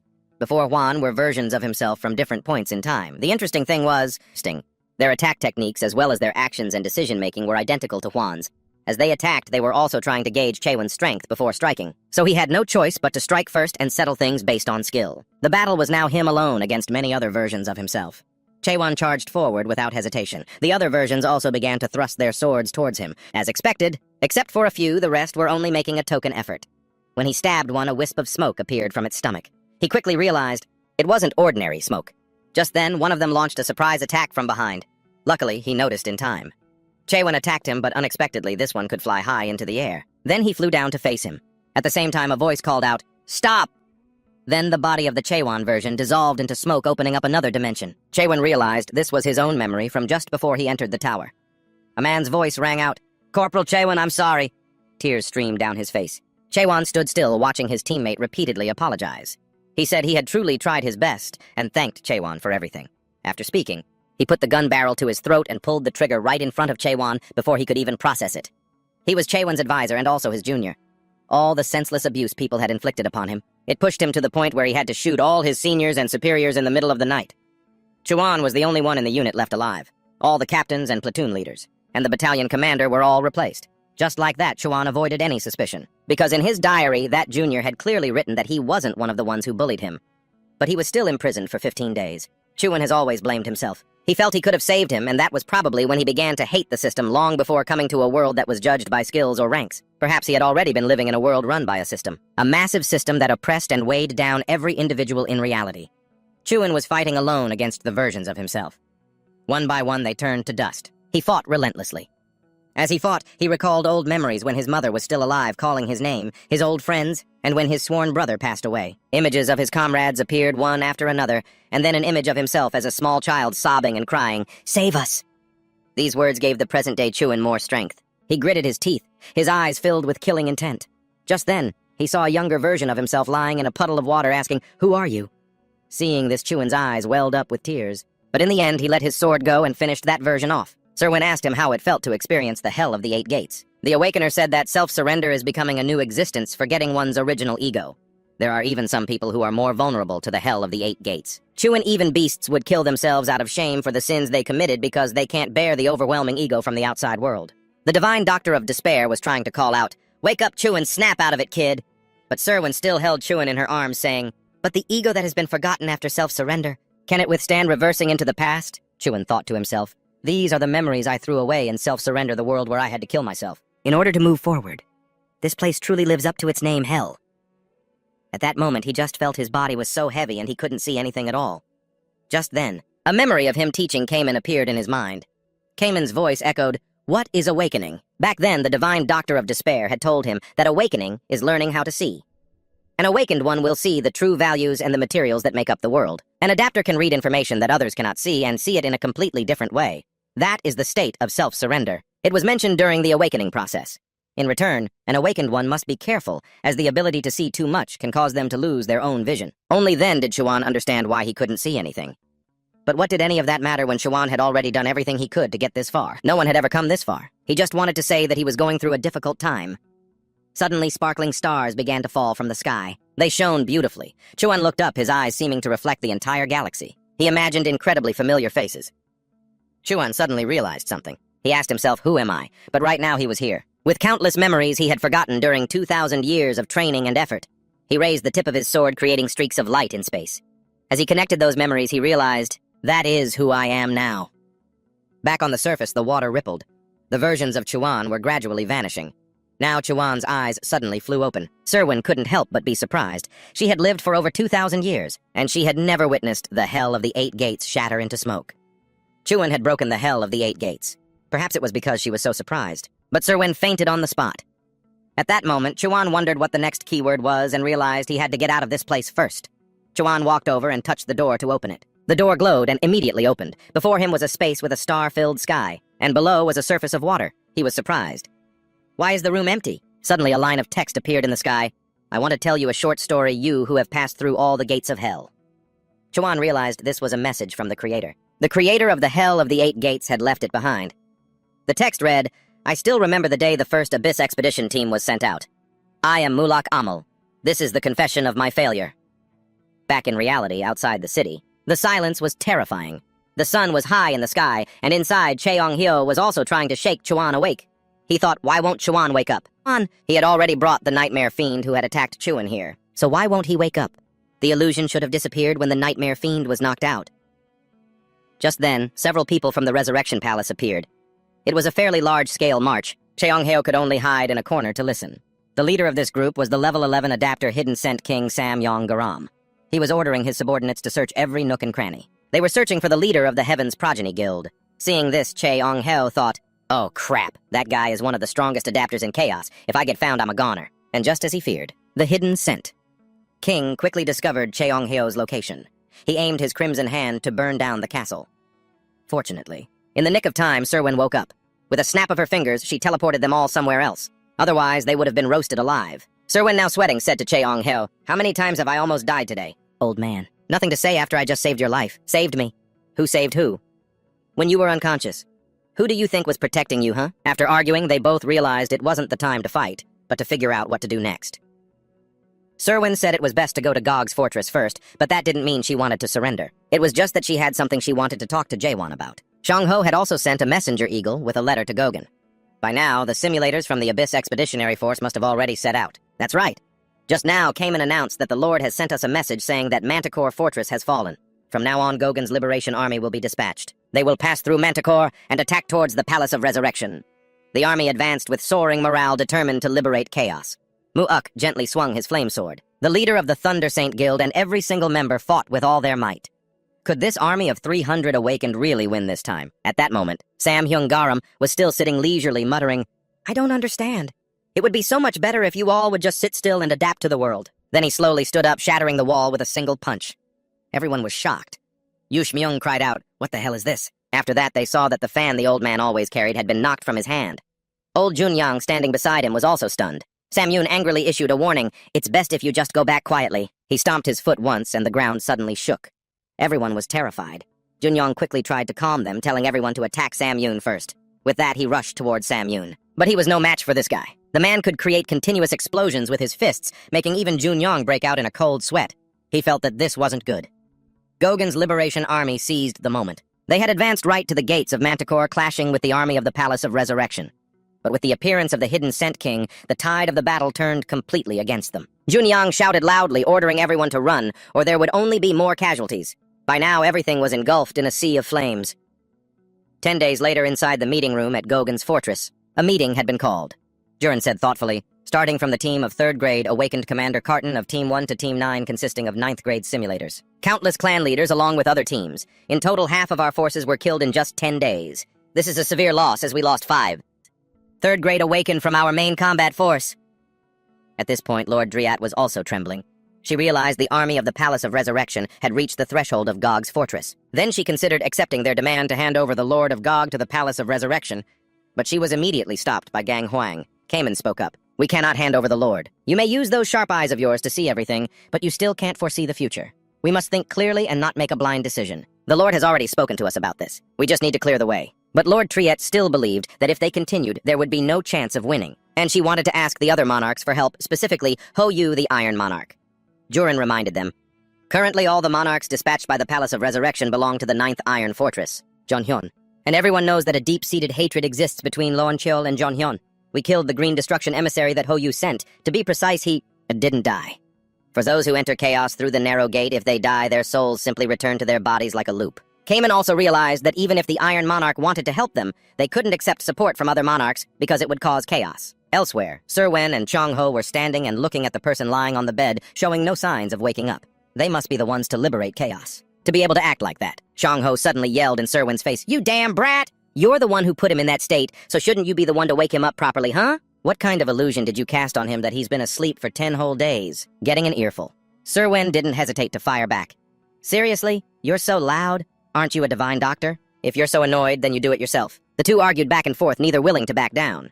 Suddenly, Chong-ho wondered why Serwen was still here. Shouldn't she be with the Jonhyun monarch? Serwen said, that contract doesn't matter anymore. Right now, there is a human who has escaped from the 8 gates of hell. Chong-ho now understood that the 8 gates of hell was the illusion that Serwen had cast on Jaewon, but he still thought it was a pathetic skill that couldn't possibly affect Jaewon like this. Serwen, fuming, still had to explain, the 8 gates of hell is a master-level skill and it was not created for humans. The true power of this skill is only revealed when a nightmare uses it. Furthermore, she was very hopeful that anyone could use this skill. So she taught other monarchs as well, but so far no one has managed to break the 8 gates of hell, except for Jaewon. Of course, there were times Serena witnessed someone overcome the 8 gates of hell, but those were simulations of the strongest in chaos, and what was broken was Serena's mind, not the skill itself. Jaewon didn't just break her mind. He completely destroyed the skill itself. He broke through 7 gates and then reached the final gate, the 8th gate. The 8th gate contains the reward. Those who overcome the 7 gates will receive a part of it. An incredibly rich reward, becoming the King of Chaos. Upon hearing this, Jae-ong-hyo recalled Diego Myung's words. He had said the same thing. I thought he was talking nonsense, but it was actually true. He asked Soo-hyun what was in the 8th gate. She said it was the legacy her godfather had left behind, but before she could finish, she noticed Jaewon's finger had moved. He immediately woke up and sat up. The first question he asked was, what the hell happened? Jae-ong-hyo had to sit and recount the events to him again. So, that's what happened. After hearing the story, Jaewon immediately headed for the meeting room. Jae-ong-hyo rushed ahead to stop him, because there were currently people proposing to send him to the Palace of Rebirth. If you really have to go there, it will be over my dead body. Huh. Jaewon didn't seem to care much and just stepped over his head, walking straight ahead.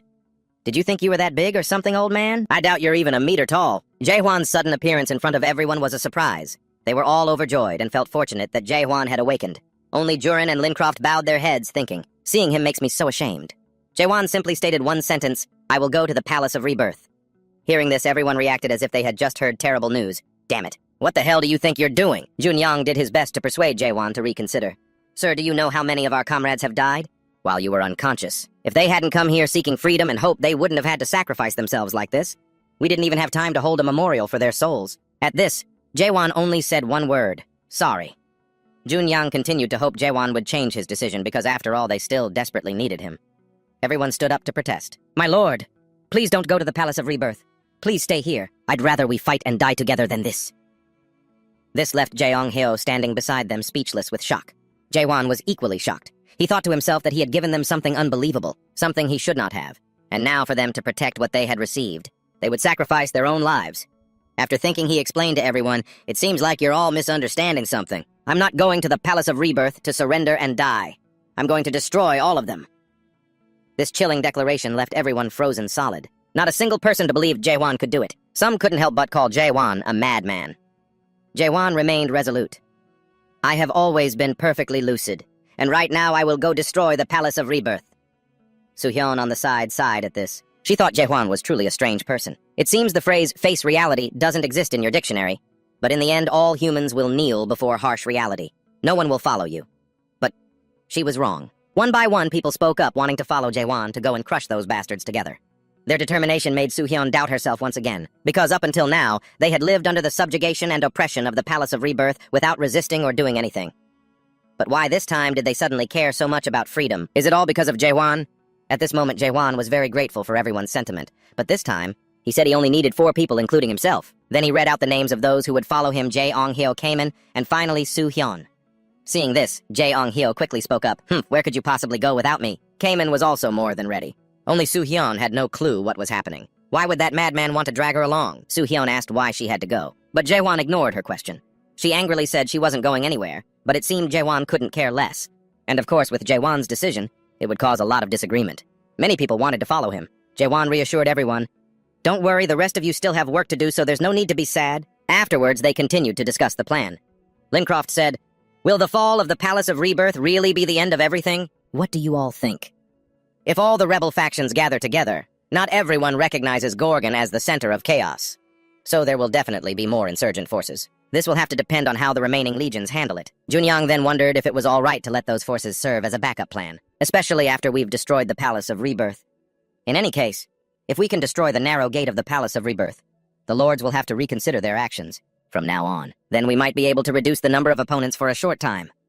But Jaewon thought differently. He wasn't sure that destroying the narrow gate would end the war with the lords, because he knew the narrow gate was not the only path to chaos. Jaewon just wanted to be prepared for every scenario. At this time, back to Soo-hyun, she had taken out her anger on Jae-ong-hyo, beating him to a pulp. Then she walked up and grabbed Jaewon by the collar. "I told you I'm not going!" Jaewon, annoyed, finally replied, "Don't you want to know what's behind the 8th gate? If you agree to help me, I'll tell you what I saw beyond those 8 gates." Whether it was because the offer was too tempting or because of Chuin's good looks, Serwin immediately sealed the deal without another word. The team of 4 was now in Serwin's private research lab. Here everything was a very eye-catching pink. She even had dolls and portraits of herself. Kaemin and Jaewon, very curious, picked them up to take a look. But they immediately started criticizing, "Ugh, so gross, these dream demons are so narcissistic." Seeing this, Serwin, both angry and embarrassed, blushed and said, "Hey, I told you guys not to touch anything. Besides, I didn't make those myself, okay? My godfather made them for me." She still couldn't believe she let strangers into her private lab. She wished their request for help wasn't to use her warp to get to the Palace of Resurrection. She wished she didn't have to use the warp drive in her private lab to traverse such a long distance. The warp drive here is a type of engine that can bend space, allowing an object to move from one point to another instead of using a propulsion engine based on Newtonian physics. It could also be understood as instant teleportation between multidimensional spaces. At this moment, the other 3 were still looking at Serwen's interesting items, some of which looked like children's toys. Serwen, fuming, yelled, "I told you guys not to look when I made that stuff!" I was only 1,200 years old. Kaemin looked at her with a scrutinizing gaze. Is she really one of the 500 infamous dream demons? All this was a bit comical to them, making Serwen just want to find a hole to crawl into.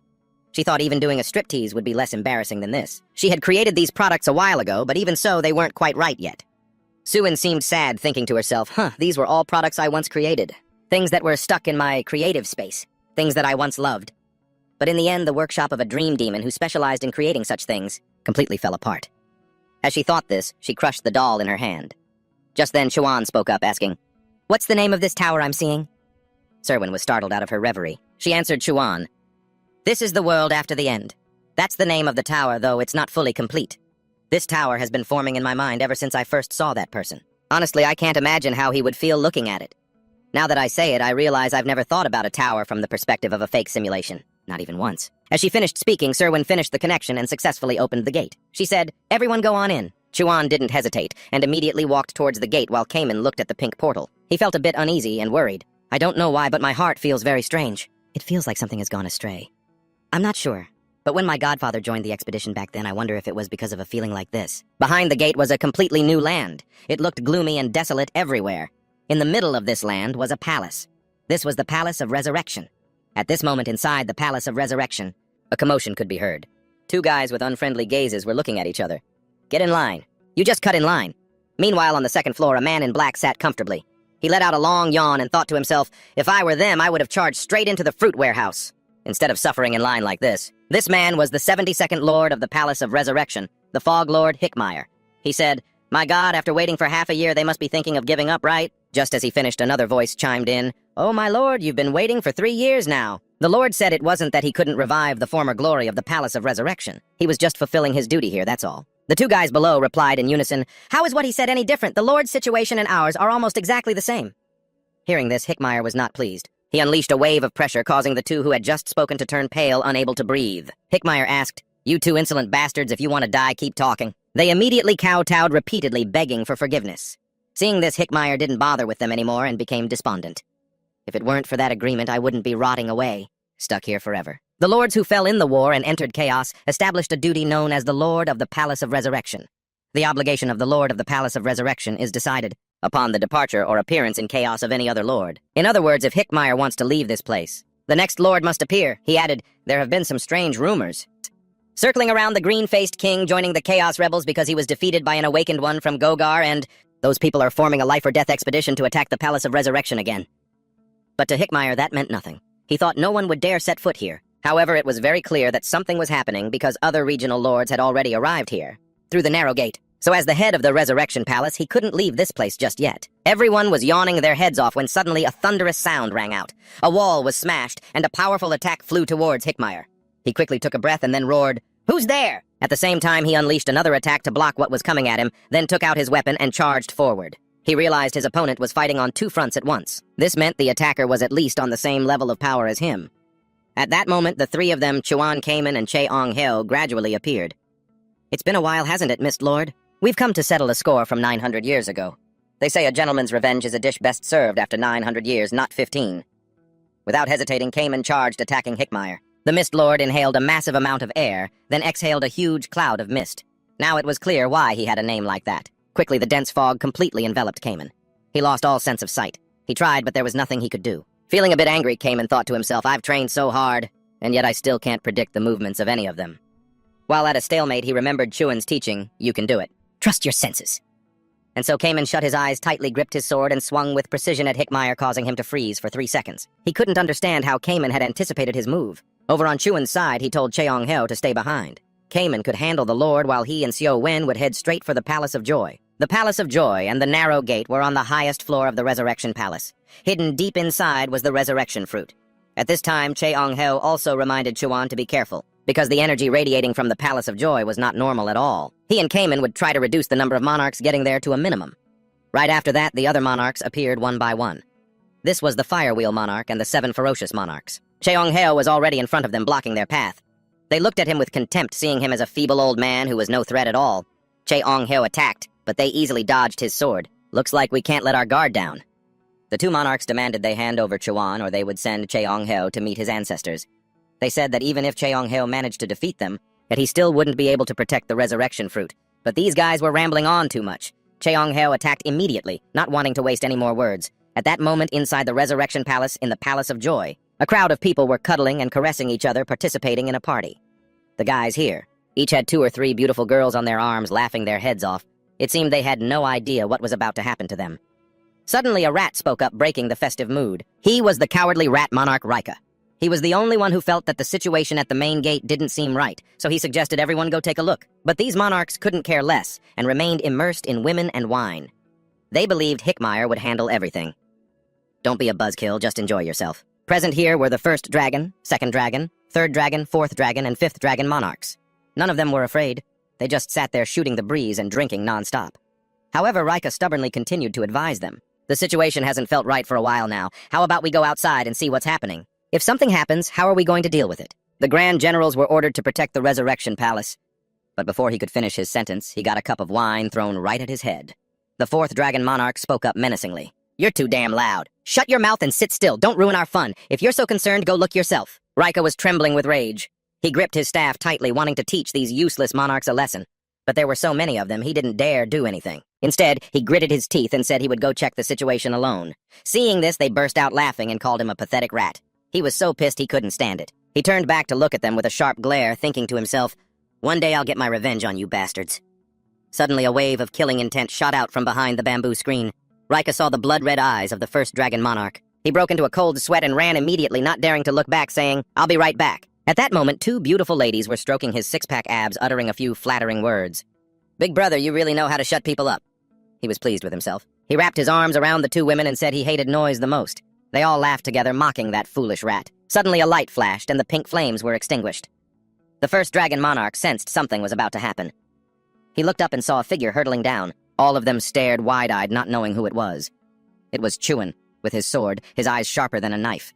He landed with such force that dirt and rocks flew everywhere. The ground cracked. Chuan stared intently at this group of people. The first dragon monarch guessed that the man standing before him was the master of Goggin. He never expected this young man would dare to come all the way here. He must be out of his mind. He asked Chuan if he had come to fulfill his promise. Chuan answered decisively, "No. I came here to send all of you back to the earth." Hearing this, the first dragon was a bit surprised. Then he began to speak in a contemptuous tone. "You kill us! How dare a lowlife from the Chaos Realm be so arrogant?" As he spoke, he launched a stealth attack. Seo, when alarmed, warned Chuan to be careful. He barely managed to block the blood-red power. Chuan was cornered. Before he could even get his bearings, they all swarmed in, wanting to take his life. They saw Chuan as an arrogant fool who didn't know his own limits. How dare he attack their resurrection palace? Fortunately, Chuan's reflexes were quick, and he managed to leap out of there. Otherwise, I probably would have been sliced into 3 pieces. The battle got off to a rough start. The great dragon lord declared that Huan would pay the price for daring to interrupt his fun. He and his mutts looked like they were itching for a fight. The great dragon ordered them all to attack, so Huan had to fight several of them alone. Talk about a fair fight. He struggled to dodge one attack after another. One after another, these bastards kept attacking relentlessly, so annoying. While he was busy with one another, would aggressively charge from behind. Huan spun around and kicked that one square in the jaw. That's what you get for playing dirty. Fighting so many people at once made it impossible for Huan to defend against everything, and he was suddenly struck by an opponent. The great dragon lord watched with great amusement. He believed that no matter how strong Huan was, he couldn't defeat so many people alone, not even the commander. In-chief could fight them. Huan was covered in scratches, but of course these minor wounds couldn't possibly break his will. They weren't wrong. Fighting so many people alone is a bit tough. That's why I'll just blow you all away at the same time. Huan focused his power into his sword, which emitted a blue light that put them on guard. Without hesitation, Huan charged straight ahead. A massive explosion occurred. The ground shook, and it felt like the ceiling was about to collapse. Cheong-hyo, who was fighting 2-on-1 below, also realized it. That kid has started fighting for real now. After the attack, all that was left was a chaotic mess. Huan stood panting, but he never expected Lady Luck wouldn't be on his side. All of them were completely unharmed without a single scratch. The great dragon lord had protected all of them. He stared at Huan with an incredibly stern and cold expression. Huan couldn't believe his eyes, seeing that the man was able to repel that terrifying power. Are all the guardians of the Resurrection Palace this powerful? The great dragon slammed his massive blade into the ground. He couldn't believe Huan would dare attack the Resurrection Palace with such cheap tricks. It was a humiliation to them. The great dragon declared he would show the insect Huan a different level of power. One by one, they began to merge, forming a giant dragon. They believed that to die by the punishment of such a noble technique is your greatest honor. The dragon opened its XXL-sized mouth, but the agile Huan immediately leaped up. He put all his strength into thrusting his sword downward, but it was useless. The blade couldn't pierce its hide. Huan was thrown back a great distance as they began to mock his pathetic skill. You can't even land a scratch on it, let alone defeat it. An orb of energy formed in its mouth, and the colossal dragon used it to finish Huan off. He tried to pierce it with his sword, but the terrifying power overwhelmed him. It looked like Huan took the full force of the attack. With that much destructive power, is there any way he survived? Smoke and dust filled the air. The ground where he stood was completely destroyed. Seeing their enemy silent and still, they began to gloat. What a pity. If you'd just hidden a little better, you might have been able to live a little longer. It was your arrogance that killed you. Suddenly, a hand reached out. Huan was completely unharmed. Time's up. Now it's my turn to take care of you punks. They saw this guy was actually quite handsome, but who knew he'd be this stubborn? He gets beaten to a pulp and still hasn't learned his lesson. What's wrong? My attacks won't hurt you at all. Huan didn't say much. He just declared, "You'll know once I land a hit, kids." Huan focused his attack on a single point. Though it sensed the danger, the colossal dragon remained incredibly aggressive and bared its sharp fangs, and said it wouldn't let Huan do whatever he wanted. It lunged at the spot where he was standing, but when it looked again, he was gone. He had quickly flashed into the air. This ugly dragon really talks too much. Then a divine light shot down from the sky, striking the dragon right on its head.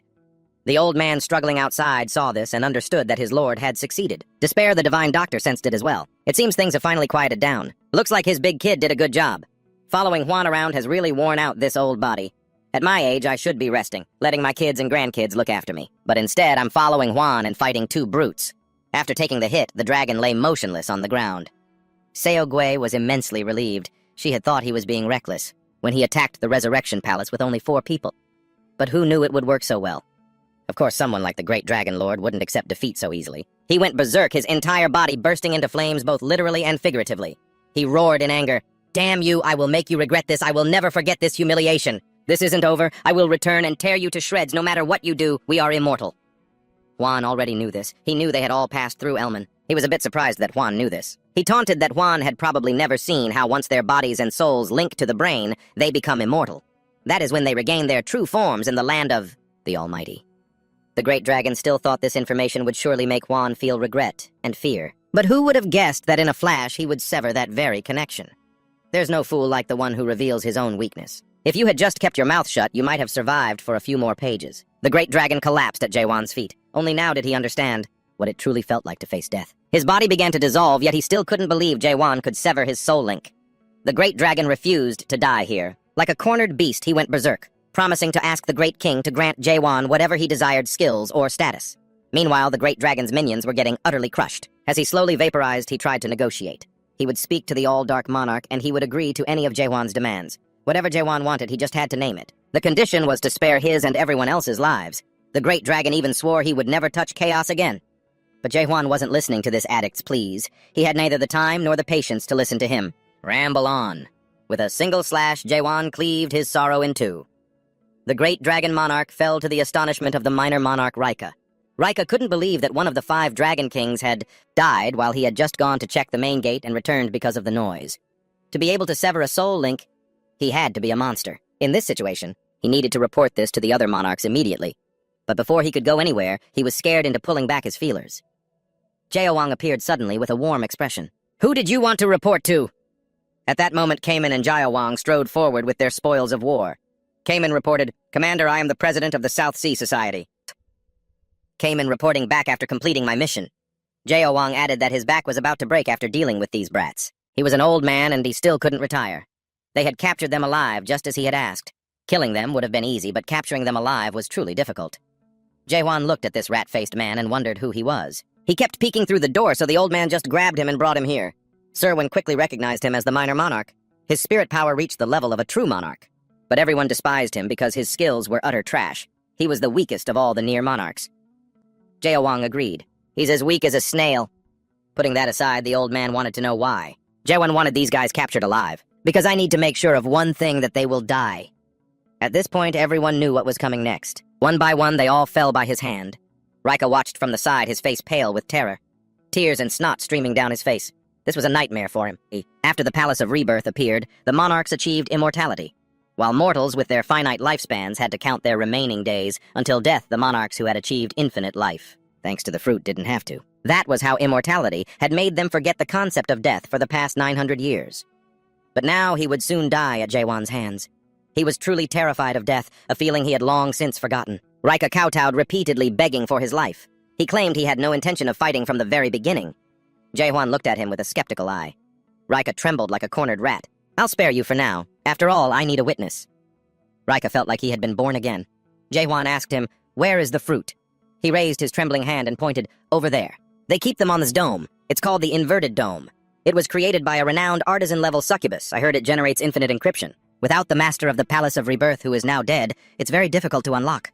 But things are different if you have an artisan-level dream demon with special abilities." Serwin eagerly pointed to herself. "Right here, right here."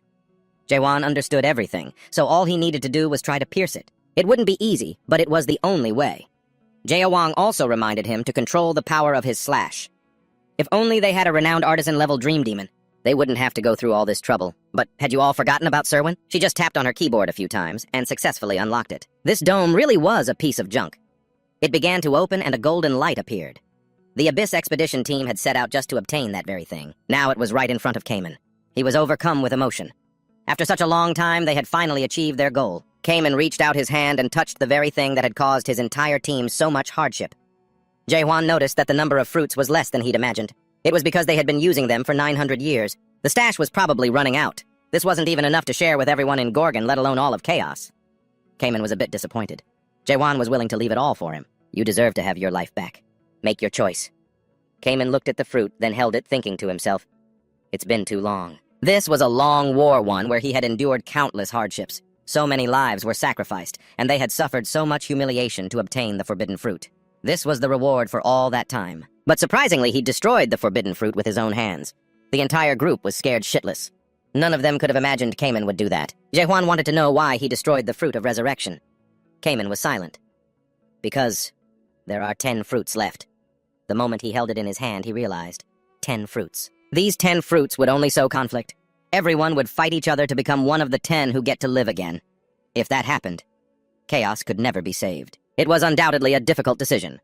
Cayman also offered to handle the remaining fruits himself. This wasn't something just anyone could do. However, it had to be done by someone who belonged to chaos. That was the reason Jaehwan had brought Cayman with him. He agreed with Cayman's decision to destroy them. The others would be incredibly shocked if they saw this. From the very beginning, Jaehwan knew for certain that he would do this, because Cayman would choose despair for himself and find his salvation within it. He would never regret the decision he made today. Just then, a vortex appeared from above, shooting straight down toward Cayman. What the hell is happening? The hell is... He lay motionless on the ground after that attack. What filthy insect is playing at sneak attacks?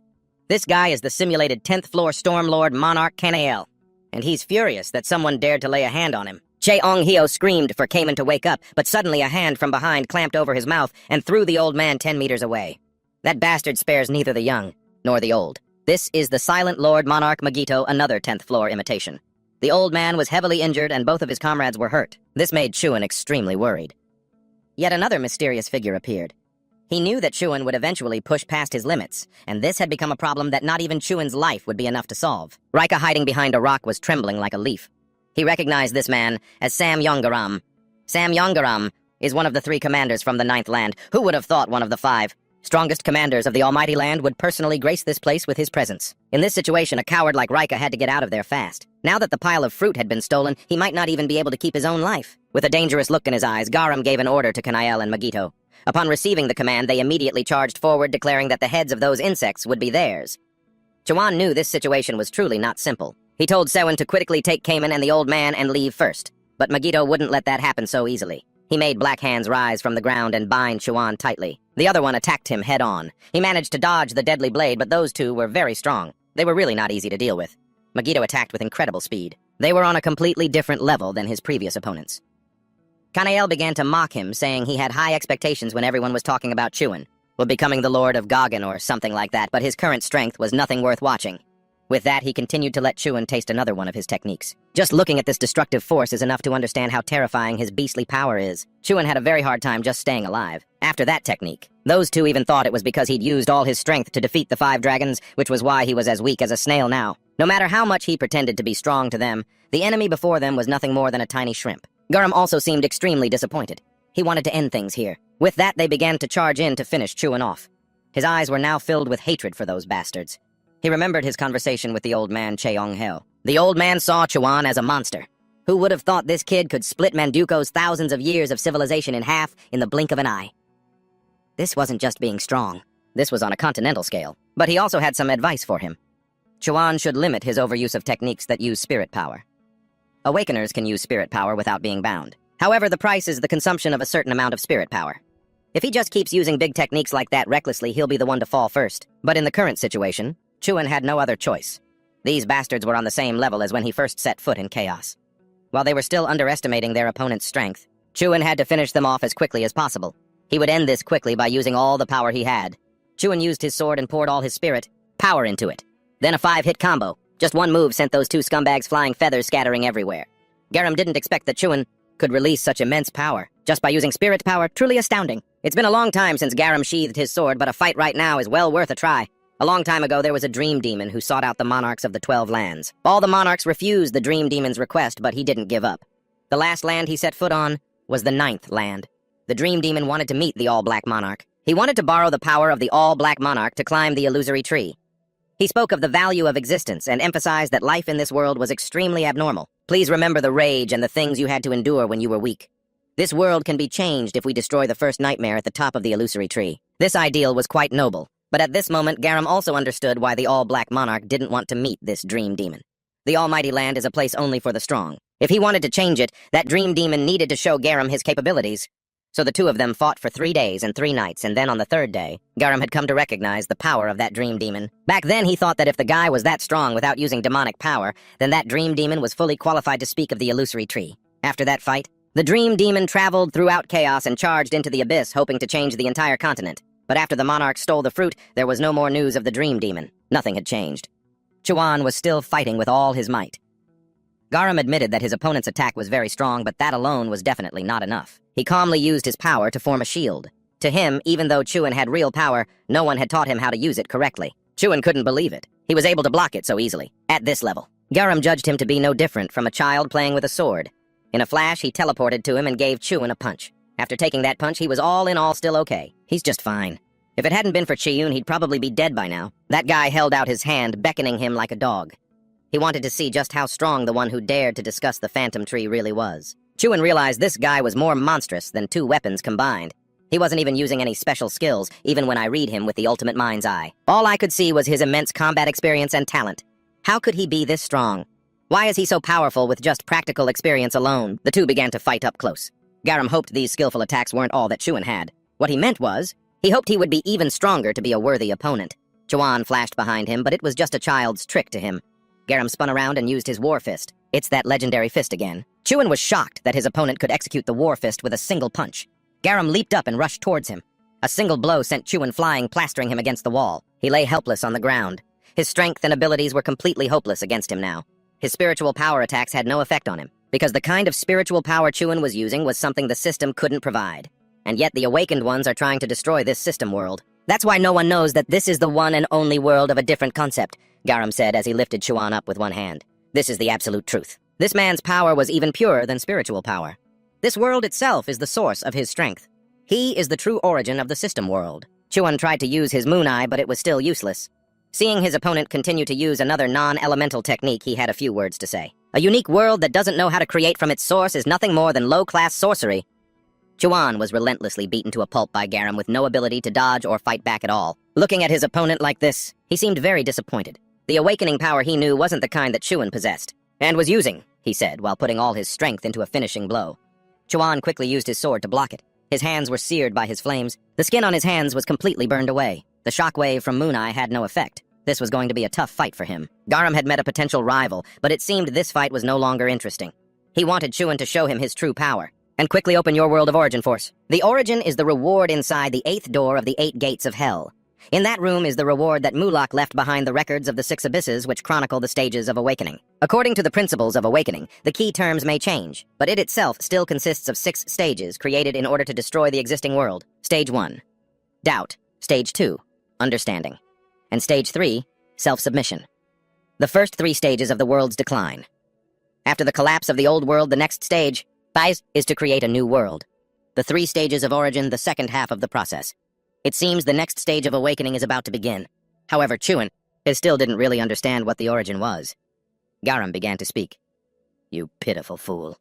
You can't even control your own world of origin force. I can't wait until the creation begins. At this point, he would force it to open and check it himself.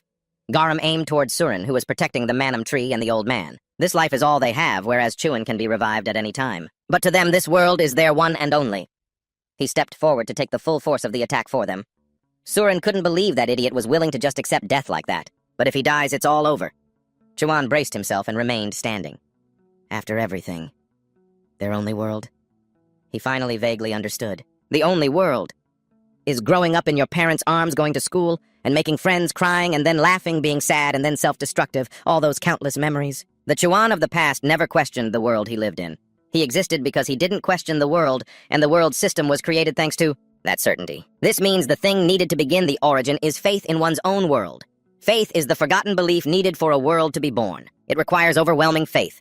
Chuan couldn't do it alone. Not just the present him, but his past selves also had to desire a new world. But the Chuans of the past always said that the world he was talking about was fake. Stop running from reality. The world he lived in was not the world they existed in. They had no reason to help him. He couldn't convince all the Chuans of the past. If that's the case, then I won't try to convince you anymore. Chuan continued to fight Garam with faith in himself. If you can't help, then just disappear. The sooner the better. And so Chuan was continuously beaten black and blue without the slightest chance to counterattack. Garam delivered a barrage of punches to his small frame. Then a final blow sent him flying, plastering him against the wall. Looking at Chuan in such a pathetic state, he began to taunt him. Look how exhausted you are. The moment he was about to give up, a voice echoed in his head. A Chuan from the past spoke. Are you planning to die so pathetically? If you die, we all disappear too. Have you forgotten the hardships we had to overcome to get here? Don't do something so stupid and then run away. You already look pathetic enough. Garam was deeply disappointed. He'd thought his opponent could last longer, but he didn't expect him to be this pathetic. Chaewon slammed his sword into the ground. "What's there to be disappointed about?" he said, his fighting spirit reignited. "I can't die in a place like this, and certainly not at the hands of a scumbag like him." The Chaewons of the past were also very pleased with this. They are one and the same, so now they will all fight together as one. A glow enveloped Chaewon's body as he opened his eyes wide, brimming with murderous intent. At the same time, he activated the Genesis skill. The flow of power made Garam's eyes widen in astonishment, as space itself seemed to fracture into pieces. Even Sohn couldn't believe he had dared to use Genesis, let alone his opponent. Behind him, a red vortex appeared. Stage 4. The ability to turn illusion into reality, the power to make faith manifest. A faithful purple light descended from above, materializing into a sword. Looking like a total badass, Chaewon gripped it tightly. This is it, the 4th stage awakening. Garam finally understood. So this was his unique world, an existence that defies the principles of this reality. It could perfectly be described by the word fallen.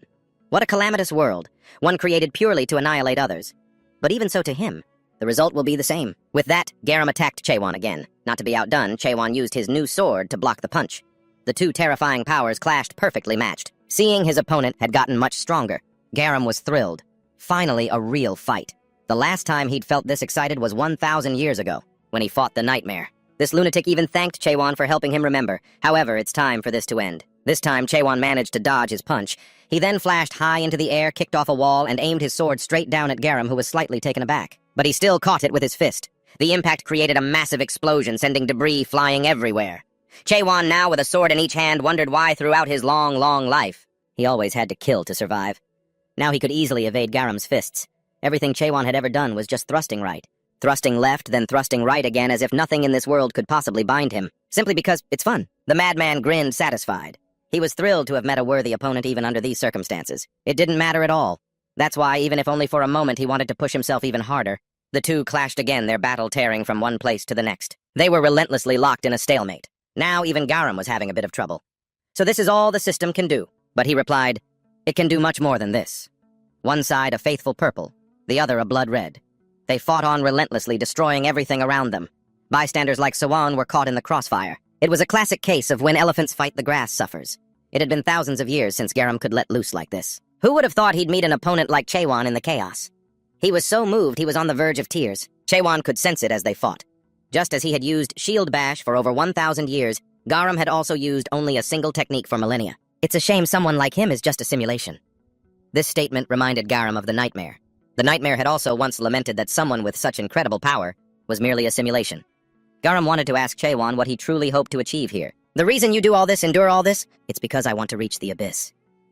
His answer was identical to the Nightmare's all those years ago. "The Abyss is a place filled with entities even more powerful than me, a place where even the great lords have fallen. It's the one place that damn Nightmare couldn't conquer, and you dare say you will achieve what they could not." As he spoke, he created a giant vortex of fire that seemed capable of incinerating everything. A winged demon, the Black Guardian, appeared. He wanted Chaewon to prove his words. "Show me that you are a man of your word." "Who can back it up?" Down below, Siwon could only exclaim in awe. "Watch Gates 8 gods!" His power completely surpasses the Grand General rank. That bastard. He's definitely become a high general. Garam wants Chaewon to back up his words. He was already so strong, and now he's even more powerful. This power is not something just anyone can withstand. The gatekeeper who protects the world of the system. Someone so infatuated with the system could summon a being like that. The moment he faced the gatekeeper, Chaewon realized something. He had lived his life for this very moment to destroy this world. But Chaewon didn't back down. He held a sword in each hand and merged them into one. Then, like two bloodthirsty beasts, they roared and charged, their two terrifying powers colliding once more. The destructive force was even more terrifying than before, and the entire city seemed to tremble. Sohn had to struggle just to keep hold of the old man. Otherwise, he would have been blown away by the blast. Chaewon is pretty incredible, though, model. Against Garam, a gatekeeper of 1,000 years, he stood no chance. But unexpectedly, Chaewon's sword and power pierced through his technique and shattered it. It even pierced through the Black Guardian. His pride and joy, the Black Guardian, was destroyed. Chuan stood there looking cool as hell and wished the madman well. "Have a safe trip. Lying down. Have a safe trip." Then he pointed and ordered the sword to take his life. It was truly a spectacular fight. Garam lay there, still unable to believe he had lost. Only in his final moments did that sight become so clear. The eye that watches and reigns over all the peak of the illusion tree, the end of the abyss, and the place where the first nightmare appeared. This is also the place Chuan must reach and destroy. Facing Death's Blade, and he's still messing around. Is he still looking down on you like that? Your world will surely become trivial in the abyss. That truth is harder to accept than losing hope. No one wants to continue living after witnessing this sight when that bizarre thing hangs in the sky. But even so, as long as there are people who still believe in your world, they will find what everyone else has lost. But in return, they will have to live in despair for the rest of their lives. Now sever the link before my body returns to Day. Chuan wanted Garam to say his final words. Garam continued, if you make it to the abyss safely, find Genak and tell him what happened. Be careful of Miat. If he finds out you've opened the creation, he won't leave you alone. Chuan wanted to ask why Garam hadn't killed him. He'd had so many opportunities to finish his opponent before he awakened his final stage. So why didn't he take it? The reason was obvious to everyone. The moment the nightmare demon came asking to borrow his power, to climb to the peak of this world's illusion tree, even if it lacks a reason to exist, and the novelty of life, this world is by no means trivial. This world can still change if we destroy the first nightmare at the peak of the illusion tree. But this world could not be changed. Only the final words from the nightmare echoed in his mind for a long time. Let's just say he has repaid his debt to Mulak. This battle has dragged on long enough, let's end it. On that day, exactly 917 years and 244 days after Mulak's expedition to the Abyss failed, Chuan ended Garam's life. Chaos was freed from the Palace of Resurrection. The lives of the people in the city continued on as vibrant as ever. Chuan went to visit City Lord Golden Sparrow, so he was still alive. He hadn't seen him at the last meeting, so he'd assumed the old man had kicked the bucket. Of course, one of the 10 city lords couldn't die that easily. He had also heard that Chuan had defeated Garam. From many perspectives, that man was a wonderful lord.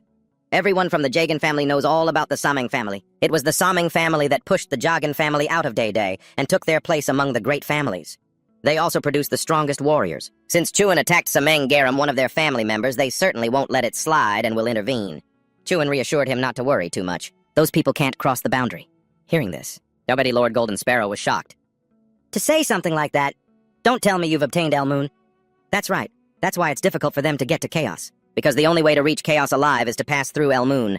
Golden Sparrow felt that this was no reason to let their guard down. Even without El Moon, they can still get to Chaos. He understood the Lord's concern. But if they're willing to risk their lives just to capture me, then that's something worth noting. With that said, he left. He didn't forget to remind the old man to take good care of himself. From the very beginning until this moment, to the Lord Chuan remained a complete mystery. That night, watching the darkness descend, it had been a long time since he'd returned to Gorgon. So much had happened, and he had somehow become a city lord.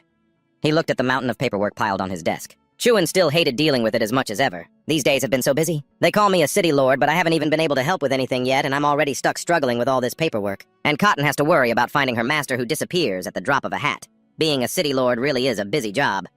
Just then, Cayman and Chong Ho came stumbling in already drunk and cheerful. The old man said they were here because of this Cayman guy. He kept insisting I drink with Chuan. Sheesh, what an addict and a shy one at that. When did I ever say that? You were the one who suggested it in the first place. The old man turned and yelled, "Are you suggesting that at my age I'd come over and ask that little brat to hang out with me?" Yeah, that's exactly what happened. You may be old, but you're not that senile yet. Oh, here we go again. You think I'm just going to say, "Yes, sir," listen quietly, and bow my head? You nutcase. If you want me to act like that, then try saying something worth listening to. And I'm 1,154 years old. I'm not a kid, but that old geezer is 1,200. Two guys over 1,000 years old cussing each other out like a couple of teenagers. It's enough to make Jaewan despair. You should probably get out of here soon. He's already starting to feel attached to this place. It started to rain outside, distracting Jaewan as he spoke with Catherine. They were in the middle of talking about the Nightmare Tower Kapadem, but the Lord wasn't paying any attention to the conversation at all. He didn't even know what that tower was about. Catherine had to explain it all over again. They were discussing how the time amplification level there is too high, and the number of people who have died while challenging the tower to awaken is rising rapidly.